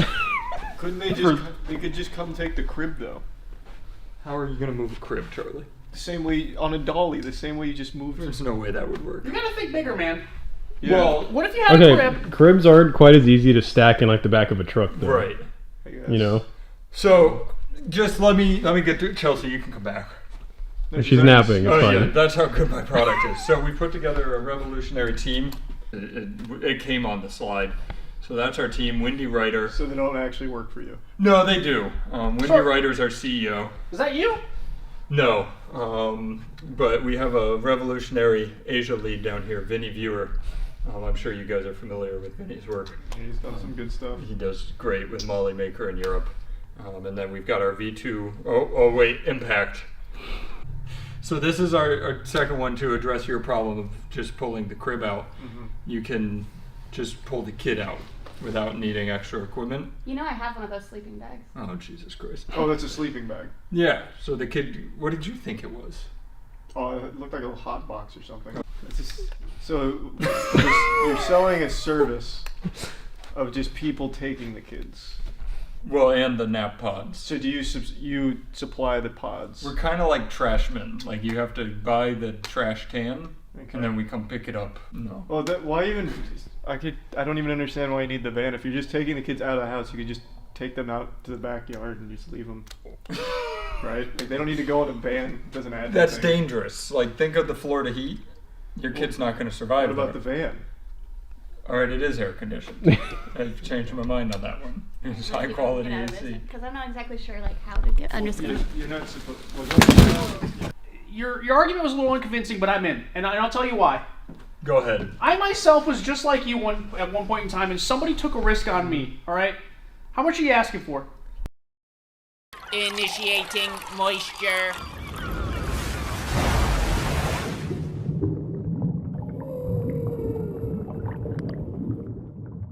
Welcome to the Moist Meter. Today we're taking a look at Sifu, a game that really makes you feel like a fucking idiot for being bad at it. The game is extremely difficult, and because of this, for some reason people compare it to Dark Souls, as always, because apparently Dark Souls invented difficulty, but this game has pretty much nothing in common with Dark Souls. I want to set that record straight now, but it is a super difficult game that focuses around some great martial arts and some really interesting gameplay design choices that I really appreciated. I thought the entire experience was fantastic, albeit a very short one. They say that the star that burns brightest burns out quickest or some shit like that. Probably not even applicable here, but the game is great, but not for very long. It took me just under 8 hours to get every single ending in the game, and the game's priced at $40, and I absolutely think you get your money's worth with it. There's only 5 levels, but depending on how good you are at the game, that could take you 8 hours, which is roughly what it took me, or it could take you 30 hours if you really suck dog shit at the game. There's a very good chance. There was a lot of streamers playing the game that ended up rage quitting because they had a really difficult time on level 2 and never even got to the end. The game will challenge you, but it's fun. It never really feels like it's unfair. Sometimes the camera is pretty shitty. I think that's one of my major complaints. when you're in the middle of a fight and trying to manage a bunch of enemies that are all trying to beat your ass and you're trying to beat and eat their ass too, sometimes the camera will just betray you and get locked into like a wall or something, and then you just take some free damage and just get blasted. So that was frustrating, but it's not like the biggest, most prevalent issue that's super common. It just happens sometimes in tight corridors. So let's really get into it. I think the aesthetic is fantastic. I think the game oozes style. The martial arts looks and feels great. The combat system is pretty reminiscent of like free flow combat from the Arkham series, but with its own unique identity to it, where it doesn't really play the same as those games, but you can at least see that they're comparable, just to give you a general idea of how the combat's going to feel. But it is a truly unique experience. I haven't played gameplay quite like this. Apparently it's very much like Absolver, which is, this makes sense because it's the same developers, but I didn't play Absolver. So this was very fresh to me and I really enjoyed it. It felt great. It looked great. There was a ton of different skills that you could unlock, and they were all really cool. Some of them a little goofy, like there's a little slap one you can do while you're backing up, and I'm sure it has its uses, but from what I experienced, it didn't really play much of a role. It was just kind of like, I want to disrespect this guy, so I'll slap him across the face with my skill here. So I really think there's just so much to like about the game. There's weapons in it too, and the weapons will give you an advantage, but they have limited durability, so use them wisely, and who you want to just obliterate, just fucking clobber with them. And if you get hit by an enemy's weapon, kiss your youth goodbye, because that shit is ending you on the spot. It does so much damage to get hit by an enemy's weapon, and that's a big thing here. The game is challenging, and enemies do a lot of damage to you. And there's a really unique system here, where you start the game at 20 years old, and let's say you die. Well, instead of just like restarting from a checkpoint or restarting the whole level, you can revive yourself, but it adds an extra year to your age. So now you revive and you're 21 years old. You just stand up and now you got fucking gray hairs sprouting from your face and you're ready to keep beating ass.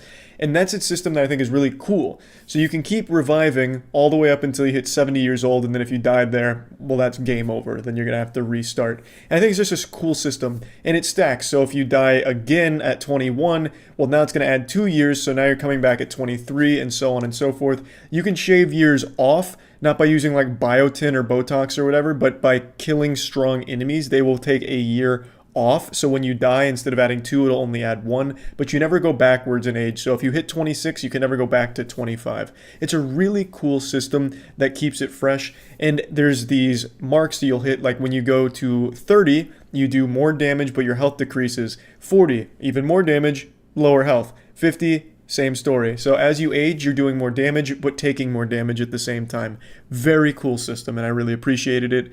It's just, there was so much depth to its combat, it just never got stale at all. And it is challenging. It's going to challenge most people, because parrying in this game is tight. It is very strict timing, and it's going to be tough for people to get a grasp on it. It took me all the way till the final boss to really start nailing parrying, because the final boss is a big skill check. You're going to really need to master parrying if you're ready to take on the final boss and really want to make a good run out of it.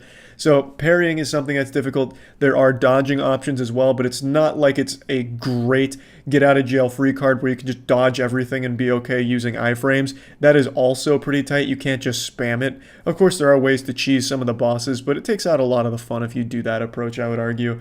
It's just a really fun game. The gameplay just feels good, and I love the challenge, and I love the unique system with the aging. It just all works. I also really just appreciated the levels themselves, because I thought they were very fun in their design. They draw obvious references to martial arts movies or scenes. For example, the very first level, when you're going through like a tight hallway in a hotel, you'll notice that it's very similar to like The Raid Redemption, you know? You'll be able to notice like, hey, this kind of reminds me of that scene from this fucking badass movie where they were using martial arts. Level 2, there's the club, and it seems pretty reminiscent of the John Wick club scene. And I think it's on purpose, obviously. I think it's a nod to those properties, and I just appreciate it. And even if I'm wrong and it's not, it just happens to be kind of similar in its appearance, it's still great level design. It's still fun to navigate those levels. And a fun thing about the gameplay mechanic itself that I haven't mentioned when it comes to going through these levels is if you do game over and you go back to the beginning of the level, there are things that you can get throughout that are like little key cards or keys themselves that act as shortcuts. So when you restart the level, you might not have to go through the whole thing. You can instead just open a door that was previously locked.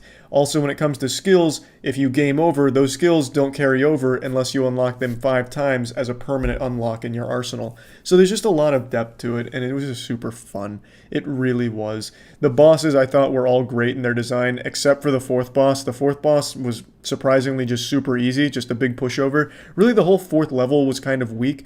Levels 1 through 3 were fantastic, and the 3rd boss was an absolute pain in the ass, a genuine nightmare. I think the 3rd boss is the hardest in the game. And then you go to the 4th boss, and it's Weenie Hut Jr. All of the 4th level is about just fighting through a pretty bland environment before you get to a pretty underwhelming boss fight. So level 4 wasn't great, but then level 5 picks everything back up and brings that life back. And the final boss is super satisfying. And I guess it's time to talk about the narrative. I didn't really get drawn into the story very much. I think there was a lot of lore that I may have missed, even getting all the endings. I think there were still some key story elements that I didn't pick up on because I didn't think it was that compelling or that interesting. I was never motivated to hunt down the 5 people for revenge. I just never felt really attached to the character or anything like that.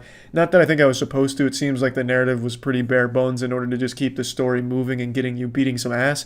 So it served its purpose, but it's nothing special either. Plugging Sifu into the moist meter, I'm giving it a nice 90%. I think this is just a great game. Takes some risks, and I think they all pay off. And I think it's just an absolutely wonderful experience. Like, I really do. And I also appreciated that it's put at the $40 mark instead of $60. Even though I think this could have easily been marketed and pushed as a $60 game because it is that good, I do appreciate that it's the lower price point because there's only 5 levels to it. If you're really good at the game, you could probably beat all 5 levels in like 2, maybe 3 hours. For example, when I went back to do the all true ending, you have to spare bosses, and to spare a boss, you basically have to break them twice. So I had to go through every boss again, and it only took me about an hour and a half to do all 5 bosses to get that true ending. So I basically speedran the game in an hour and a half, whereas previously it took me like 6.5 hours or so to do it. So yeah, if you're good at the game, you can really blast through all of the content that it has to offer quickly, but you'll still enjoy it every second of the way. So yeah, that's about it. See ya.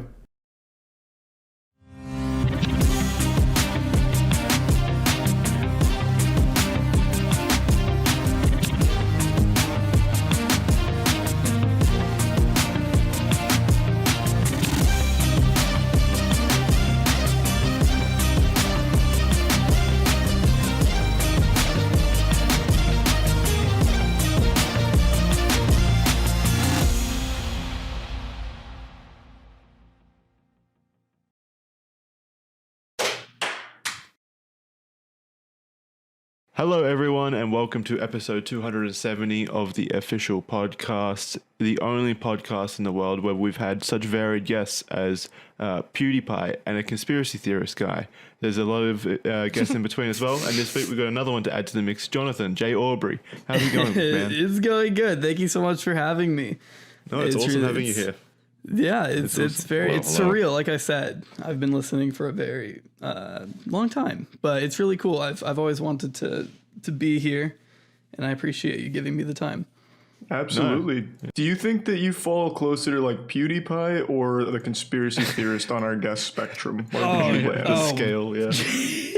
Probably the conspiracy theorist. Who did you have on that was the conspiracy theorist? It's actually somewhat sad. It's a very really fucking sad we don't have story. to get into it if it's sad. I thought it would be fun, but that's okay. No, it was not. It was dark. It was really dark. You don't want to be close to that end of the scale. Go back to what the PewDiePie We'll take it back then, yeah. Jonathan, I'll just say he was the second person to ever die after coming on our show. So we have a track okay. record. So the other one being McAfee, I'm guessing. Yes. Good guess. Because I've heard that one. I remember I used part of that in my John McAfee video. I remember because I had to listen to as many interviews with him as possible. Again, I want to reiterate. Yeah, he could have faked his death, so we're not sure. He could have, yeah. And we thankfully managed to get an interview with him as he was holding someone at gunpoint in the back of a taxi in Brazil or something like that. What? Yeah, that was part of his story. Remember, he was in a taxi and someone found out who he was and he had to pull a gun and tell him not to do things. I don't remember that at all. I forget that, but that is. I mean, I'm not surprised. That sounds about right. I remember Andrew. He was on the show for like 30 minutes, and the amount of stories that came out of that episode, we could write a book out of. I know. What I always remember though is he was like, "Oh, I was taking a taxi, and the guy saw me on the phone. And he was like, 'Is this you?' And I was like, 'Here we go again.' And he pulled out a gun or something and had to like tell him not to turn him into the police." Yeah, that's right. He was worried that the taxi driver was going to turn him in. Yeah. My favorite part was, I don't remember what we asked, but completely unprompted, he goes, "First of all, I want to say I did not kill that guy." I do remember that. That was towards the beginning too, I think. He was very excited to let that rip, I guess. Just set the record straight. That's probably how he started every conversation in real life. And I remember being a little upset because I guess I should have clarified with his wife, who was our correspondent, that I wanted like an hour-long interview, because he left after half an hour, and I never even got to asking if he actually did let prostitutes shit in his mouth. And now that secret dies with them. We didn't get to that, but he did reveal that he didn't actually have sex with a whale, so we at least got one. We got the important question. Yeah, I guess. Yeah, of course. Yeah, I always thought that was like a joke that he was like tweeting about, but with him, you really never know. Yeah, see, if anyone else put that tweet out, I'd be like, oh, ha, funny. But with John McAfee, it was, well, yeah, maybe. Yeah. Anything can happen. I believe the shitting in mouth thing too, just for the record. Oh yeah, I also believe that. I believe most things I hear about that man. Plus the secret didn't die with him, Kai. I'm pretty sure the prostitutes still remember. Maybe.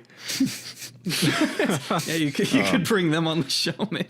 Yeah, putting out an open call to any prostitutes who served their time with John McAfee. Reach out. Or anyone famous. If you're a prostitute and you fuck someone famous, let us know. That'd be fun. Especially if they're shitting involved. Yeah. Who doesn't have a scat fetish? That'd be cool to get to the bottom of it. Which celebrities are big at the moment? Jonathan, you might know since you probably got your ear to the ground on most things. Yeah. Wait, which one? Like celebrities that have scat fetishes? Is that what you're saying? Well, it doesn't have to be a scat fetish, but I was just asking who's big at the moment that we could apply the scat fetish to, like without them.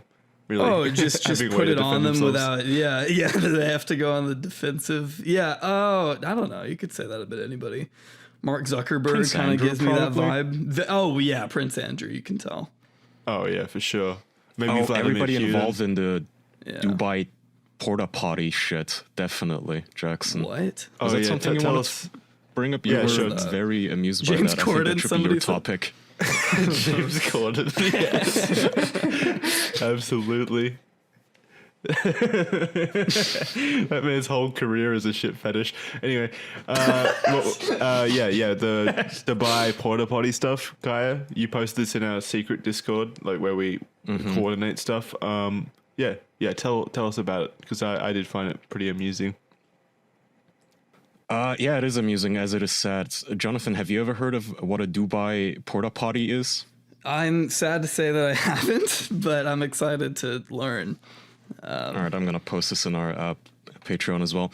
So what a Dubai porta potty is, apparently, if you're a young lady in the West and you're an Instagram model or something, but you're not like rich enough or famous enough to get sponsorships from makeup companies and such, but you're pretty, you're like a bimbo, you can get in contact with Saudi royalty and they will fly you out to Saudi Arabia, and for the price of about $20,000 a day, they will basically abuse you. They will take a shit in your mouth. They will make you fuck dogs and their sons. They will piss in your mouth, and then they will send you home. Essentially. Jackson, did you have any favorite confessions? It's not a bad deal. No, just the entire situation. Most of them boiled down to the exact same, theme. Like they were flown out, like you said, to entertain some Saudi royalty, and just the amount of depraved stuff that they actually did for money is just mind-boggling to me. All right, I have some confessions here. This is... So forgive me, but this is all in super broken English. These guys are so rich, hate their wives, and bored with life, they are willing to pay anything for their crazy canal shit fetishes. I don't know what that means. And I was crazy enough to expect the money. I had to be gangbanged and bukakied by over 20 Saudi royalty at once. Made 40k in 2 days, so it was worth it. I've literally been pissed on and shitted on so many times I just don't understand why they like it. After the third time you get shit on, you get used to it. I've had to have sex with a male German Shepherd dog in front of them. I've had to stick numerous objects in my ass and their asses as well.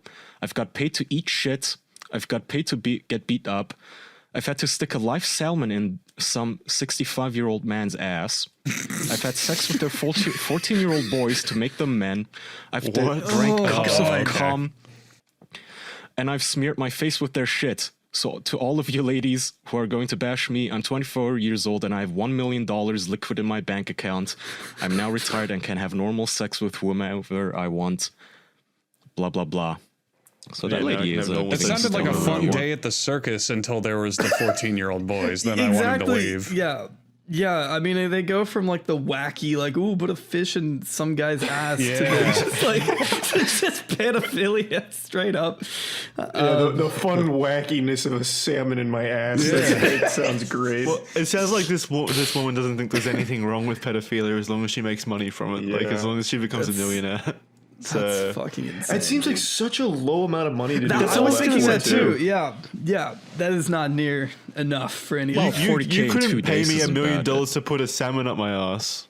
Like that would at least run like, I don't know, 10 million. Well, we have higher standards. For the annual pass to SeaWorld, maybe. There's some desperate people out there. There's some depraved people out there. People who might like it. Yeah, but she's already making like $20,000 from eating shit or whatever. Just keep doing that until you earn the $1 million. Well, isn't the whole point that you're basically their sex slave for $20K? Like you have to do whatever they say. Yeah, essentially. And also, I mean, obviously, once you're in that situation, they can just take your passport and make you stay there for as long. Like, apparently, some of the other confessions or like testimonials, they said, yeah, I flew there.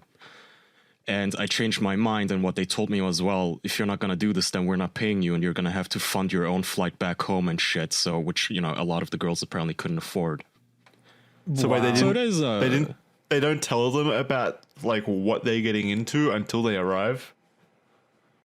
I think they do. Like, I mean, I don't fucking know. You looked into this too, Jackson? Also, there's a corollary website to this called tagthesponsor.com, which is... That's the one I mostly read, yeah. Okay, tell us about that. I haven't looked into that one too much.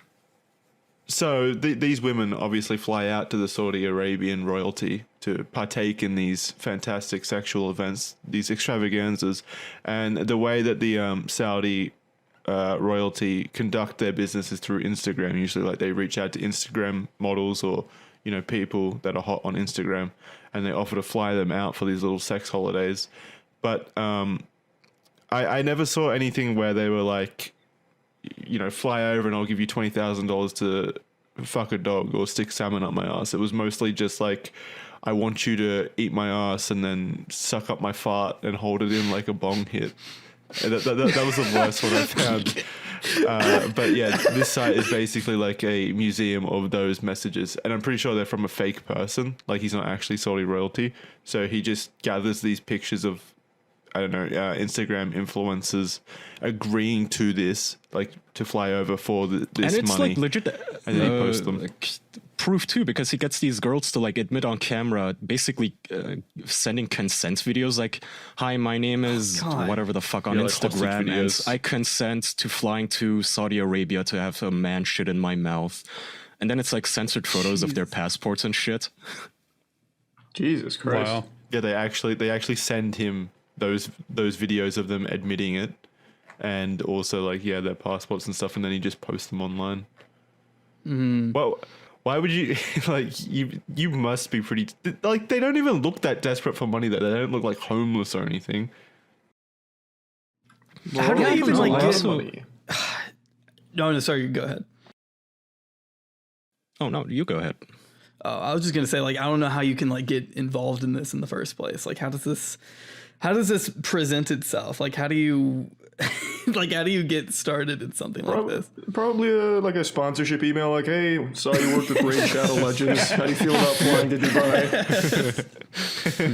I can see that. Yeah, I bet they glamorize this shit, because if you go to Yeah. these women's Instagram accounts, it's not like they post photos of themselves, having salmons in their vaginas. They post photos of themselves with like Lambos and at ritzy hotels, and like, "Oh, I'm hanging with Saudi royalty." They don't tell you the behind the scenes thing that like 17 men just pissed on her. Yeah, but I agree. but it's it's like implied. you'd think that if you're a 9 out of 10, a 10 out of 10 model, you could kind of like figure out a way to make money in your own country in a healthy way, rather than have people shit in your face. There are so many other options. Just like become a high-end escort. If you're that good looking, you probably find work, I assume. Or just make an OnlyFans or something. Like, it doesn't OnlyFans, have to be yeah, this OnlyFans. complicated. Dude. True. Well, admittedly, I looked it up too. This was in 2019, so this was before the OnlyFans like blow up. Oh, okay. Yeah. That makes sense. Well, but And I'm sure it's still going times. on. I think it's been going on since time began. Like if there's rich enough men, then there's also going to be desperate enough women that will do anything for money. Yeah, I don't know. We got to remember the level of like desperation here. We don't know how much these people need money. You know? Yeah. Or how much they don't care about getting shit on. Well, that was one of the things in that confession that you talked about then, Kaya, where she said, after the third time you get shit on, you get used to it. Yeah, what if they've been shit on before? Like, what about the third time? Yeah, exactly. Why does it have to be 3? Yeah. Well, break it down logically. We've all stepped in dog shit a couple times, and by like the third time, we're like, I'll just go clean my foot. That's why you have to do it on purpose. It's like exposure therapy. Step in dog shit as many times as you can, and then you won't ever get annoyed by it. Just keep picking it up and shit. Yeah, It's the level. It's like the level of fear where if you got like arachnophobia, you like sit near a spider and then you try to touch it and then you try to hold it. It's like first you step in the Then you shit, stick it in your vagina. then you pick up the shit, then you eat the shit, and by the end you're just done. You don't care. It's fine. Just shit. Yeah. And then you've tricked yourself into getting a boner every time you see dog shit. Yeah. Oh man, this does get sad. So Jesus Christ. Of course, right, it so the gets sad. thing The also whole thing is is already sad. So, Jonathan, you have made a career online about making like these 30-minute documentaries on drama or drama on YouTube, like individuals, not even just YouTube. You got stories about like Drake Bell and Kanye West, I think was your most recent one. Yes. Just really fun videos to put on in the background, like I said, and just listen to while you do other things. But I wanted to ask you, what has been your favorite YouTuber drama to actually follow and unravel? Oh, it's hard because a lot of the topics I cover are like really dark and like depressing, whether it's like, Drake Bell or like EDP. So it's hard for me to say like if I enjoy it. Like I like the process of like making YouTube videos. I guess like the one that I've been like most interested in is probably like the 8 Passengers, which I'm not sure how aware you guys are of that whole saga. No.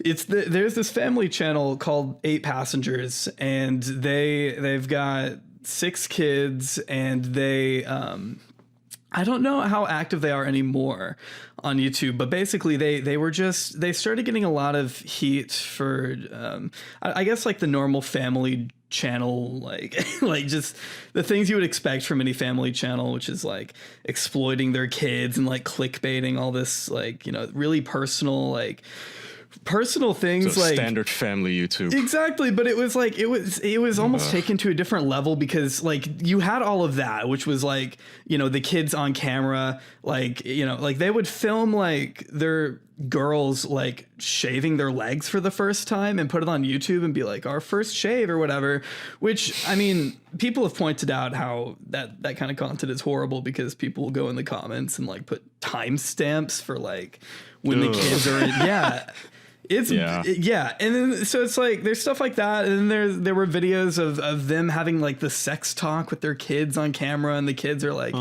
they keep saying that they don't want this to be filmed, they don't want this to be uploaded like in the video, and the parents are like, no, it's fine, you know, and then they just keep pushing forward, and but so it's like they have that like the stuff that they choose to make public. But when I decided to cover them, it was because some information had sort of come out where it turned out that their oldest son had been sent away to like this correctional camp or something for like pulling a prank on the little brother, like a pretty innocuous prank. I forget what it was. But they sent him away for a couple months to like this wilderness camp that was supposed to like correct his behavior. It was like, and people like looked into the camp. Like, I mean, it's so long ago. So I'm like, you know, some of the details are kind of vague to me, but I remember that when he came back from that trip, they like forced him to sleep on a beanbag chair. They like took away his privileges to have a room and to have a bed. And so they made him sleep on a beanbag chair for like 7 months, which is horrible for your body. How old was he roughly? He was probably 14 or 15, I think, at this point.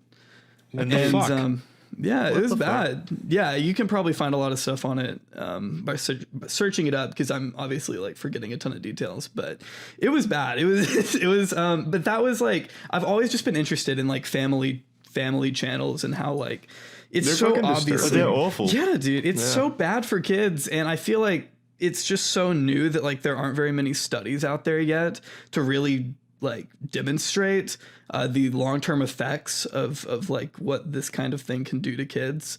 But I think you can make a pretty sincere guess as to what kind of effect it would have on these kids. It's not for sure, and that's what makes it so difficult for me to even comprehend it. It's like, surely as a parent you have kind of like at least some level of maternal instinct to protect your children from this kind of stuff. Clearly not.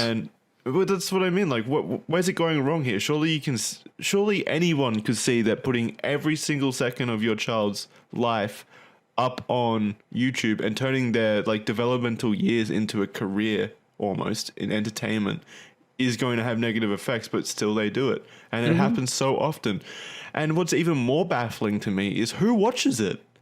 Like, the parents, I don't understand the audience. The parents do it because it's all self-centered. They're not caring about the child. They care about, oh, we can make money and be famous. And exactly, it's never about the kid. It's always about the parents wanting success. You know, the audience is between like really little kids and then parents that already have their kids that have moved out, so they live vicariously through other families. It's just content for people to live through. Like my sister, I have a little sister, and she used to really like watching certain family vlog channels. I don't think she does anymore, but it's just like this. It's like they provide like this like window into their lives, and so you think that there's like you know them, I guess, you know, it's just very parasocial, and it wouldn't be bad if it weren't like exploiting the children in these families, you know, because some of these kids are like born into it, and so it's like like just from infancy,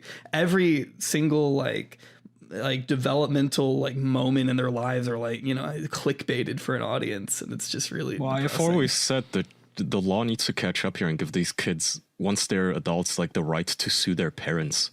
Yeah, because I don't think it's right. Like I know as a parent you have a lot of authority over your kids, but like you've denied these children a right to privacy straight out of the womb, right? Yeah. Child celebrities do that very often. They sue their parents for all the money and shit that they missed out on. They should be treated like... I don't mean the money. I mean just like the lack of privacy. I don't mean like... I don't know. I guess the money too, but really just let me be a fucking child. Why? Like the parents shouldn't have a fucking right to like put their children's first time putting in a fucking tampon or whatever it is you said on YouTube. That's just fucking wrong. Yeah. It's disgusting. And I don't know why. I don't know how you said that parents who had children... that then they moved out, they're also a large component of this audience.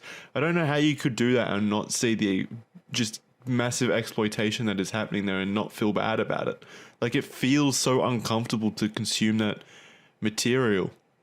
Well, Yeah, not from the perspective of some lonely postmenopausal mom whose kids have all moved out. They get to see a new family and they get to have that like parental dopamine hit where they get to watch them grow up. Adopt children. Adopt new I know kids. something. And then film them, I guess. Go ahead.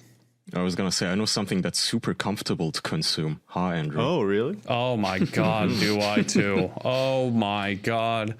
Let me tell you something. Out there, you listening right now, it's going to be Valentine's Day. You got someone to celebrate it with? You know how you could celebrate it? You both wake up in the morning, you go to the bathroom, you brush your teeth, and you can glance over at each other and go, my God, they're wearing this matching pair of underwear. Nice ass. And you can say that about anyone. It doesn't matter what equipment you're packing in a relationship. You can look at the other person and say, nice ass. It's going to be an even better ass if it's wearing the same underwear as your partner. Are you alone on Valentine's Day? That doesn't matter. Valentine's Day is a made-up holiday that means absolutely nothing. So you know what you could do? You could take your cool single self, go to the bar, go to the club, go to the fucking gym, go wherever you want. You can't be stopped. You're not tied down to anyone, and you won't be tied down to anything. Wearing me undies. So you wanna get a matching pair with whoever you're with? Get me undies. You want to get a pair that looks incredible just for yourself? MeUndies. You see how it works either way? Because MeUndies works every way. All 4 official boys wear MeUndies. I think the pair I'm wearing right now has Christmas trees. I don't remember. I put them on when it was still dark outside. I have curtains that block out the sun so I sleep better. But I know that my drawer is nothing but MeUndies, so I know I'm going to be comfortable every single time. They don't make just big men sizes. They don't make just sizes for very large, strong, muscled men. Ladies, they make pairs for you as well. And they even now have dog hoodies and buddy bands, which are for dogs. Or, I don't know, a child if you get creative. MeUndies has a great offer for everyone listening. For a limited time only, you can get 25% off your first order of matching pairs for Valentine's Day. As a first-time purchaser, you can also get 15% off and free shipping right to your door. To get 25% off of matching pairs, 15% off your first order, free shipping, and a 100% satisfaction guarantee, go to MeUndies.com/official. That's MeUndies.com/official. Nice. Yeah. Thank you for making us comfy. So yeah, the fucking Family Channel thing that I was going to chime in with is it's all just back to parasocial relationships and how fucking toxic and terrible they are for everyone involved. Because then it produces this kind of content because you get the feedback loop. They make this exploitative, horrible, child-focused content, and fucking grandma goes, oh, this reminds me of my kids. Upvote, and oh, I'll watch and click this ad and whatever. And all the little kids watch it because they think it's cool that they're hanging out with their parents or whatever. So then the parents see it and they go, oh, this video where we really did something shitty got so many views. Let's do it again. Or even take it even further and get more views because these people like it. It's shitty. And just then a it terrible leads to system. them genuinely having another kid just for content. Like Yep. I know a lot of those families conceive and have new kids just for pregnancy videos and it's 9 never months of just content. Shamelessness is so mind-blowing. Like how shameless they are to put all of the shit on the internet. Like how are you not embarrassed? I don't know about you boys and you, Jonathan, but I love trash TV. I love TLC, some of their shows. And every time I fucking watch one of these shows, it's mind-blowing, like 90 Day Fiancé. Has these women who, they'll let themselves get filmed in the bathtub, not half naked, fully naked, doing a striptease for their lover over Skype. And it's you have a 13-year-old daughter. She's gonna get bullied in school when this airs on fucking national TV. Why are you putting this out there? And then they discuss their fucking sex lives every single time on the show after they finally meet with their overseas lovers. Yeah, I met Hamza in Tunisia and our sex lives was weird because he came too quick. He prematurely ejaculated. Why are you saying this publicly about your boyfriend? This is so humiliating. It's hilarious. I don't know. The shamelessness boggles my fucking mind. That's the last thing I would ever want anybody to say about me out there.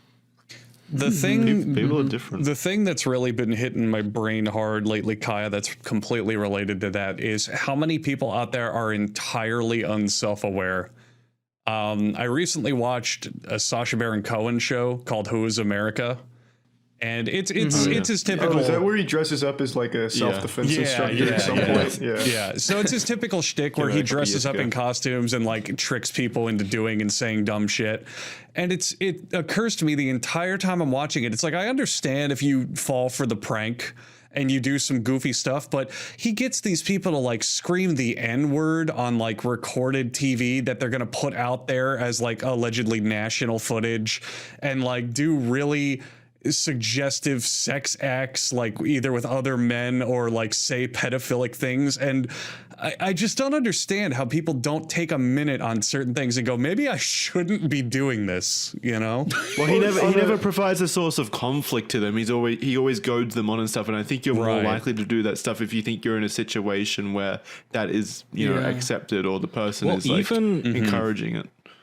And even you kind of try to trick yourself into, see the silver lining or be an optimist about it. It's like, okay, they must have filmed like 10,000 people and then they edit down the footage to the one dummy who fell for it. But even then you're like, well, that guy still existed though. Like one person still falling for it is still mind-blowing. Like how do you get tricked into yelling the N-word straight into a camera, or again talking about your children on national TV like their most humiliating secrets? And it goes even like further beyond that, because the people that he targets are politicians and fucking political speakers. And yeah, you can make 1,000 jokes like, oh, they're politicians, they're dumb, ha-has. But there's still people who are paid and make a career out of speaking to people and presenting a public image. And they at no optics point should be their entire career. I know, and they at no point go, oh, maybe this is a bad idea. Maybe I shouldn't be doing this. Plus, how are you a politician and not understand, not recognize Sacha Baron Cohen at this point? Like, surely you can see through any disguise. His makeup was good. No, his makeup was his prosthetics and fucking like makeup is incredible in that show. It's really good. You can see this. You can see this effect on a smaller scale on YouTube. Look at Channel 5. Andrew always finds like the wackiest, goofiest goofballs to do some like dumb shit on camera. Yeah. And he doesn't really have to do anything other than put a microphone in front of him and they just say the weirdest shit. But he doesn't even talk. Yeah, he just lets them do it. Well, has this now transitioned for, at least in Channel 5 situation, has this now transitioned to people knowing that it's Channel 5 and knowing what its purpose is and then playing that up? Sometimes he gets recognized, but most of the time it really is just like people that believe some weird shit and say some weird shit. I think you gotta take it with a grain of salt though, because like he'll often interview people who are stupidly drunk as well, and like you never know how much is like they're at a party and they see a camera and just want to get crazy. You know? Yeah, that's fair. But I'm not discrediting everything he does. I just with his stuff, the way it's edited, I'm always kind of skeptical on some of it. But I'm talking about stuff where it's like, the more Sacha Cohen stuff where it's just they're clearly sober and signing up for this thing with intent and consenting to everything they film and just I don't know how the fuck they think it's a good idea, Well, have you heard of, I remember reading this article about while he was filming that show, there was one clip that they ended up not leaving in because it was just so dark. They had to like turn it over to the authorities. Really? Yeah, it was like, and I could be butchering some of this, but I remember it was like a concierge, I think from Las Vegas, that he was trying, like Sacha Baron Cohen, I forget how he was like disguised, but basically he was speaking to this guy and he was like, he was kind of like trying to, he was like, so do you know where I can get some like, 14-year-old boys, like he was trying to like get him to like, go along with that or something. Wow. And then he did. He was like, oh yeah, I can't, like he was apparently like going along with it, this guy that he was talking to, and was like actually setting him up with like child trafficking. Oh my God. And so they had to like turn it over to the FBI and they couldn't use it in the show because it was just, he did an interview about it like good Lord after it came out. But yeah, it's just that kind of stuff. I don't know how you So I started watching the show because I saw a clip from it and it got me interested. It's a clip where he's trying to build a mosque in like a southern town in Arizona. Yeah. And that part I thought was going to be indicative of the whole show because the whole town is like literally saying, no, don't build that. That's terrible. And at one point he says, well, we're not saying we're racist against Muslims. And one person in the crowd says, yes, I am. I'm racist against Muslims.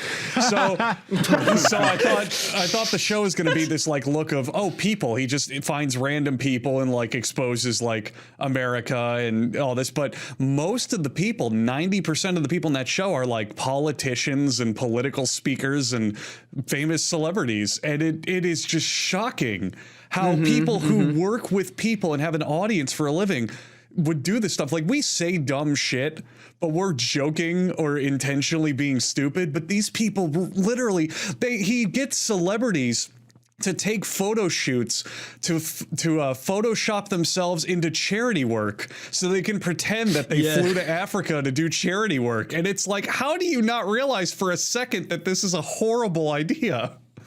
I don't get it. Well, probably because they do that all the time. That's like hardly a prank for people like that. Yeah. It's like, oh, another one of these fake charity drives. Sure. Take a photo of me in front of a green screen. It's so fucked. It's just so fucked. And there's millions of those people walking around, Andrew, that would fall for that kind of stuff. Yeah, I probably would. Fuck it. I'd probably do something I dumb fell for too. a carnival scam. That's true. I was there. I lost all my money at a gas station carnival, basically. Yeah, that's really. What? How did that go? What happened there? What happened? There was a rolling carnival that came to Tampa like 8 years ago. Andrew and I went. It was in a parking lot, and this guy had a rigged game that I thought I could win. Every time he let me try again, I had to double my money in order to win it all back. But it was actually an impossible game to win, no matter what you did. So no, dude, you just kept going. I will never ever forget the look on your face when we finally left the carnival and we were walking down the street and you turned and looked me in the eyes and you said, "Andrew, I just lost so much money." It is the only time I've seen you actually soul crushed. It was I was sad. There was a lot of money. Like $150. That's all I had. That man was living good that night. Very different time back then. That could have been Sasha. It was like the 1950s or something. It was just 8 years ago. You never released the footage. You just went off with the money. Got him. Hang on, I'm gonna use the restroom really quick. That's okay. I'll be right back. Well, no, that's a perfect time for us to talk about something incredibly important called established titles. You guys want to know what established titles is? I do. They're a new sponsor on the Be a podcast. baron. They're a new podcast sponsor, and let me tell you something. I think what they do is actually pretty sweet.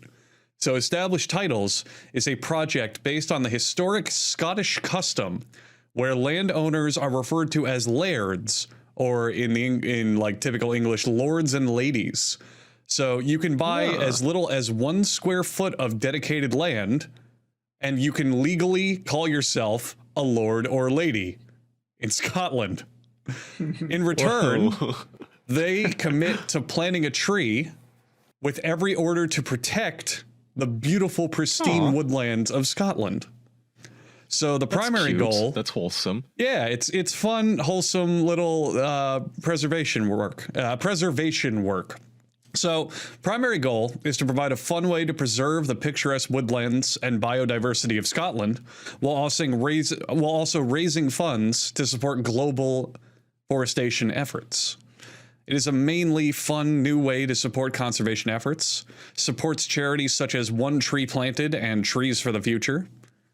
And basically, their title gives you at least 1 square foot of land dedicated on a private estate in Dunfermline, Scotland, which is just a fun place to say. You also get an official certificate with a crest. You get the certificate proving that you have a title, as well as a unique plot number with which you can see the exact location of your land. So it's a fun little gift. It's a great way to help conserve the environment, keep the woodlands of Scotland thriving, and you get to call yourself a lord or a lady or a laird if you want to go with the old Scottish word for it. Let's see. There's a lot of cool points here. They gave like a massive list of all their history and fun things they do with it. So if you get this certificate, you can officially change your name to be lord or lady. You could get it put on fun little things like, I don't know, a credit card, plane tickets. Yeah. Wait, Andrew. I know if you fly with anyone, you can like put your ticket. Yeah. You can like set your ticket to refer to you as a lord, and then they treat you really nice on the plane because they think you're like British royalty. You can do that. Imagine going to a restaurant and you have a group of friends and they call out your table and they go, table for Lord John Smith. Wouldn't that be fucking sick? That's one way to get spit in your soup. I don't think that would happen. I think people would treat you with dignity and pure royalty. I think they would. I honestly think it would be a fast ticket away to like getting some respect in life. Yeah, exactly. If you want to give this fun little thing a chance, also makes a great last minute gift. Could be a fun thing to do for Valentine's Day. Established Titles is currently having a massive holiday sale. And on top of that, you can get an additional 10% off of any purchase you make with discount code OFFICIAL. Click the link below or go to establishedtitles.com/official and use promo code OFFICIal to save an extra 10% today. I think that's genuinely fun. It's a nice way to donate to conservation, but also you get a little title, a little certificate out of it. I think that's fun. It's a fun little thing. Hold up. Does this mean I can finally be an official worm lord? If you want, can I just dump a bunch of worms in my square foot? You can probably request that. Sure, probably. Yeah. Established-titles.com/official code official. I think that's fun. I like that. That's a cute idea. Yeah. It's like that sounds like a fun novelty. Yeah. Not a novelty You will gift. technically Probably a novelty gift. You will, in all technicality and legitimacy, be a lord or lady in Scotland. So that's fun. Which is a pretty nice place. Yeah. Let's all be honest. Scotland's not the worst country in the world. Stellar endorsement. Did Scotland pay us for the sponsorship as well? They should have. I really put War-torn countries should do this. That would be nice. Plant trees, and also you get to be a warlord. Buy 1 square foot of like contested land in fucking Afghanistan or something. That could also be fun. That sounds fun. Yeah. Is Jonathan here? Yeah, I'm back. Hello. Nice. Hello. Hello, my lord. And okay, what topics you guys have? I became a lord in Scotland recently. No. Really? No. Oh, okay. You can. Oh, you got pranked out. You recording your webcam then. I like Jonathan because I'm actually Andrew not. really Should I have been recording my webcam? No, don't worry about it. Neither was I. Well, I'm sorry. That's good. I Andrew, finished did you want Pokemon to? Arceus. Is it Oh good yeah, or please bad? talk about that. It's yeah, it's a step Wait, in the right you direction. finished it? but How it's long not. did you play it? How long is It it? took me like 15, 16 hours. So it just came out. The biggest complaint I've read very mixed reviews. People seem to either love it or hate it. The biggest complaint overall, though, is the open world is empty. Is that true? Oh my god, it's beyond empty. Yeah, it's so it is the literal most barren wasteland of an open world I've ever seen. Jeez. Is it boring to traverse then if it's just all empty? Yes, it is. Glad I didn't buy it. Well, Yeah, that but sounds it awful. is a step in the right direction. Like, I really do think Game Freak's just pretty talentless. I really do think if they give like another 3 years to this formula and try and like actually push it to be better, it has a chance of being pretty good, like pretty great. Actually, it's just fuck me. It's so. I think they empty. they need new talent in the studio or something. So because this game, I don't think this game was developed in like a year's time or something. Surely this was in development longer than that. So I don't think it's a time factor. I think it's they genuinely need new talent and to invest more money into it. Pokemon. But they don't need to. Pokemon They're needs business. to be fully developed in-house by Nintendo. That just needs to happen. They need to be bought out or whatever shake hands needs to happen that Nintendo takes over the whole thing because that would improve them drastically. Are you a gamer, Jonathan? Do you like Pokemon? Sadly, I'm really not much of a gamer. I hate to say. Oh, we can move on. But- We talk about games. I don't care. and- You guys can talk about whatever. Well, we've I mean, talked about how much Pokemon sucks for like 7 episodes now. That's very fun. I've heard very bad things about the new one. So I am shocked. It's very rare you get a YouTuber who's not also a gamer. Yeah, So how I did you would- get a career then? Yeah, what do you do? Yeah, How do you avoid I this don't plague? know. It's a good question. I don't know. I play Mario Kart. That's pretty much it. I like I knew he Super had some Monkey gamer Ball. blood in him. There Good, it is. good game. Yeah, but that's really it. Like I've never. What? I'm really confused. Like, what do you do in the time when you would be gaming? Jeez. I can't wrap my head around how you This is addiction talking. Just kind of twiddle my thumbs. Jonathan has to deal with this every week. Just kind of sit in the corner and stare at the wall, just wishing that I was a gamer. That's pretty much it. If only I could figure out how to turn this damn console on. Yeah, I like Minecraft a little bit. I don't play it that much, but it's a good game. Yeah. Yeah. Mm-hmm. That's pretty much where it ends. Yeah. Yeah, when I was younger with the Xbox 360 era, I actually couldn't believe anyone didn't play games because I couldn't imagine how people spent that time. I really just couldn't imagine how anyone existed like it. Gaming makes sense to as me. a hobby is such a broad range of things to me. Like, there's so much that you can get from gaming that people can get. Like, there's the Minecrafts, there's the Pokemons, there's the more educational games, there's the puzzle games. There's just so much there that it's with how broad convenient it is now, definitely you've got phone games, you've got the fucking Switch, we've had handhelds for so long, but for the longest time, real sit down, get into it gaming, you had to be at home on a console and actually invested. But now casual is easier than ever. That's very true. I think that's why I never really got into it, is because when I was a kid, like my mom has always been very protective, and so growing up, she would just straight up tell me that our TV did not play video games, like it didn't work with video games. It's just not true. I now know, but I was like, oh, okay, so I just didn't. I never did it, but I think that's probably why I'm not like super into it now.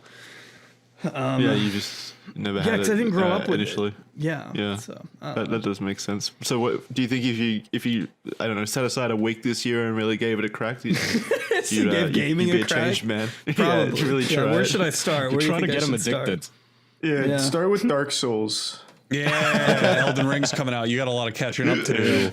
Okay. Stuck with Pokemon. I'll take note. Yeah. Honestly, yeah, Pokemon's not a terrible starting game. It's not. Really? You guys have been like shitting on it this entire time. It is. I would say pretty good. Yeah. Do not start with Pokemon. You will be not wanting to play any other games. It is so boring. I think the old Pokemon games really do still. That's what I was talking about. Start with like an older one. They're fine. Okay, they got popular for a reason. What would be a good like first one to get into? Emerald. I always say Emerald is my favorite. Most people say of all Emerald. time. Emerald's a good start. Gold and Silver are good. Also, their remakes are a very good starting point. Okay. Yeah. Any of the middle era of Pokemon is good. Not the earliest stuff and not the new stuff. In the middle is a good sweet spot. Okay, that's helpful. Yeah. How did you guys get into gaming? Like, what was your first video game? Pokemon.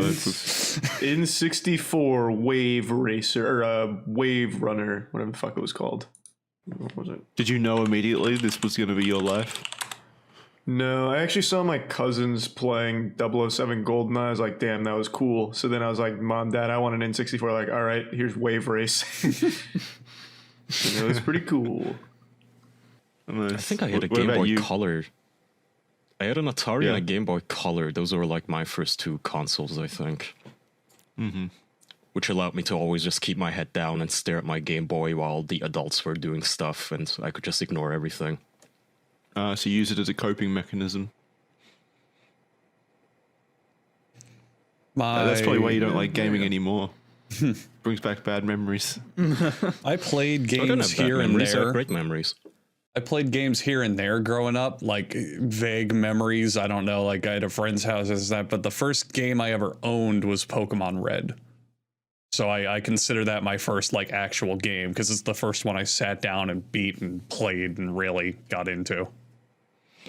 I loved video games back then when you were growing up because every single video game mattered. Like, if you got a new game, that was the shit you were going to be playing for like 6 months. Yeah. It was like a big deal. Now it's like, disposable income or like free video games being handed out left and right. They really have, I don't know, maybe to me, but they really have like just lost their value a little bit. Like they don't feel as impactful ever. Maybe that's just me. I miss when just games weren't a time waster. Oh, I'm sorry. Did I cut you off? Oh no, what were you saying? I was gonna say I miss when games were not a time waster. They were like the thing you were doing with your life. Like right now when I play games, it's just kind of like, I just want to relax, or fuck it, I just want to fuck around. But I have so many more important things I'd rather be doing. But back then it was like, the number one thing I got to do when I get home from school is I have to beat this game. That's it. That's what I have to do. I started God of War. I can't not finish it. Like shit like that. Oh no, it's the opposite for me. I'm like, I can't finish this. Exactly. I'm done. It's been 20 hours. This is too long. Exactly. Yeah, pretty much. Jonathan, do you like try games? Because for me, I found that I'll hear about a game that's like everybody loves it and it's super famous at the time, and then I'll boot it up, and as soon as I see a tutorial, I fucking exit. I'm like, okay, I don't have time to learn how to play a fucking game. Okay, I'm just gonna stick with what I know. I'm gonna punch trees in Minecraft. But Jonathan might need a tutorial. It depends. I can figure it out. No. You don't have the gamer genes. I don't. Right. I have to train for it. That's true. Yeah, I think that's one of the reasons I also really haven't gotten into it, is because it's like it takes a ton of time, and I feel like it's like I'm committing to something, and I'm just, it's like one of the reasons I don't like watch a ton of like TV shows now, because it's like I just hate having to like commit to something that's like that long. And really, yeah, I don't know. It's like, wait, so it's a fear of commitment? Jesus, why is everything a fear with you, Jackson? He just doesn't want to. He said fear. Yeah, it's turning into a fear of wasting session. time, of being a procrastinator. Yeah, I feel that. Or just like getting bored sometimes, with it. Yeah. Or no, what were we gonna say? I was gonna say, it just makes you feel unproductive, right? Even when you sit down after you've done all of your chores or whatever, you feel like a good boy. Like, okay, I deserve some relaxation time now. You boot up a game, and immediately, for some reason, I don't know if something is broken in my brain, I just think I should be doing something else right now, rather than sitting through this. Yeah, you always feel that way about whatever you do, but you have to push that feeling deep inside and just enjoy yourself and play Pokemon Arceus for 17 hours in one day. Push it down, Nevin. Push through the pain. Like a real gamer. I don't know. Yeah. I also struggle with that. And it kind of sucks. Like I said, I have nothing against games. Like, I'm sure a lot of the games that I don't give it, like, that I exit, I'm sure they're amazing. If you do give them a chance for, it's the anime arguments, right? Oh, bro, it gets better after 80 hours of, or 80 episodes or whatever. Yeah, maybe, but I mean, I don't want to do that though. So what do you actually do then, Jonathan? Like, what would you say your hobbies are? How do you waste your time when you're not working on videos? I mean, honestly, most of my time is just like, because I'm also a student. I go to school, and so I do sort of, it's like my main life is like that, and then I do like YouTube on the side, and then it's just like, I don't know, hanging out with my girlfriend or like just doing other stuff. Fucking loser. Yeah, I know. I know. But yeah, I don't know. Confesses he's not a gamer, immediately gets girlfriend. Yeah, I don't know. Like, I honestly don't have that many hobbies outside of just like working on videos. I used to read. That was a long time ago. Now I can't. Like, reading doesn't keep my attention. So you're illiterate now. Yeah, I forgot how to read and write. Actually, sucks, but you know, it's just what happens. So I don't know. But how do you guys like to spend your time when you're not like, I don't know, just like streaming or like doing video stuff? Hard question to answer. I don't know. Or like not gaming, I guess. Like something like other than that. Pretty generic. I was going to say what? Gaming. Yeah, besides gaming. Huh? Gaming, television, movies, books. I don't like when people are too high and mighty about, you know, when they don't game, they have as if they have a way better hobby. It's like, yeah, I still do dumb time wasting stuff. Like I'll just put on a show on the side. But at least when I'm watching just Netflix or whatever the fuck on the side, I don't have to actively engage with it. It can just run. It's fucking mouth while I do other stuff. But yeah, sometimes I just stare at the ceiling or just zone off, and then like, I don't know, 20 minutes. That's not really a hobby though. That's just me being tired. That's super exciting to hear. Jesus. What'd you say, Charlie? I just said that was sad to hear. Jackson literally just exists in like a state of nothingness, it sounds like. Or like a starfish or something. No. Just sometimes I'll put on like YouTube videos on the side and just kind of zone out. Yeah. That can be nice. I watch a lot of relaxing. TikTok, which is kind of... Wait, what? No. I watch a lot of TikTok, which is... Yeah, I'm not proud to admit it, but it's... For entertainment or for like research? It's sort of... That's how I got into it, was for researching, and then now I'm kind of addicted. Yeah, Oh, I know. God. I think I'm too far gone. What kind of probably. videos? Like, do you watch it funny? Haha, look at these losers, or do you I actually think like that it was a bit- unironically?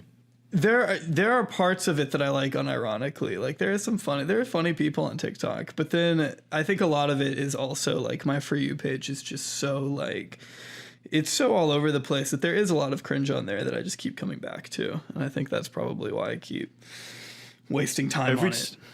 Every time I check TikTok out, it always creeps me out because I'll scroll through some admittedly funny videos that make me chuckle, and there's some creative ones and stuff like that. But then there's always just one that just makes me feel so creeped out, like there's people dancing suggestively or stuff like that, and it's just like this is out there for like this is predominantly a children's platform, right? Yeah. No. Yeah. So that just immediately creeps me out. Yeah. I think it is. fair. I think TikTok is mostly a children's platform. The internet is I'd say mostly young a children's people. platform now. Yeah, you Depends can on say what that you mean about by YouTube. children. I wouldn't say it's like geared towards 10-year-olds or anything, but definitely younger people. At least that's what I always see. It's like millennials and Gen Z. I don't know. No, I think it's mostly children, but I don't can't. have anything I to have, base I have that to off of. disagree with you though. I don't think I've ever even once seen a TikTok that made me so much as giggle. It's always just the bleakest shit, like a glimpse into an alien planet. It's like these people exist. What is wrong? Oh, Kaya, I'm gonna go ahead and say it. I hate short form content. I can't fucking stand it. I hate TikTok. I hate all things made for that. I hate YouTube videos that are like 10 seconds where the title is just literally what the video is and what like the title is That's a annoying, quote. yeah. The title's a quote and the video is someone saying the quote. I can't stand that shit. I hate it. I really fucking hate short form content and how it's taking everything over. I think it's such a waste of time. I just How does it can't make do money? How does short form content make Does money? it? Oh. The YouTube Shorts make $0 unless you accidentally watch it on a desktop. Same with TikTok. Yep, that's the only time you can get an ad on it. Yeah. Really? YouTube Shorts make $0. The only money comes from the Shorts program, and on TikTok, it's just as bad. The reason TikTok stars make so much money is because of brand deals. And Brand that's it. deals. But I don't even understand how you get across brand deals in like short 15-second clips. But isn't TikTok usually now just valued have it in the higher description. than Google or something? What? No, definitely not than Google. No There's chance. no way. TikTok is it's more TikTok popular. valued. Sorry, it's more visited than Google. Okay, that's still a Even big that's fucking surprising. deal. That's I mean, pretty how the hell do you not surprising, monetize yeah. that? That's extremely surprising. Well, because they don't need to monetize it. They could, like, they have the same thing YouTube does with, like, a creator fund, but it's literally, I think, 20 cents per million views on your Jesus TikTok. Christ. Oh. So it's completely worthless. Yeah. But they don't need to because people are still using it for free, even when they have millions of followers. I had a Yeah. I knew someone who got like semi TikTok famous who was making like 10 grand a month. I wonder if I could get him on the horn on the show sometime. He's that definitely guy, making it through sponsors. Yeah. probably. I'd be interested though, but he might be difficult to get a hold of. He's in jail right now, I think. Okay. Damn, he really buried went the lead there. far in those shorts, huh? Jesus. No, he was like, he got addicted to fentanyl and shit, but Yeah, that short really took off. Yeah, I've seen that one. What is fentanyl? A drug. It's basically suicide. yeah. Like, I don't know how you get addicted to it. Yeah. Synthetic opioid, right? Yeah. It's a huge, well, I don't know if it's huge right now, but it is a bit of a crisis where a lot of things get mixed with the fentanyl and people just immediately OD because it only takes like a very, very small amount to just kill you outright. It says Yeah, here it it's was like, used with anesthesia. But that's like, what is fentanyl, like 100 times stronger than heroin or something, I think? I think 100 times stronger than morphine or something. I don't know if it was heroin is stronger than morphine, and fentanyl is stronger than heroin, I think. And I think there's like anecdotal stories of emergency responders who have to take, what is that stuff they give you in case of an overdose? Narcan. Yeah, they have to be given Narcan even when they just get fentanyl on their like thumb, because apparently it's so potent that even if your skin absorbs it, you can OD on it. Yeah. Scary shit. Jesus. Yeah, basically it really is suicide. Just to fact check, it's 50 times stronger than heroin and 100 times stronger than morphine. And some fentanyl analogs, such as carfentanil, are up to 10,000 times stronger than morphine. Which that sounds like a fathom that. That's insane. Well, that's the pleasure level that I feel when I used Manscaped. Oh. Yeah. If there's something I'm addicted to, it's Manscaped. I mean, Manscaped is here to save my balls this year. You like that? That rhyming, that poem? Because they're going to make 2022 your sexiest and cleanest year ever. Your New Year's resolution can be set with good intentions, and it can be to join the 4 million men worldwide who trust Manscaped with the exclusive offer of going to manscaped.com and using code official for 20% off and free shipping. Here's the thing about Manscaped. They're going to give you a complete set if you want. It's called the Performance Package. And you know how you know it's good? It's in version 4.0. You don't make 4 iterations of something that sucks, because no one will buy it. But if you keep making newer ones, it shows people want upgrades and faster and better and more of it. Well, in that package, you're going to find the Lawnmower 4.0, which is an electric trimmer designed to trim hair on loose skin. Wink. The advanced skin-safe technology reduces cuts and nicks on your delicate nuts. Comes equipped with a LED spotlight, and it'll shine a light on the promised land real good. You can also apply Crop Preserver and Crop Reviver before showing off your 2022 self, which take care of the smallest part of your body and are a big boost of confidence into the new year. And to complete the set, you'll also get a Shed travel bag and anti-chafing boxer briefs as a free gift to keep all your goodies stored comfortably. All you need to do to check that out, and whatever you want really, is go to manscaped.com. You'll get 20% off and free shipping with code official. 20% off free shipping at manscaped.com using code official. New year, no pubes in 2022 with Manscaped. Mm-hmm. Nice. Man, nice clean shaven balls and a pair of MeUndies. Oh. That's comfort right there. That's the best gift I could ever receive for Valentine's Day. I think there was a survey done fairly recently that 80-something% of women prefer a man with like manscaped, like shaved. Not, I don't think fully shaved, but definitely like manscaped nether regions. So if you want to get a girlfriend like Jay Aubrey does, like Jonathan does, yeah, show him your shaven pubes. Is your best bet. Yeah, that's right. Go on the street. Show them. That's all it takes. Mm-hmm. That's what you spend your time Manscaped is doing good. instead of gaming. Yeah, that's actually yes. Manscaped. I like their services. They're good. That's I don't need gaming when I've got Manscaped. Yeah. There we go. You guys see that dude who shaved his balls on Twitch the other day? Yes, free him. He got. I did hear about that. He was providing an educational service. He was showing us how to manscape properly.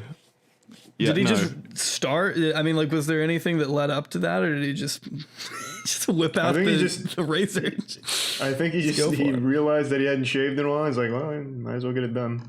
Was he a big Twitch streamer before that, or was it just like he was just trying to get his account banned?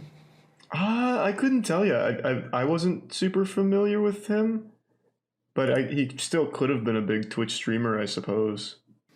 Did he have his balls on screen? Yeah, he just shaved his balls. Was he using the webcam as like a mirror? Like he had OBS up and he was judging it off that? I mean, isn't that how everyone does it? You just open the webcam and you get a perfect feedback loop. Mm-hmm. Yeah, then you can hear feedback from your Twitch chat to make sure that it's even. Cheering you second on, opinion. Type in world record pace in there. run a Twitch Was that the new lawnmower?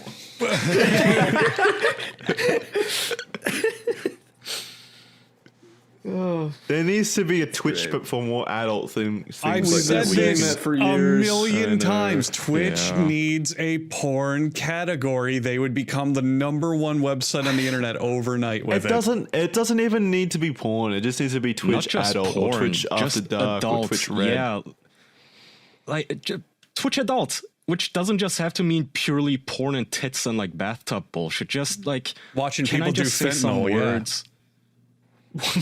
Whatever. Like, do anything that is legal in your country or state or wherever the fuck you live, other than these. Like, even if you make it, have people sign up with their IDs or something, so you can make sure everybody's 18 plus. If you want, fucking just give people There the still option. needs to be rules. Otherwise, there's a lot of things that are legal in America that shouldn't be legal. You could have a Dubai porta potty section for the. Now we're thinking, let's invest. Isn't bestiality legal in like a lot of states in America? What? No. Where do you get your information from, Jackson? It actually is. Oops, I just bestiality laws. I've heard about it being bestiality, right. It's not like up. it's. I don't think it's like explicitly a law that says you can fuck animals. It's just a loophole of omission, essentially, where I guess the lawmakers didn't anticipate furries fucking their puppies, so it was never codified. I think Jackson is right. There's like the odd state here or there. Yeah, it's New Mexico, Wyoming. What's KY? Kentucky. Oh, Kentucky and West Virginia. I have a totally different article here. Moved there. Huh. So yeah, it's legal there. Isn't West Virginia where the capital is? Isn't that where Washington is? Jesus.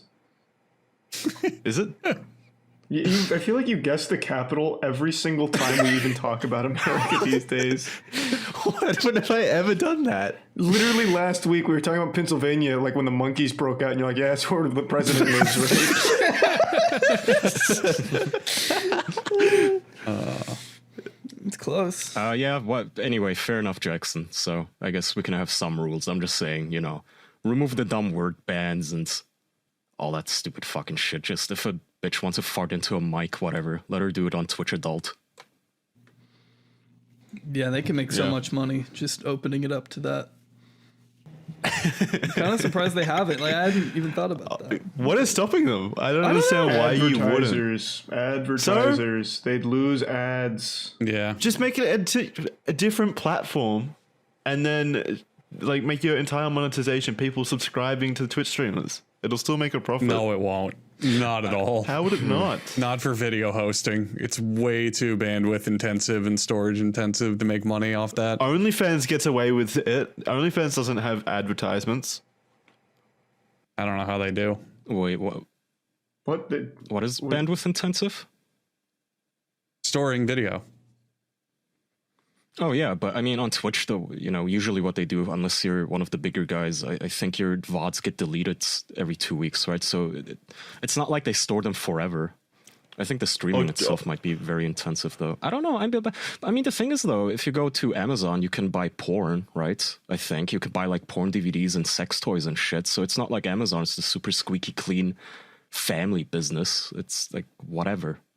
If people want to look at a woman in spandex, why the fuck not? Just it would be easier than this tiptoeing they have to do. I would pay money to see that. See like a Mario speedrunner, and halfway through the run he has to shave his balls. I would sub to that channel. Ball shaving. That would actually be impressive. Ball shaving is fucking difficult. I've always thought long distance urination is a sport I would excel. So if that does pop off, I'd be a competitor, like an athlete. Charlie, how much piss is on your floor right now? Well, I don't actively train because there's no goal anymore, Andrew. But back when I was in school, it was like, well, what else am I going to do? I'll go to the back of the stall and see if I can make it. What the fuck? You just made some janitor's life miserable just for not if you made it. I never dribbled anything. It was easy for me. There you go. Little do you know. So that's your hidden talent? I can long You could shoot a distance fly piss. midair with your piss. Jonathan, do you have a talent like that? I super don't. I fast can't ball say that I shaving, or- do. I wish that would be impressive. I had a friend that would do exactly what Charlie is describing, which is Thank you. See, yeah. It's not completely foreign to me. I've that I recognize the skill that goes into that. I appreciate it. Thank you. I was gonna say it's more about aiming. I think in that situation than just raw dick urination power. Well, also power though, because in order to like get to the big record numbers, you're gonna need to have like a strong stream. Oh yeah, that's where the sport comes into it, I suppose. But then, how do you even train that? How do you train your dick to produce higher horsepower? You probably can. It's probably just a God-given talent. Do you like user Yeah, hands? some have it, some don't. I guess. What do you mean it's not a very fun sport? It's like basketball. Like some people are just born tall so they can get better at basketball. I can't play NBA because I'm too short. There's like little leagues for smaller people for basketball. Maybe you can't really do that with pissing. Well, you could have the junior division for pissing too if they can't like shoot piss very far. I don't want to guess. see that though. Well, you can't really. Yeah, that was an awful choice of words. Do you like It's even better to it's called the minor league in sports. And I thought that was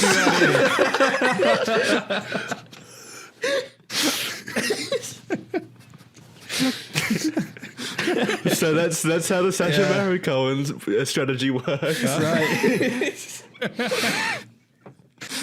the 8 passengers on Twitch? Oh no.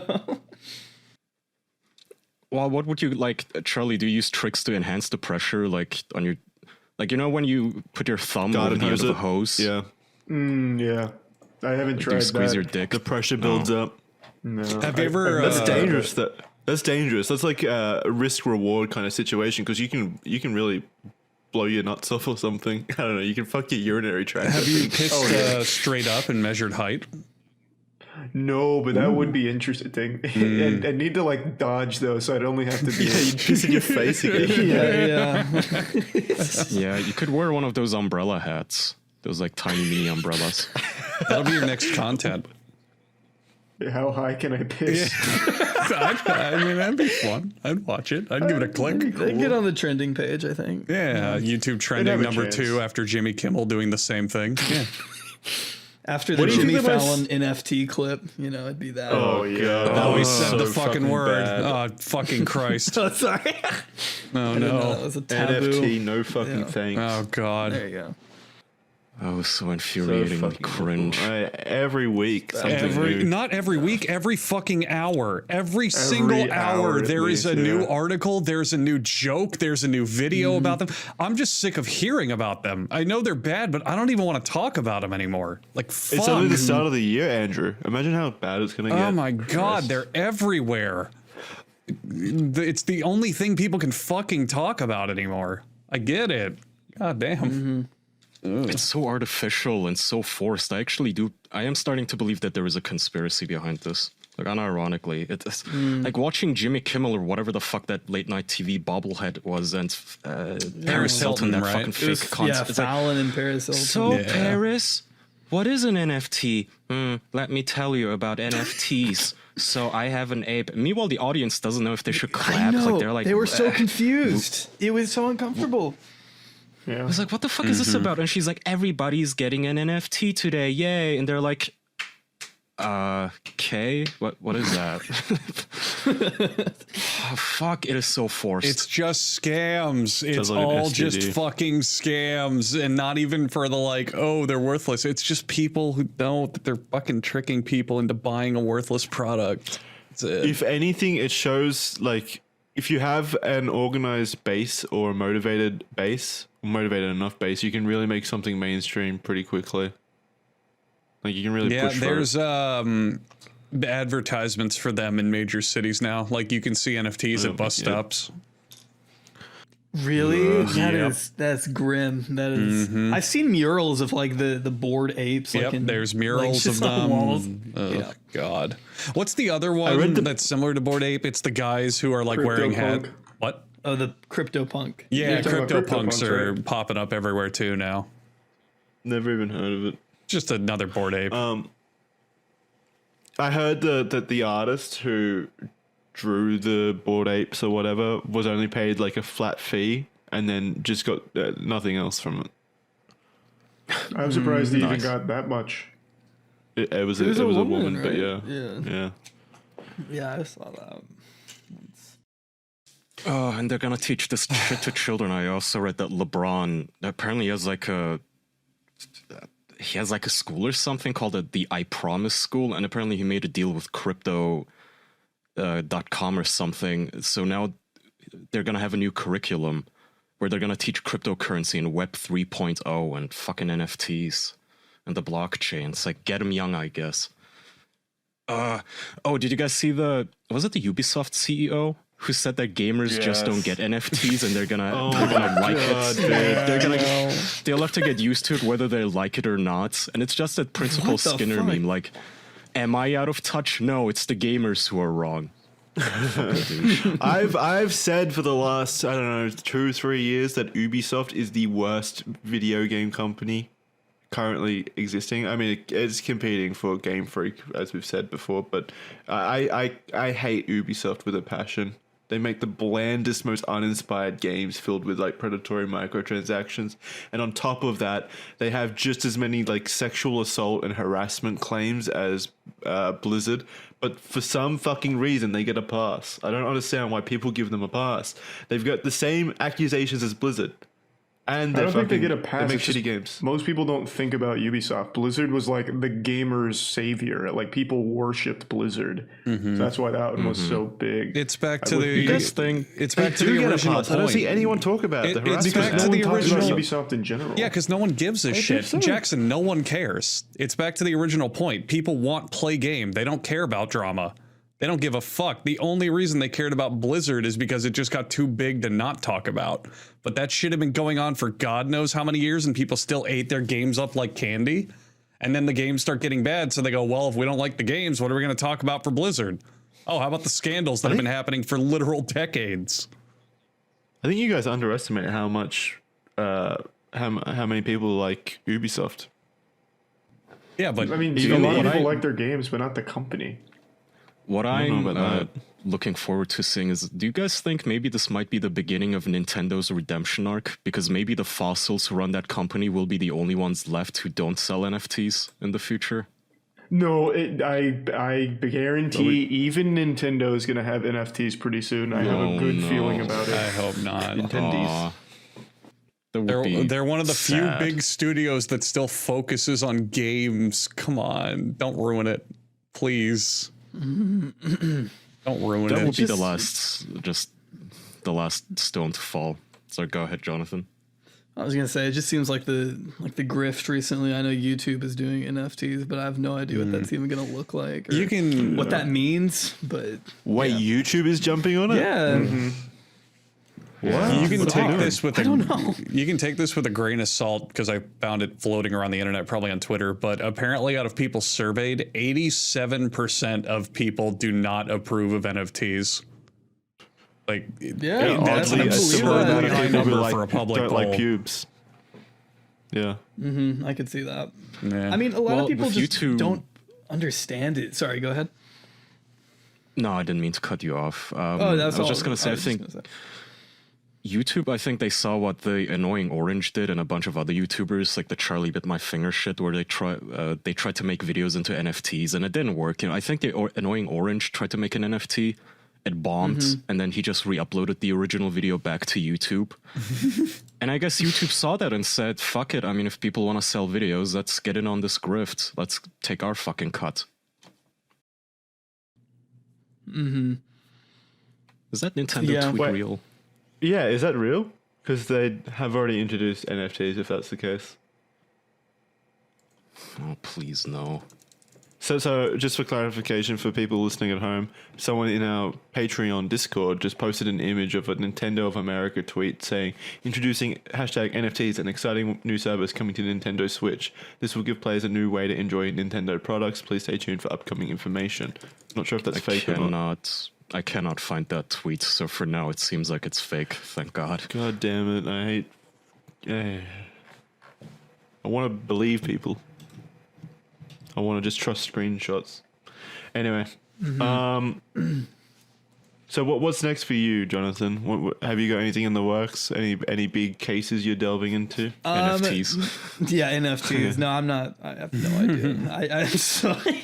I don't know anything about NFTs, but I'm just working on sort of like a retrospective on actually Belle Delphine's career and like her presence. So I'm probably gonna use clips from the official podcast because she went on. And you're probably gonna censor a fuckload of it, right?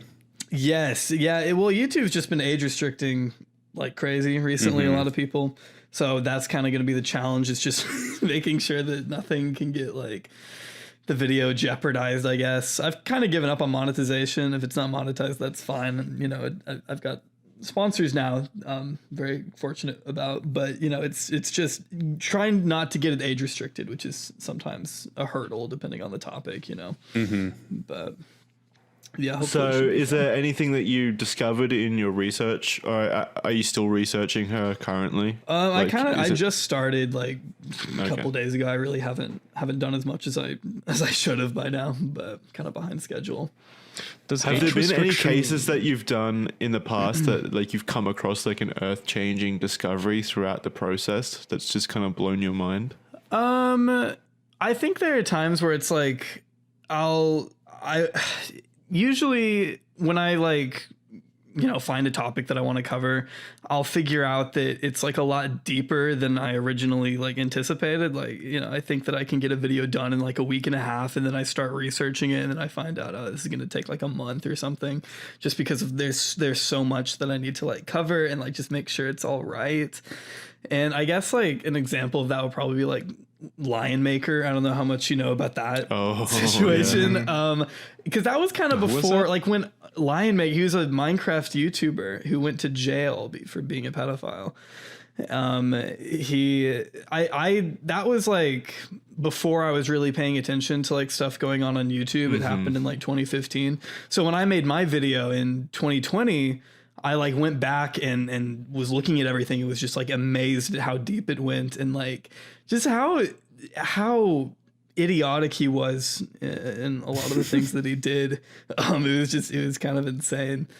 He's clearly mentally unwell. Yeah. I mean, yeah. I mean, he's just so many issues there. But yeah. You might know this. I did watch your video when it first came out a year ago, but the information is a bit foggy. Yeah. Is he currently in prison? Currently, not that I know of. I don't think he is. He went to jail in like, I want to say 2016 or 17.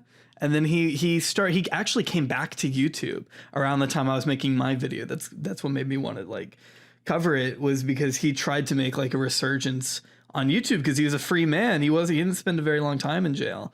And he would basically just post like he would do like live streams. He would basically broadcast like his counseling sessions like with his therapist or his psychiatrist or whoever it was.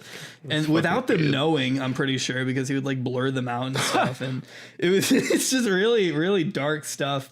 I don't think he's in jail right now. I haven't looked into him in a little bit, but you probably should be. With Minecraft YouTubers always like doing this shit. I know. Well, it's pretty obvious that it's like it's a children's game, so yeah, it's going to attract a lot of predators. I think it's a chicken and egg sort of scenario. You know, it's not necessarily Minecraft creates these things. It's I'm into these horrible things. I'm going to go to Minecraft because that's where all the kids are. Yeah, it's like how pedophiles are more attracted to playgrounds. Yeah. It's not because they like the sweet It's not like playgrounds are breeding pedophiles, That's exactly Jackson. Yeah. Jackson's on the ball. See, that's the kind of things you think of when you're not playing video games, Jackson. Yeah, I'm going back to video games. I don't want to think about it anymore. I don't know. I like to think it's possible to play Minecraft without becoming a creep. Jonathan does it. Exactly. I do it. But I don't know. We did just talk to him, man.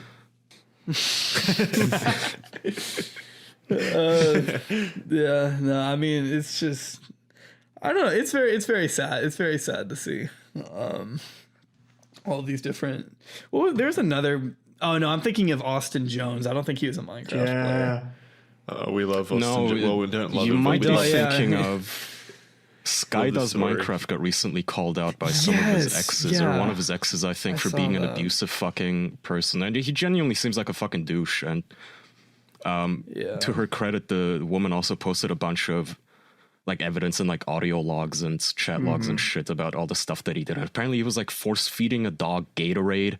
He would stuff the fucking dog in a cage in like a kennel, and then like when the dog would get anxious, he would stuff it in a kennel and then surround it with mirrors just to torment it. Jesus. What the fuck? What? He would clog the toilet. She had this whole document typed out, dude. It's fucked up. Like, he would apparently clog the toilet, and his pregnant girlfriend couldn't use the toilet, so she would have to walk in the cold to the nearest gas station just to pee. Walking in the cold crying. He would lock the dog out until it, like, nearly froze to death and shit. He would jump in and out of windows. He would do drugs. He would, like, spend his money and her money on drugs and shit. It's... all the allegations are fucked up, and when you see the chat logs that she's posting, she's like... I don't know what messenger they're using, but she's like, I'm really depressed. I'm having a mental breakdown. Please help me. And he would just respond by spamming the dinosaur emoji. Like, literally just that. And he would send her audio recordings of himself getting a blowjob from another girl as his actual like girlfriend is having a breakdown. Holy fuck. We had him on the podcast, right? You did? Yeah. 4 years ago or so. He was one of our 3-4 years ago. Guests. He was episode 80 something. Where, as in our least favorite, like he was the guy. Collectively as a group after. He was the guy that showed up beyond high, and all he could say was memes. God! Who is this again? I want to make sure I have the right guy. I edited that episode. I hated editing that. Yes, I remember that.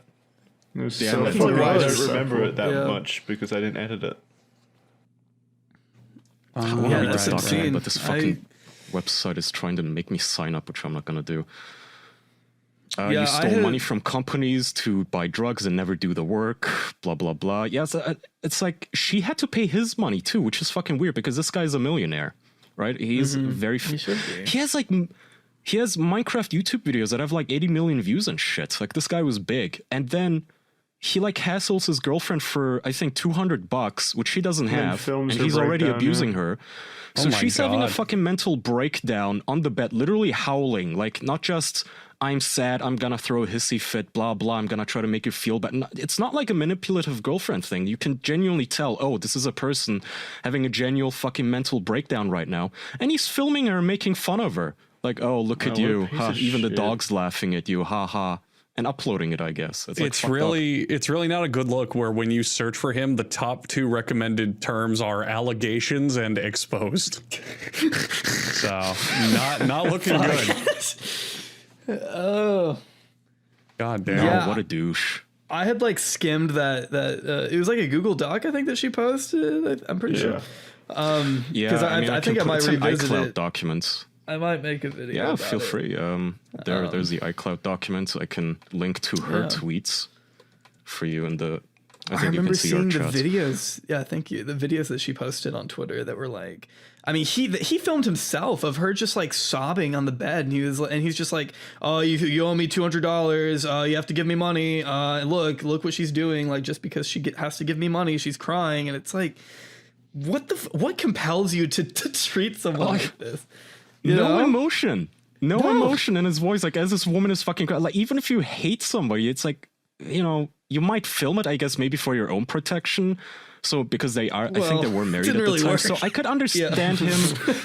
No, I'm saying I could understand him filming that for like the court proceedings, for like a divorce proceeding. Like, hey, the judge, this is how our relationship is like. Please divorce us. But he was obviously just mocking her in the video. It wasn't like evidence collecting. It was just mockery. It was just pure bullying. Narcissism. Yeah, he's a fucking lunatic. Holy fuck. Yeah. He'd been, for a long time, his whole brain had been rotted by his like absolute excessive drug use. It'd been going on for years. Like you said, I do remember now. He showed up to the podcast and he was like completely out of it. Yeah. It's really sad. Drug use must be a large thing, yeah. Well, in the fame, that I damn guess. fentanyl, it'll get you. He'd apparently flirt with literally anybody on Snapchat without even asking their age because he just wouldn't give a shit about their age. Not even a factor for him and all this stuff. And Does he have one kid or two? I Yeah. think he has I like think he more has than two. one from two I think he different. has Yeah. two kids. God damn. See, this is like, I don't know. You need to, I don't know. Mm-hmm. Some men, they just become such schizophrenics. Maybe men should be forced to like wait until they're 25 to see if their brains still fucking work.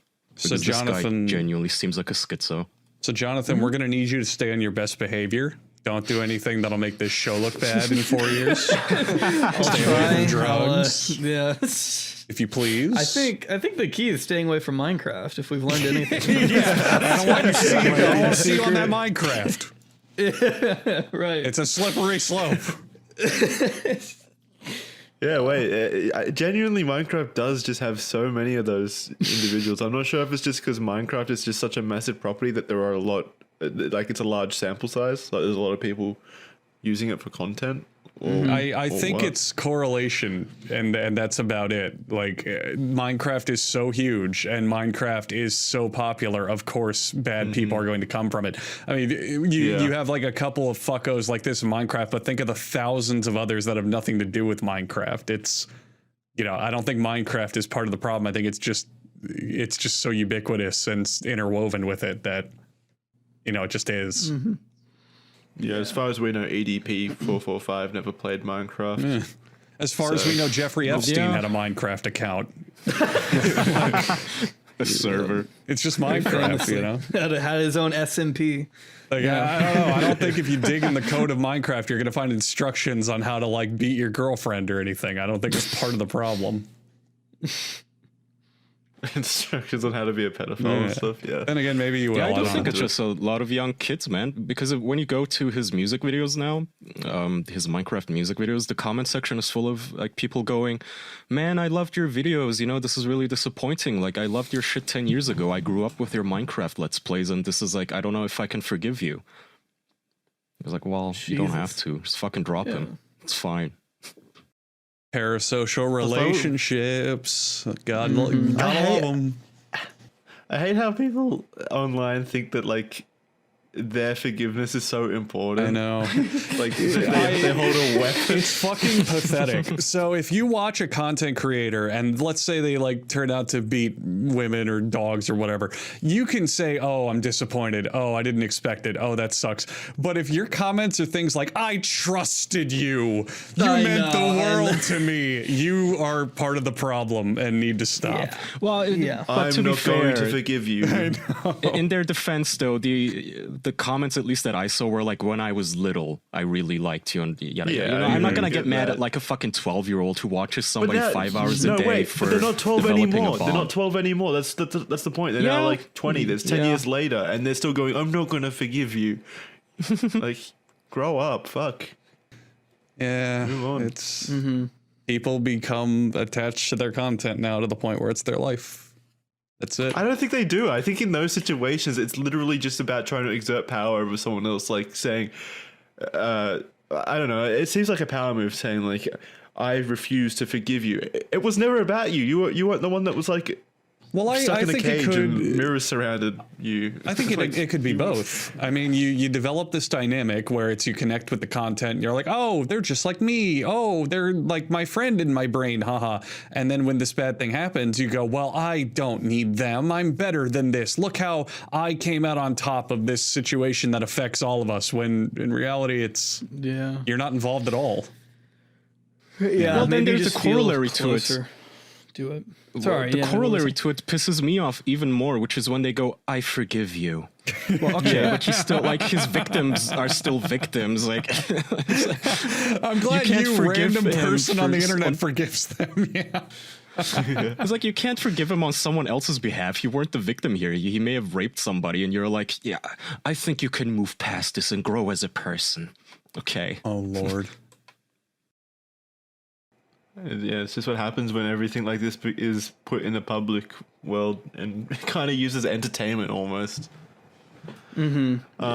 And if we're all like talking about people that have come on the show and then been through drama recently, have you guys seen the Gus Johnson drama? He was also on the show. No. Tell us. Just Oh, it was Jonathan. Oh, I don't know if I Please. can. Yeah, I mean, so what happened is like, how much do you know, Kaya? Like, have you been keeping up at all? Nothing. Sorry. So he, basically his ex-girlfriend Sabrina came out with a video, back in, I want to say October, where she was talking about her, this really traumatic experience in her life with her pregnancy and her miscarriage, and then almost dying as a result. Yeah. And she was talking about how like the healthcare system has failed her and like all that, which, yeah. And then she was talking about her boyfriend at the time. And so, but she doesn't name Gus. She just keeps saying that her ex-boyfriend. And then people put it together. People were like able to like track like, you know, the dates that she was mentioning. And she was with Gus at the time. And she was basically saying that he was like completely like neglecting her needs and like wouldn't take her to the hospital when she was quite literally dying. She basically, I forget the name of it, but she was internally bleeding at one point after the miscarriage, and she like an endotic. What is it? It's something with an E. Starts with an E. It's like some kind of like internal, ectopic pregnancy. Yeah, and it's very severe and life threatening, and she needed someone to take her to the hospital. And Gus was basically like, "Oh, sorry, I've got work. I'm gonna go out drinking with some friends. You know, I can't or whatever." And so instead of taking his girlfriend to the hospital, she had to drive herself. And then she gets there, and they figure out how severe it is. She almost dies. And then, I mean, that's just part of it. There was this whole other thing where Did like the baby make it? No, she miscarried, and yeah, it was really sad. Was that like his goal? Because it's coming back to me now. Wasn't he like trying to pressure her into an abortion or something? Yes, yeah, that was where it started. Was like he was saying that this was gonna fuck up his career, and like he was just very like, and then like even like going through the recovery from the miscarriage and also the surgery that she had that night.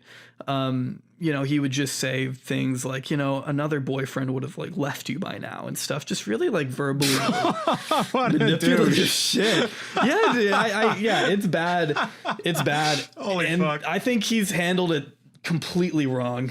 He's gone about it in such a horrible, disingenuous way that it just, to me, doesn't seem like he cares, and he sees this as like an inconvenience for him, because he's had to now like cancel his tours and he can't upload, and I don't think he uploaded an apology. He tried. Like, well, he uploaded an 5 days apology. ago. And then he tried to upload like a comeback video, like just a normal video, and people didn't take it very well. I forgot that he did that in between. Yeah. People haven't forgiven him yet. Was he actually apologetic? Was it like genuine? When I watched it, it seemed like it. He apologized to her mainly, as opposed to his audience, which I think is what you should always do. Apologize to the actual victim. Mm-hmm. Yeah. Well, you should ideally do that in private. Yeah, too, apology videos are stage play. Like, none of it fucking matters. If let's say I really piss Jackson off, I fucking like offend him and I do something terrible. That's never happened before. So let's say Jackson is just seething at me. It doesn't fucking matter if I apologize to Jackson on the podcast or make a YouTube video. I could right now DM him or call him or whatever and say, Jackson, I'm sorry, man. And we could work everything out behind the scenes. It doesn't matter. Everything else is for show. Not if you piss me off so bad that I blocked you and everything. Well, then, I mean, again, there's circumstances to take into account, but for the most part, public apologies like that are just like to calm the audience down and be like, look, I am apologizing. Look, I did it. No, you're right. And it's up to the victim to accept it. Yeah, go ahead. Yeah. I was going to say, exactly, I do understand, Jonathan. though, when victims like her make this public, because I assume she did, like, I mean, it sounds like she did everything in her power to like elicit any sort of compassion from him and like an apology, and when he just wouldn't give a shit.